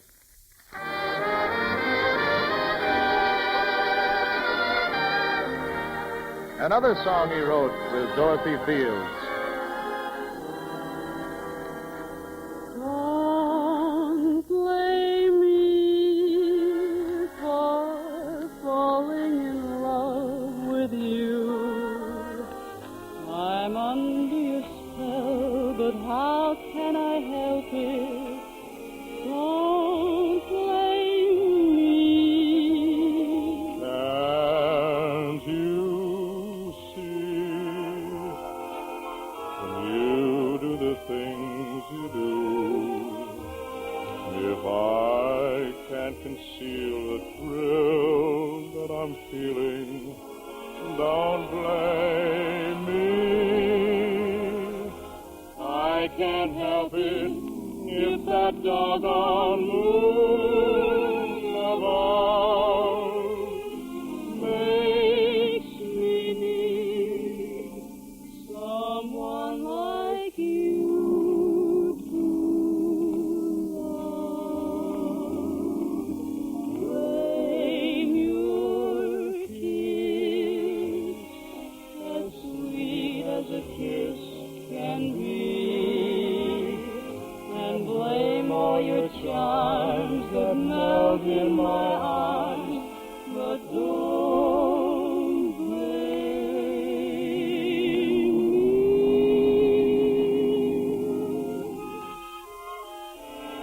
Jimmy McHugh can tell a lot of stories about shows and songs and how he happened to be associated with them. Many of his stories concern his own amusing difficulties in getting started on the idea for a song. For instance, there was the time he and the well-known lyric writer Harold Adamson were engaged to write the songs for a Frank Sinatra picture.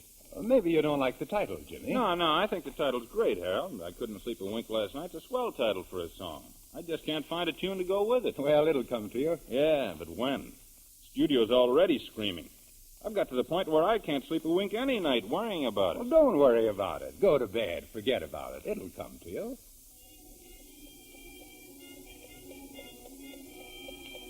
The minutes strain past during the dark of night, and when you're tossing feverishly, praying for an inspiration, the minutes are hot, nasty little fellows who stick their tongues out as they go slowly past.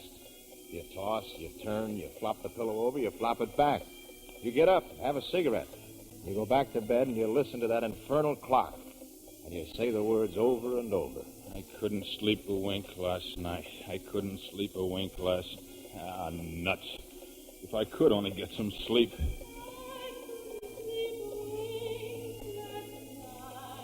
I couldn't sleep a wink last night. Was that something? Or wasn't it? Is the tune coming? Is Dame Inspiration finally stirring? I couldn't sleep a wink last night. I couldn't sleep a wink last... Hey, that's it! Hey, where's a pencil? Some paper, pencil.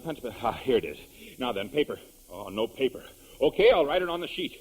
I gotta get this down before I forget it. Now, what was that tune?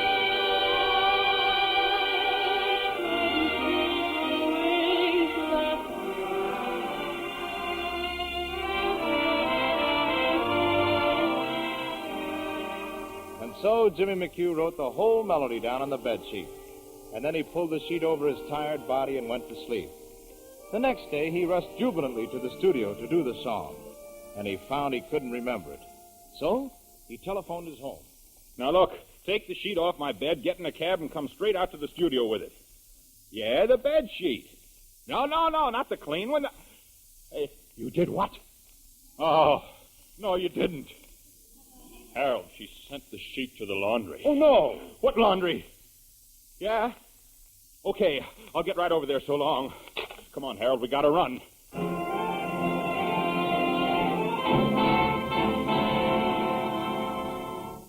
You gotta find that sheet. Go through some more laundry bags. Go through the plant. Go through everything. Hey, you looking for a sheet with music all over?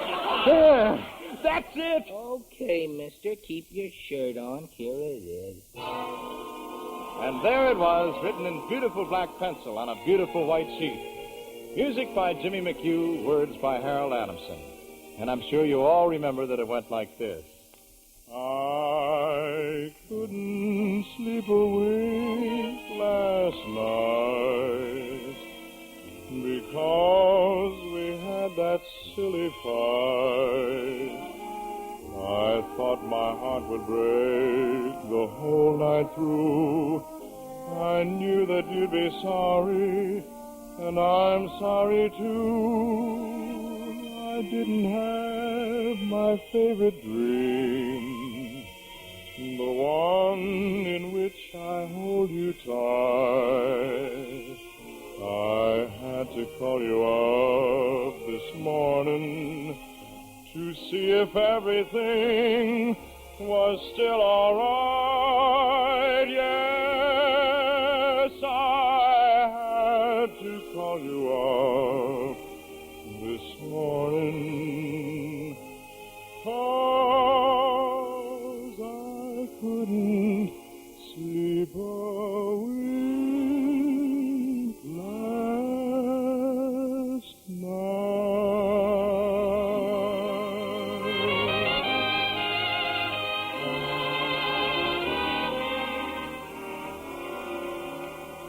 Yes, the story of Jimmy McHugh is a Horatio Alger yarn, all right. The kind of story that Americans love to hear and even repeat to their youngsters, so they can say, you too might help write the songs of a nation. Once there was a kid who started out as an office boy for the Boston Opera at 8 weeks, $8 a week, and now the whole country sings and dances to his music.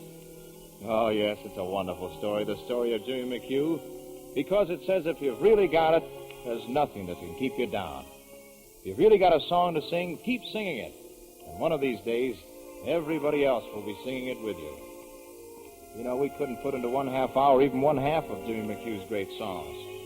But we couldn't bring this tribute to a close without including one of the hits from Jimmy McHugh and Harold Adamson's new Broadway hit, As the Girls Go. So here's one of Broadway's current show tunes. And by the way, if you don't know it already, you'll want to know it. Heaven smiled at me. My heart said, how lucky can you be? Things like this you can't explain.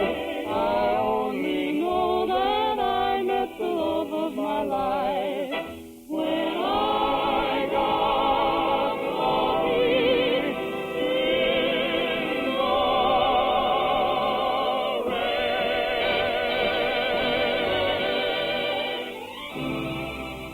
And so, for his contribution to the great popular music of America, the Association of American Railroads pays tribute to Jimmy McHugh.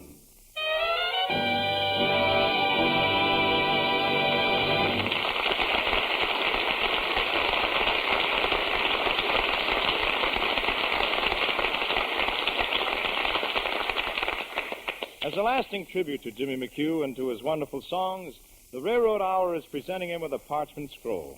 And here to accept it today, which also happens to be his birthday, is Mr. Jimmy McHugh. Happy birthday to you.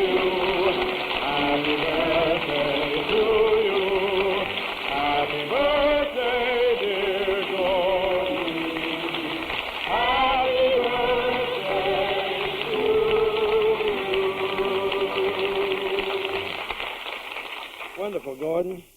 Thank you. It's a great thrill and the nicest birthday present I could have.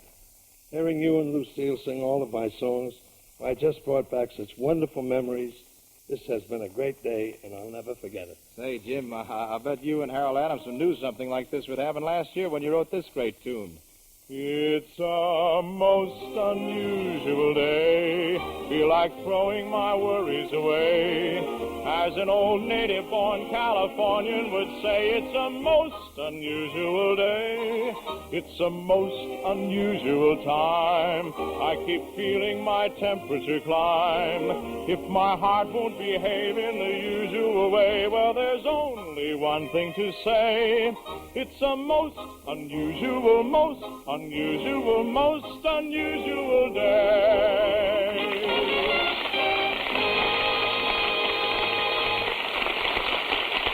Oh, thank you, Jimmy. Thank you very much, and so long, Jimmy McHugh. Happy birthday to you, and keep writing hit after hit after hit in the years to come, will you? Well, folks, next week the Railroad Hour will pay tribute to the great team of writers Arthur Schwartz and Howard Dietz and their score for Bandwagon. You'll hear many, many big hits, and among them, this old favorite. Looking for the light of a new love to brighten up the night. I have you, love, and we can face the music together, dancing in the dark.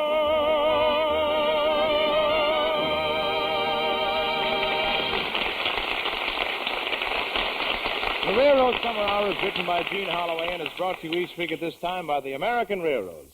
These railroads are your hometown partners. They are an essential, dependable working part of the life of thousands of cities and towns all over America. Railroads employ local people, often buy supplies locally. They own local property and pay local taxes on it. They are responsible citizens and good neighbors in your own hometown. All aboard? Well, it looks as though we're ready to pull out, and so until next week, goodbye.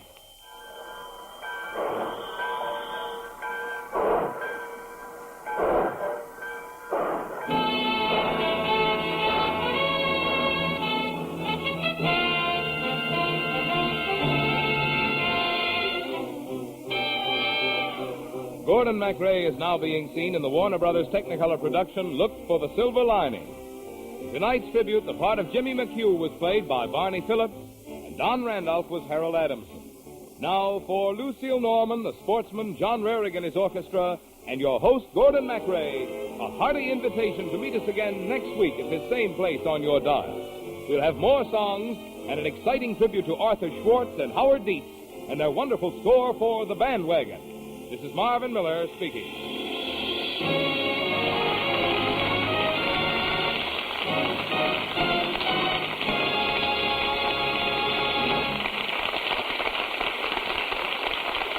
This is ABC, the American Broadcasting Company. Ladies and gentlemen, the Railroad Hour. And here comes our star-studded show train.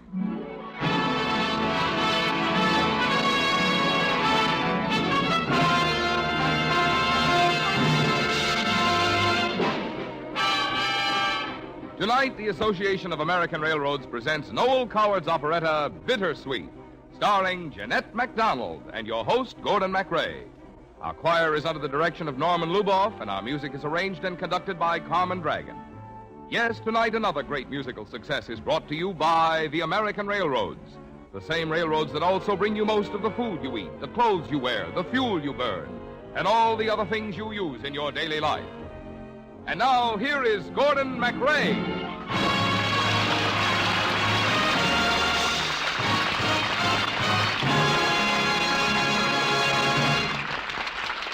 Thank you and good evening, ladies and gentlemen. This is Gordon MacRae ringing up the curtain on Noel Coward's romantic operetta, Bittersweet.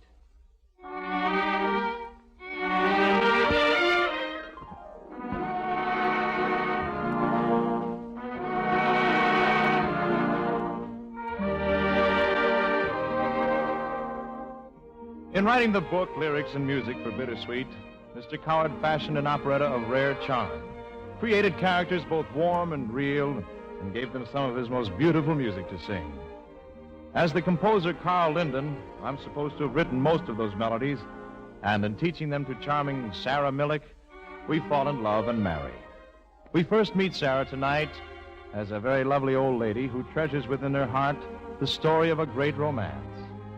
And here she is, in the person of our guest star this evening, the first lady of the screen, Miss Jeanette MacDonald.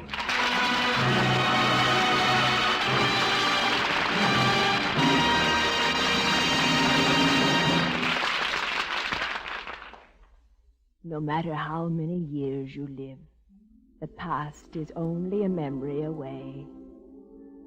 I'm over 70 now, but whenever I see young people hand in hand with a light on their faces, I see Carl and myself again, and I live once more the memories that are bittersweet.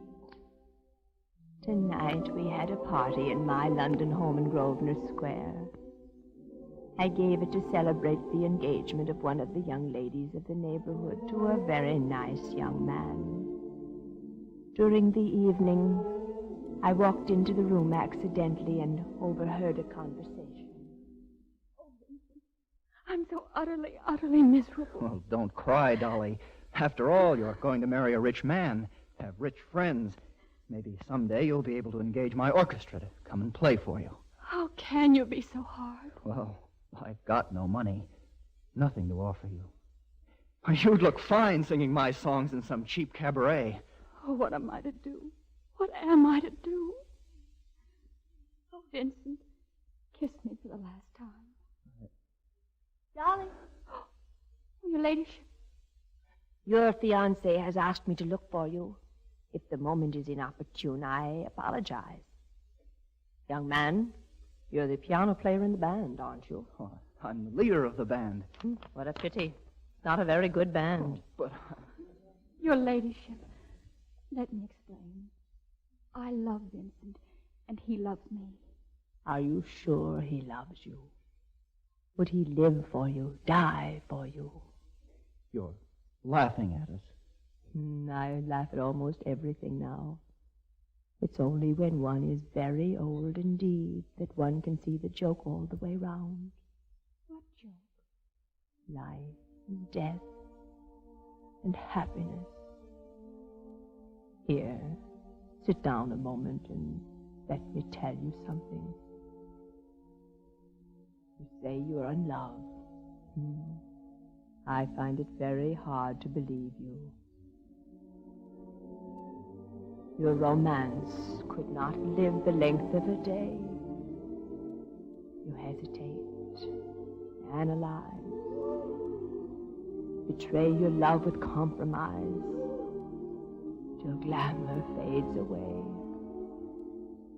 And all too soon you realize that there's nothing left to say. There is a call that echoes sweetly when it is spring and life is in the air. Whatever befall, respond to it completely, for it may bring you sadness and despair.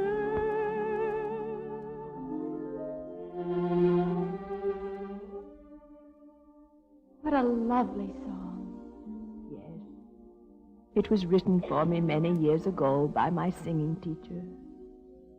It was spring, and it was the springtime of my life. I remember how I stood beside the piano in this very room, singing it. My lessons had run well over the hour.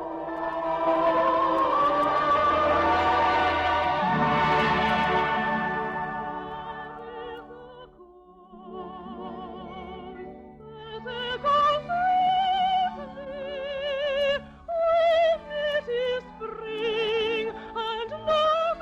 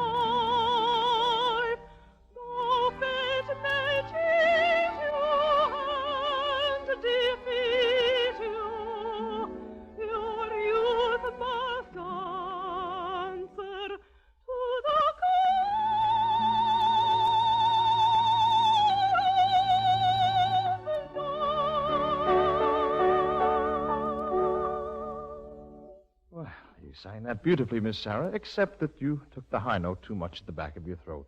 Oh, I'm sorry, Mr. Linden. Oh, it doesn't matter. Nothing matters but just these very few moments.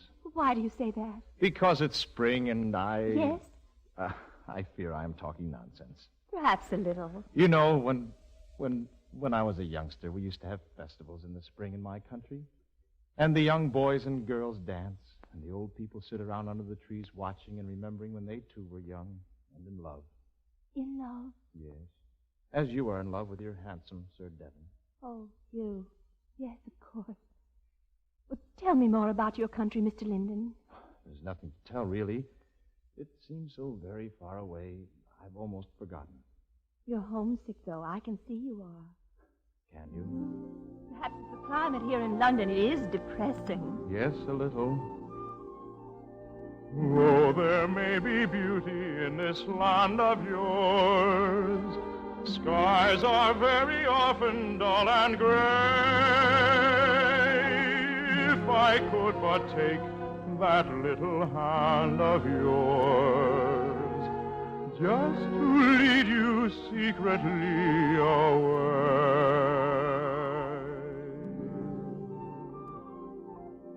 We would watch the Danube as it gently flows, like a silver ribbon winding free.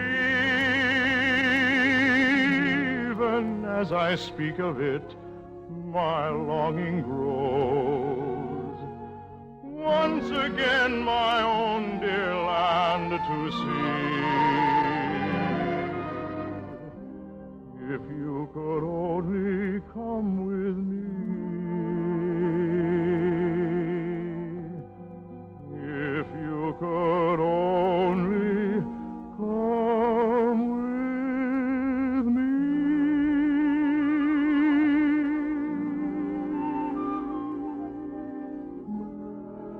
Oh, Mr. Linden. Will you forgive me, Miss Sarah, when I tell you that I shall be unable to play at your wedding reception tomorrow? Oh. I must go away to Brussels. To Brussels? Yes, a concert. I have to play at a concert. It's very important. Then this is the last time we shall meet for ever so long. Why, no. Tonight. I'm playing tonight for your dance. Oh, but that's different. There'll be so many people. Yes, this is indeed the last time we shall be alone together. Yes. We'd better run through your exercises once more. Yes. All right. Now, Miss Sarah, if you please, sing a scale for me.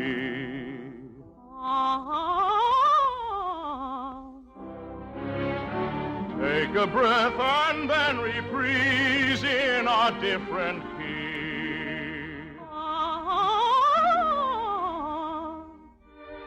All my life I shall remember knowing you. All the pleasure I have found in showing you the different ways that one may phrase the changing light and a changing shade. Happiness that must die, melodies that must fly, memories that... But what has been is past forgetting.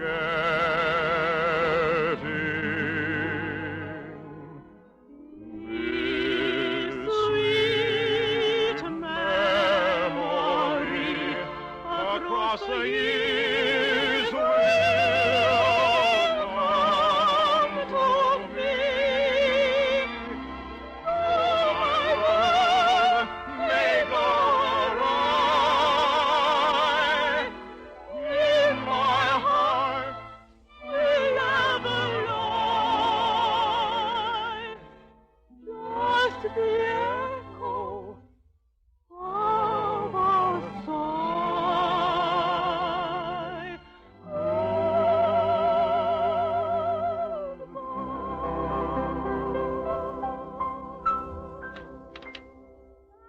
Child, your lesson should have been over a quarter of an hour ago. There's so much to be done. Oh, Mother. Good afternoon, Mrs. Millick. Oh, Mr. Linden, you know my fiancé, Sir Hugh Devon. Yes, of course. Good afternoon, Lyndon. Good afternoon. Your mother and I have been overlooking at some chairs, Sarah. Papa's giving them to us as a wedding present. They've been in the family for generations. Oh, that's nice. Are they comfortable? Sarah, my dear, one never sits in them. Now, you two darling children mustn't stand here chattering. You have a fitting at 4:30, Sarah. Well, I must be going. Oh, Mr. Linden, I'm sure Sarah will resume her lessons with you when she's settled down in her new home. Mother, please. It will be an occupation. I always believe in young married women having an occupation. I should have thought being married would be quite sufficient. Well, naturally, Sarah will want something to occupy her mind. Yes, you're absolutely right. But I'm afraid she will have to take her music lessons from someone else. I shall be far away in my own country. Oh? But each year, when spring comes round again, I shall remember what a charming pupil you were, Miss Sarah, and how, although you sang your top notes from the back of your throat and your middle notes through your nose, you always sang your deep notes from your heart. Well, really? This is goodbye, Miss Sarah, except for tonight when there will be so many people. Too many people. But a thoroughly unpleasant young man. Oh, it's the weather. I'm sure it's the weather. I'll see you again whenever spring breaks through again. Now, Sarah, get up from that piano. Didn't you hear me say you had a fitting? Yes, Mother. Then let's get on with it, Sarah. And do stop dreaming. Yes, Mother.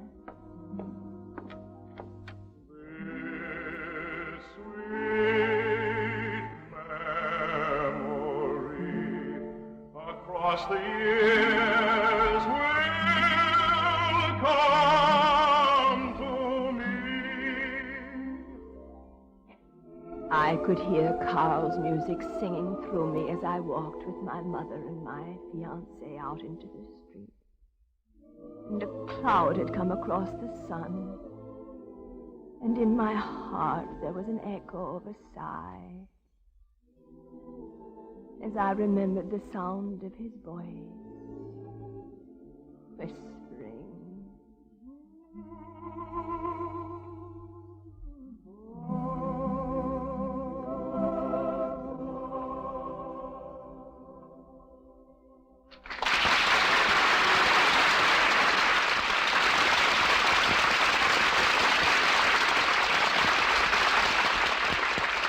Maybe it's because none of us now living can remember when we didn't have railroads that so many of us are inclined to take them for granted, almost as if they were a fact of nature.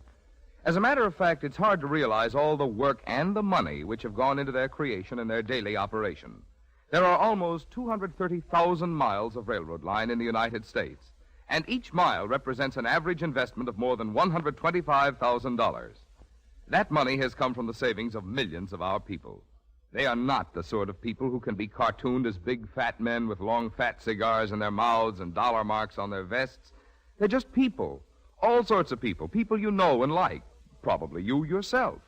For even if you are not one of the hundreds of thousands who own railroad stocks or bonds directly, you almost certainly are one of the millions of insurance policy holders and savings bank depositors and beneficiaries of endowments which have invested in railroad securities.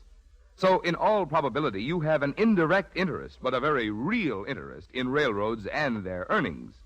Of the money invested in railroads, about $89,000 per mile has gone to create tracks and bridges, signals and stations, shops and yards, and the other fixed facilities that are necessary for the running of trains. And another $36,000 per mile is invested in the cars and engines which make up the trains. Running these trains and working in the yards and shops, the stations and offices, there are more than 1,300,000 railroad men and women. And it takes all these people and all this work and all this money to create and to operate the American railroads, the system which many of us are inclined to take for granted.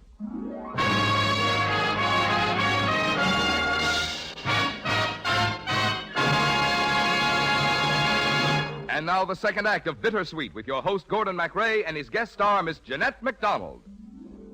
I'll see you again. Yes, no matter how many years you live, the past is only a memory away. Strange, I can hardly remember what you looked like, but I remember that Carl had the kind of eyes that no girl could ever look away from, and the kind of smile that went straight to your heart, and the kind of arms that could shut out the whole world or gather it in. The night of my engagement party, I remember standing there in my blue brocade beside Hugh, looking at Carl and saying to myself, exactly as you said tonight, what am I to do? Oh, what am I to do? Carl sang a song that night, not at all the kind of song for the occasion or the company. It was a song he had written about himself and about love and happiness.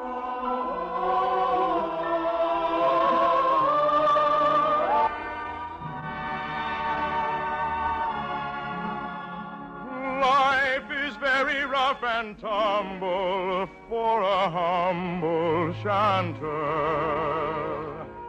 One can betray one's troubles never, whatever occurs. Night after night, have to look bright, whether you're well or ill. People must laugh their fill, you mustn't sleep till dawn comes creeping. Though I never really grumble, life's a jumble indeed. And in my efforts to succeed, I've had to formulate a creed. I believe in doing what I can, in crying when I must, in laughing when I choose. Hi-ho, if love were all, I should be lonely.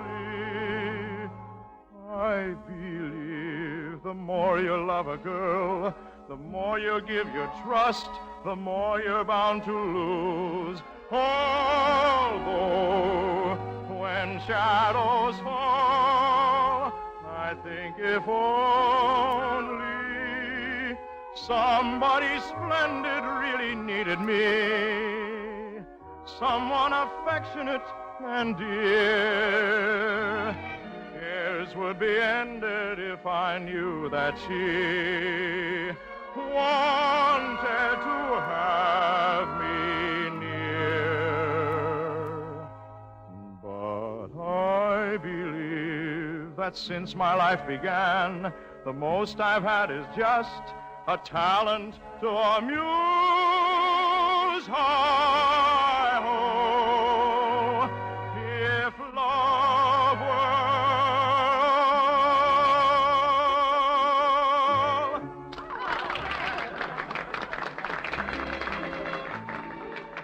Would you care to dance, Sarah? Yes, Hugh, I suppose so. Carl has a beautiful voice, hasn't he? Carl? Mr. Linden. I don't understand you, Sarah.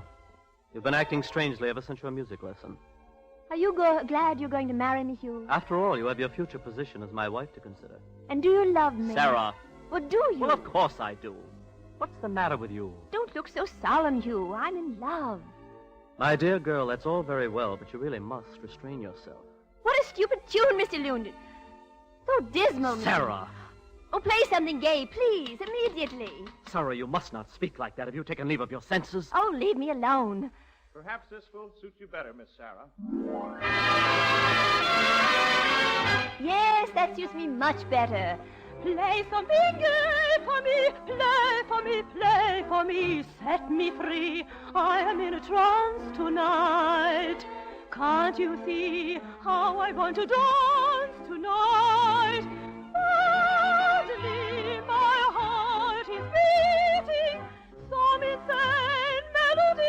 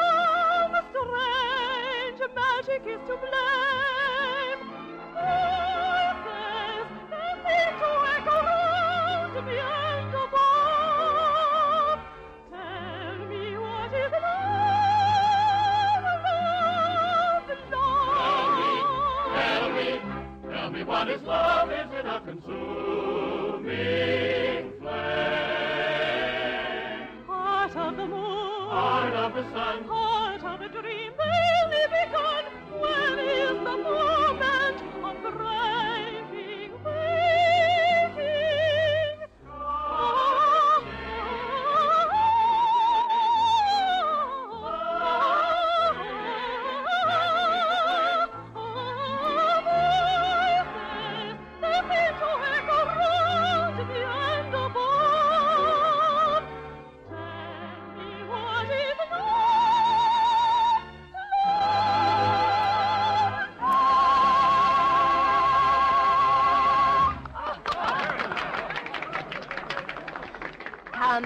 Sit here with me, Hugh. If you wish, Sarah. I'm very sorry I was unkind and silly. Will you please forgive me? There's nothing to forgive. Oh, Hugh, must you be so polite? Are you always going to be like this after we're married? I mean, cold and unbending? I enjoy being high-spirited as much as anyone. Do you? But there is a time and a place for everything. Then I can look forward to our being very high-spirited when we're alone, when no one is looking. Or maybe you'll wear a funny hat at breakfast. Are you laughing at me? No, but I'm looking at you just as though I had never seen you before. You, dear. Yes, Mrs. Millick. Your mother's waiting for you downstairs. The carriage is at the door. Thank you, Mrs. Millick. Good night, Sarah. Good night, Hugh. Oh, will you drive with me tomorrow in Regent's Park? Thank you. That would be delightful. Good night, Hugh.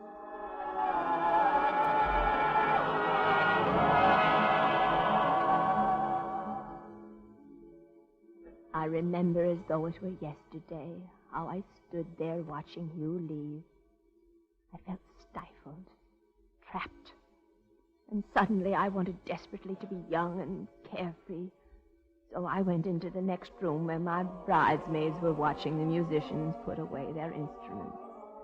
And with almost hysterical abandon, I forced them into a game of blind man's buff.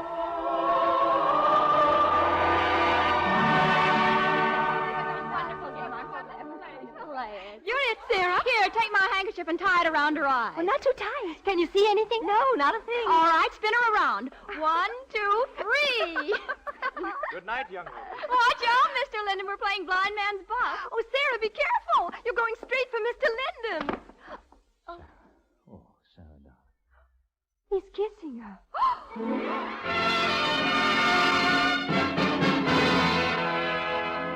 Oh, Carl. Carl, I've waited so long for you to hold me in your arms. Darling, Sarah, you're forgetting Hugh. come with me. Now? Yes, now tonight. I love you, darling.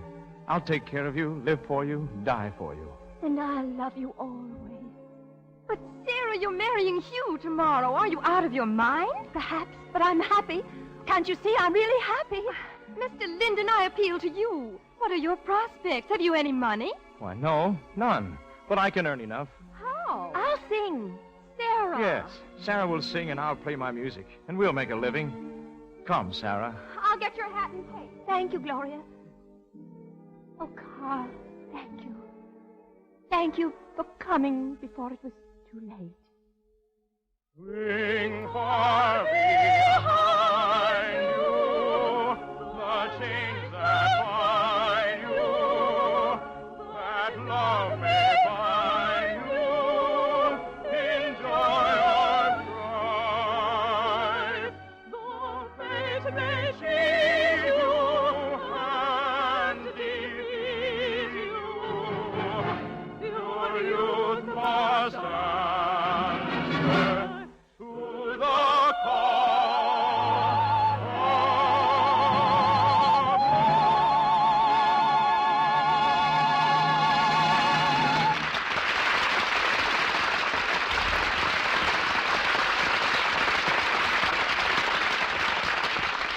Just after the first act of Bittersweet, we were talking about the way a good many people are inclined to take railroads for granted. Well, one reason for that is the way railroad service goes on in all seasons in almost any kind of weather. This dependability is an outstanding characteristic of railroad service, so common, in fact, we're likely to overlook the effort, the organization, and the expense involved in maintaining it. When snow must be removed from railroad tracks, the railroads don't call on the taxpayers to clear it away. Railroad men and railroad equipment tackle the job. When floods carry away a bridge, it's railroad forces and railroad money which build a new one. When storm knocks out railroad signals, the railroad's own maintainers turn out to restore communication.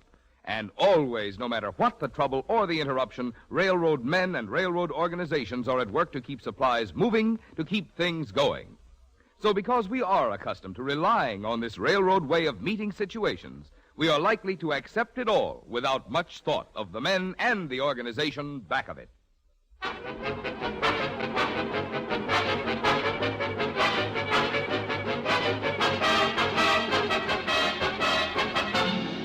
The Railroad Hour show train will continue in just a moment after a brief pause for station identification.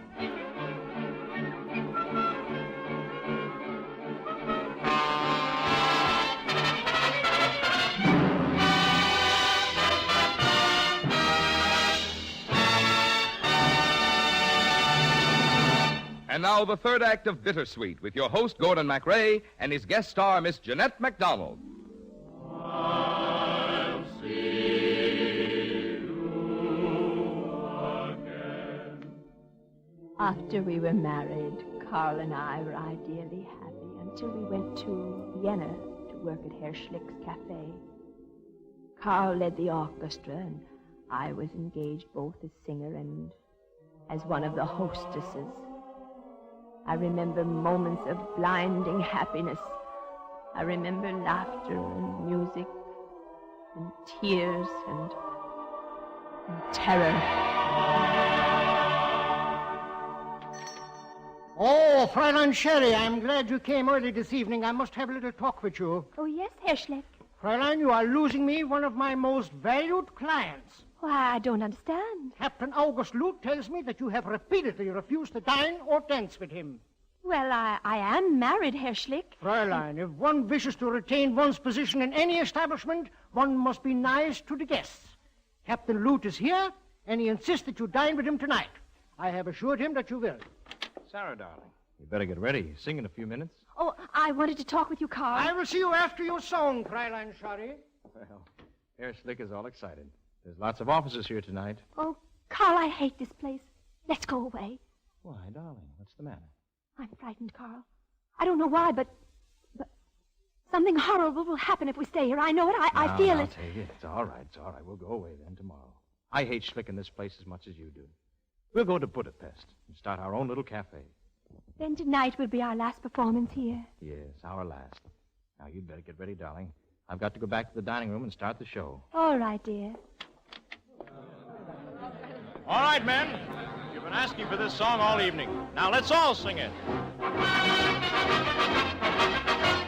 Okay, the golden sunshine of a summer day. Okay, we'll bear the burden of your cares away. Here's to the love in you, the hate in you, desire in you. Light of the sun that will walk you along, lifting you high on the wing of a song. The dream in you, the flame in you, the fire in you. Okay, okay. So while forgetfulness we borrow, never minding what tomorrow has to say. Okay, the only call we all obey. Okay, okay, okay.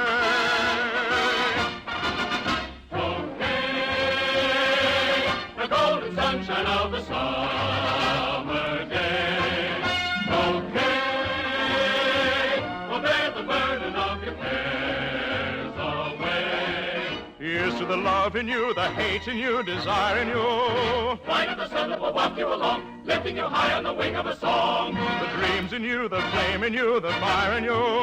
Okay, okay. So while forgetfulness we borrow, never minding what tomorrow has to say.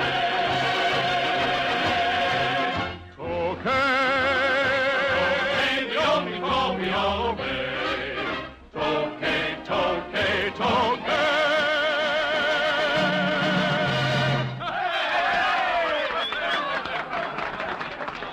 Oh, Carl, that was beautiful. Fräulein Sherry. Oh, yes, Herr Schlick. Captain August is at that corner table. He is asking for you. Oh, Well, it's time for me to sing my number. Very well, then. After your number, I will take you to his table.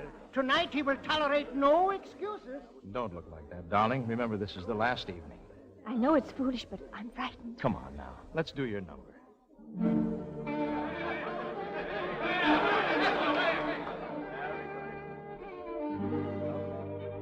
Gentlemen, the song I'm about to sing is the latest composition of my husband, Herr Carl Linden. It is the story of a lovely flaxen-haired princess who fell in love with a gypsy, a zigeuner. Once upon a time, many years ago, lived a fair princess, hating to confess, loneliness was torturing her soul. Then a gypsy came, called to her by name, wooed her with a song, sensuous and strong. All the summer long, her passion seemed to tremble like a living flame.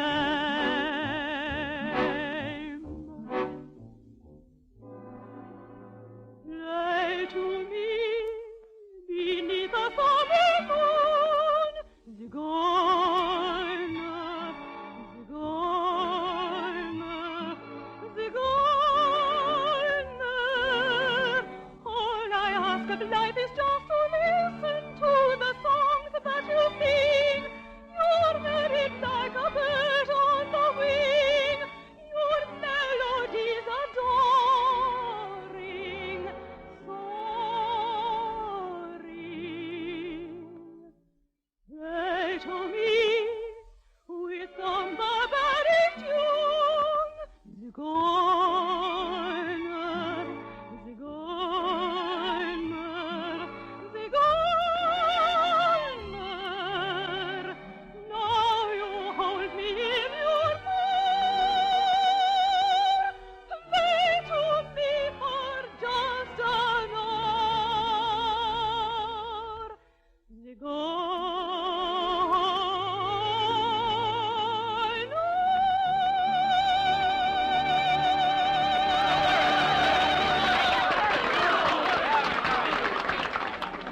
Good evening, Fraulein Shari. I believe this was our dance. Captain August, I'm very tired.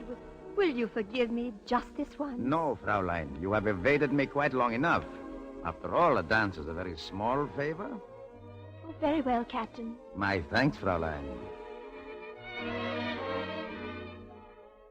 Oh, you dance beautifully, Fraulein. My husband's music sounds wonderful, doesn't it, Captain? I am not dancing with you in order to discuss the merits of your husband. Come, unbend a little. This dance does not belong to your husband. It belongs to you and me. Captain August, I must insist. Don't be such a little silly fool, Fraulein. Let me hold you close, like this.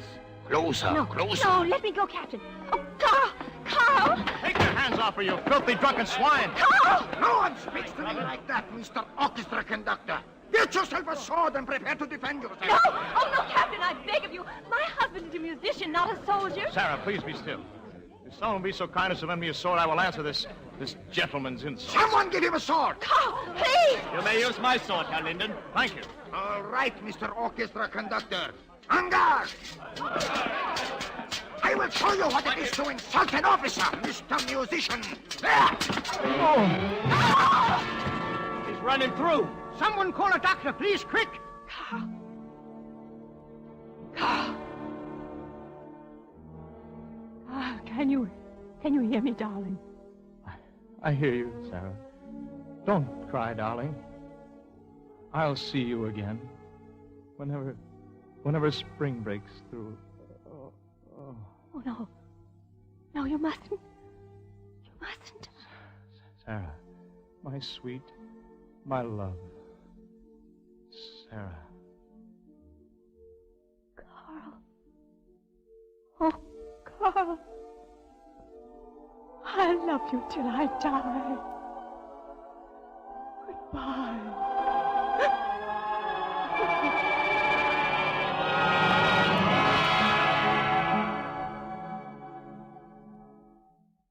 Oh, your ladyship, that's the most romantic story I've ever heard in my whole life. Vincent, I love you. Darling, do you still want me to go away with you? What a melody. Lord, what a melody. Do you mind if I try it with my band, your ladyship? No, not at all. Vincent. That's really a great tune. He's forgotten all about me for a song. Then go after him, child. Be there waiting when he turns away from the piano. He needs you. If you've found love, don't let it go away from you. For it only comes once. Only once. Thank you, your ladyship. I'll do exactly that.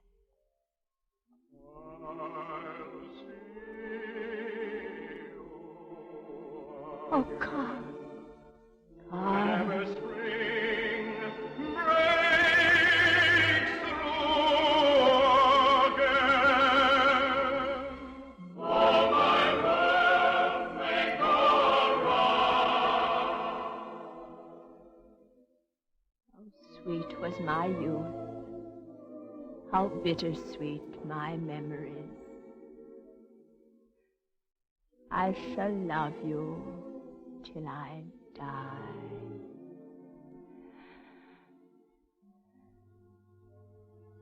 Goodbye.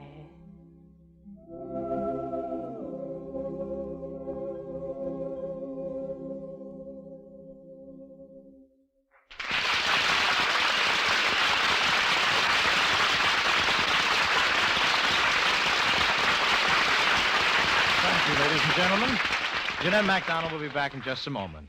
Meanwhile, this is your host, Gordon MacRae, giving a big vote of thanks to our excellent supporting cast, Jerome Cowan, Sam Hearn, Barbara Eiler, Jack Edwards, Peter Rankin, Myra Marsh, and Colleen Collins for their fine performances in Bittersweet, which was adapted for radio by Gene Holloway. And now, here's Jeanette MacDonald. Thank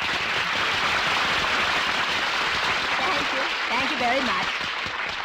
I'm so glad the Association of American Railroads invited me back to do Bittersweet. It's one of my favorite operettas. Well, Jeanette, you've chosen one of my favorites for your next appearance, The Merry Widow.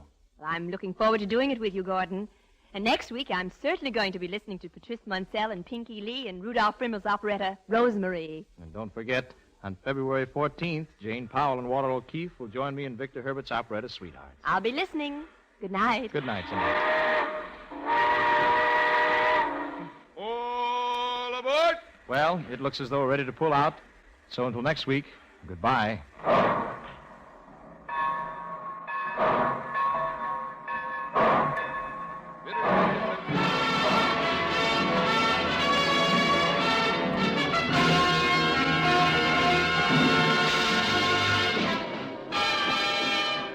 Bittersweet has been presented by special arrangement with the Tams Whitmark Music Library. Jeanette MacDonald is currently starring in the new Metro-Goldwyn-Mayer Technicolor production, The Sun Comes Up. Gordon MacRae appeared by arrangement with Warner Brothers. This is Marvin Miller speaking. The Railroad Hour is brought to you each week at this time by 132 railroads of the United States. Each one of them has its own operations and services. Each one competes keenly with others for business. But all of them work together through the Association of American Railroads for the improvement of all railroading and for better service to you.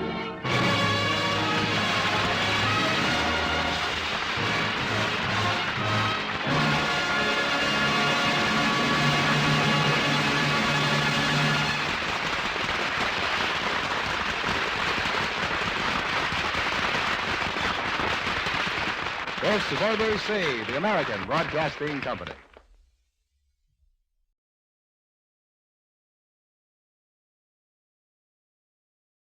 Ladies and gentlemen, the Railroad Hour.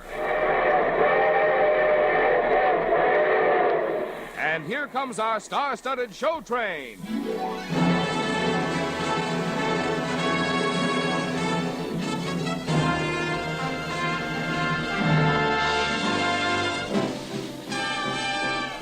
Tonight, the Association of American Railroads presents Victor Herbert's operetta, Eileen, starring Cecil Kellaway, Irene Manning, Clark Dennis, and your host, Gordon MacRae. Our choir is under the direction of Norman Luboff, and our music is arranged and conducted by Carmen Dragon.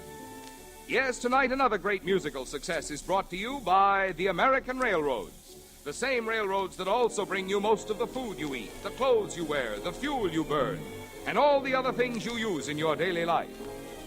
And now here is Gordon MacRae.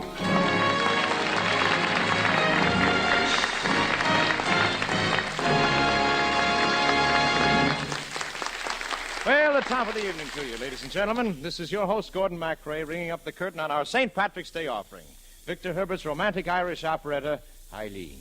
In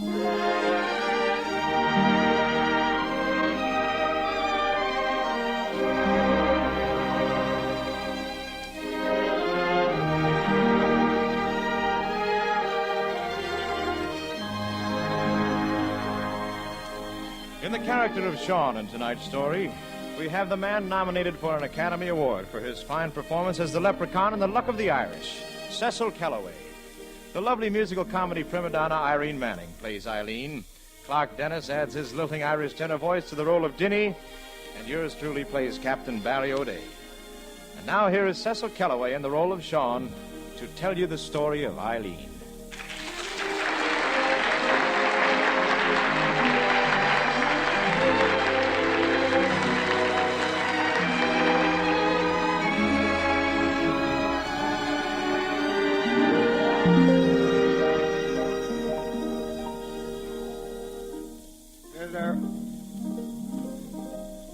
The story of Eileen begins like any Irish love story must begin, with once upon a time. So once upon a time in Ireland, there was a boy and there was a girl. And I'm going to tell you what happened to them just as I saw them in my own eyes. It was in the days of the Irish Rebellion, and I was engaged somewhat illegally with a band of smugglers. I can hear them singing now as they march back from the sea. Come then, fill a pot to fill up and we'll drink a room. Traloo, traloo, we trade in a misty moon. Traloo, traloo, traloo, we trade in a misty moon.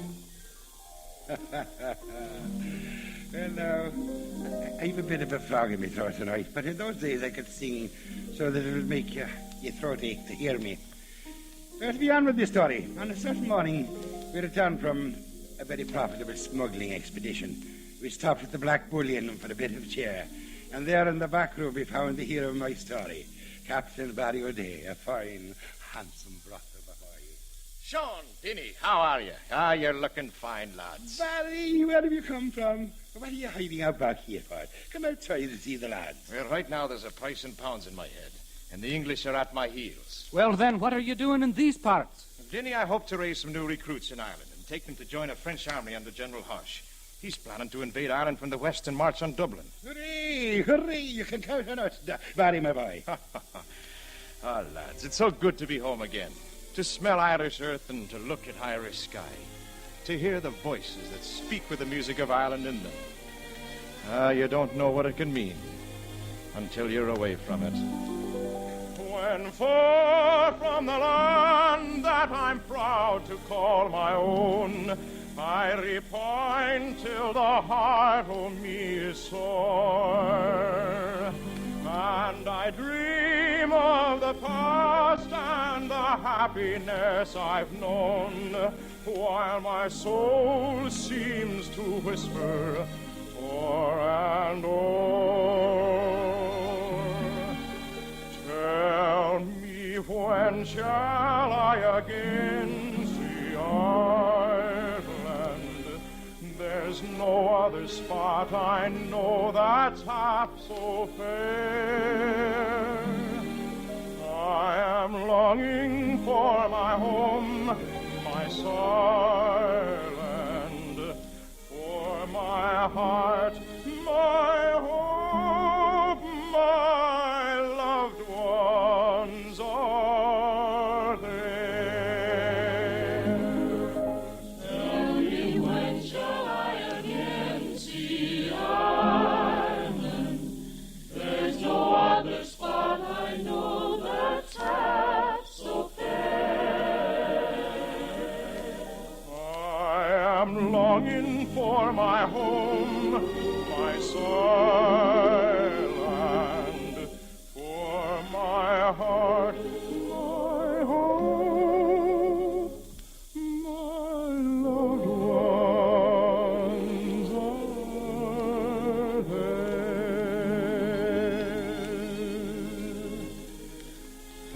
Yes, lads. Who is it? It's good to be home. Who is it? Me, Rosie. Oh, come in, lad. Can I be getting a bit more breakfast, Mr. O'Day? Well, thank you, Rosie. Will you join me, lads? Of course we will. Rosie, me darling, Well, what is it now, Dinny? I picked up a necklace last night that's just the colour of your eyes. And 'tis yours for a kiss. Thank you kindly, Dinny Doyle, but I have a necklace. I'll be in with your breakfast as quickly as possible, Captain O'Day. Thank you, Rosie.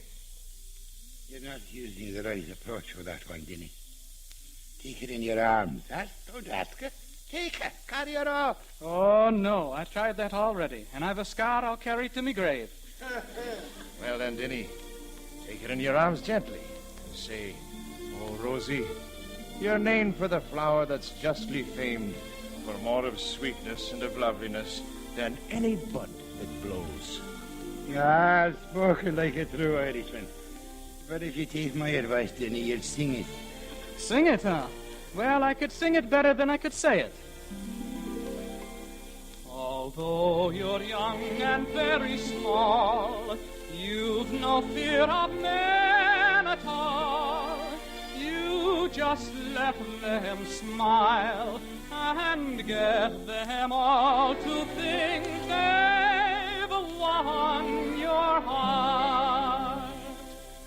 They all try to steal a kiss, but when that has gone amiss, each one cries and lies and sighs, "I love you so,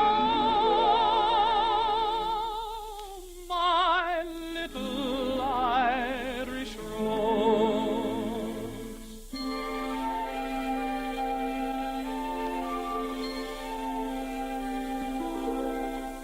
Ah, Rosie, you're named for the flower that's justly famed for more of sweetness and of loveliness than any bud that blows. But sure there's a thorn in my heart when you are scorning it, for 'tis your love I'm dreaming of, my little Irish rose.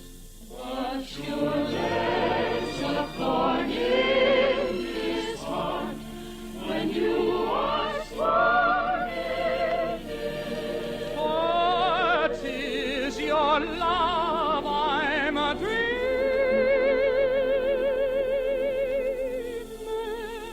of, my little Irish rose. That's the way to tell her. I couldn't do it better myself. Nor could I. Have you ever been in love, Barry? No, Dinny. I don't intend to fall in love. I have only time for one love right now, and that's Ireland.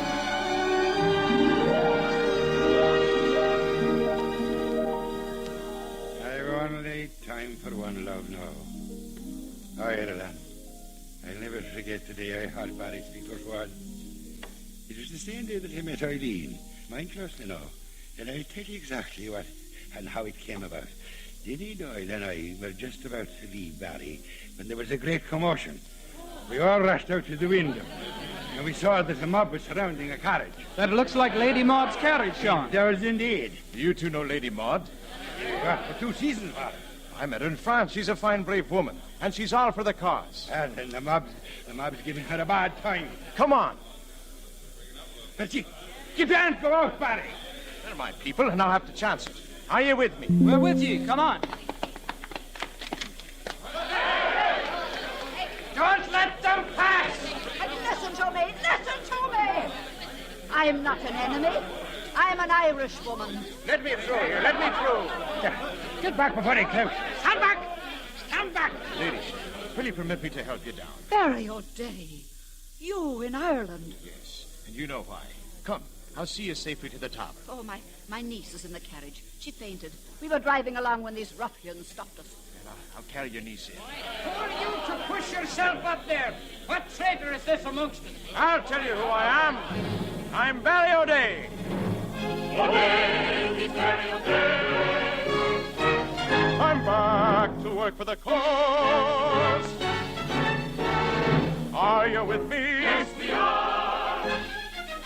It looked never so bright. Well, then we will fight. That's the spirit I love, for the time is at hand.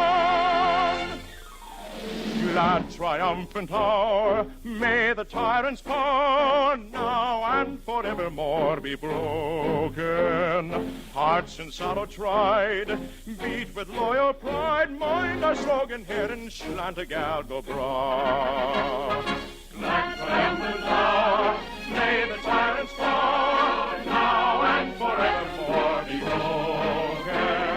Hearts in sorrow tried, beat with loyal pride, mind our slogan, Erin Santiago.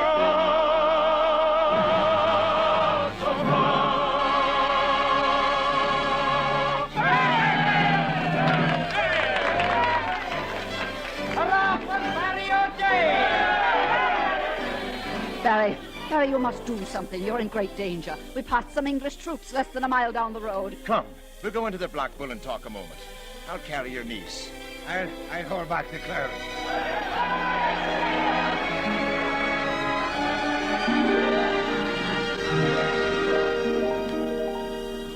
That's the day I'll never forget. When I dismissed the crowd and walked outside, and there was the two of them. Barry and it had his arm around Eileen. He was holding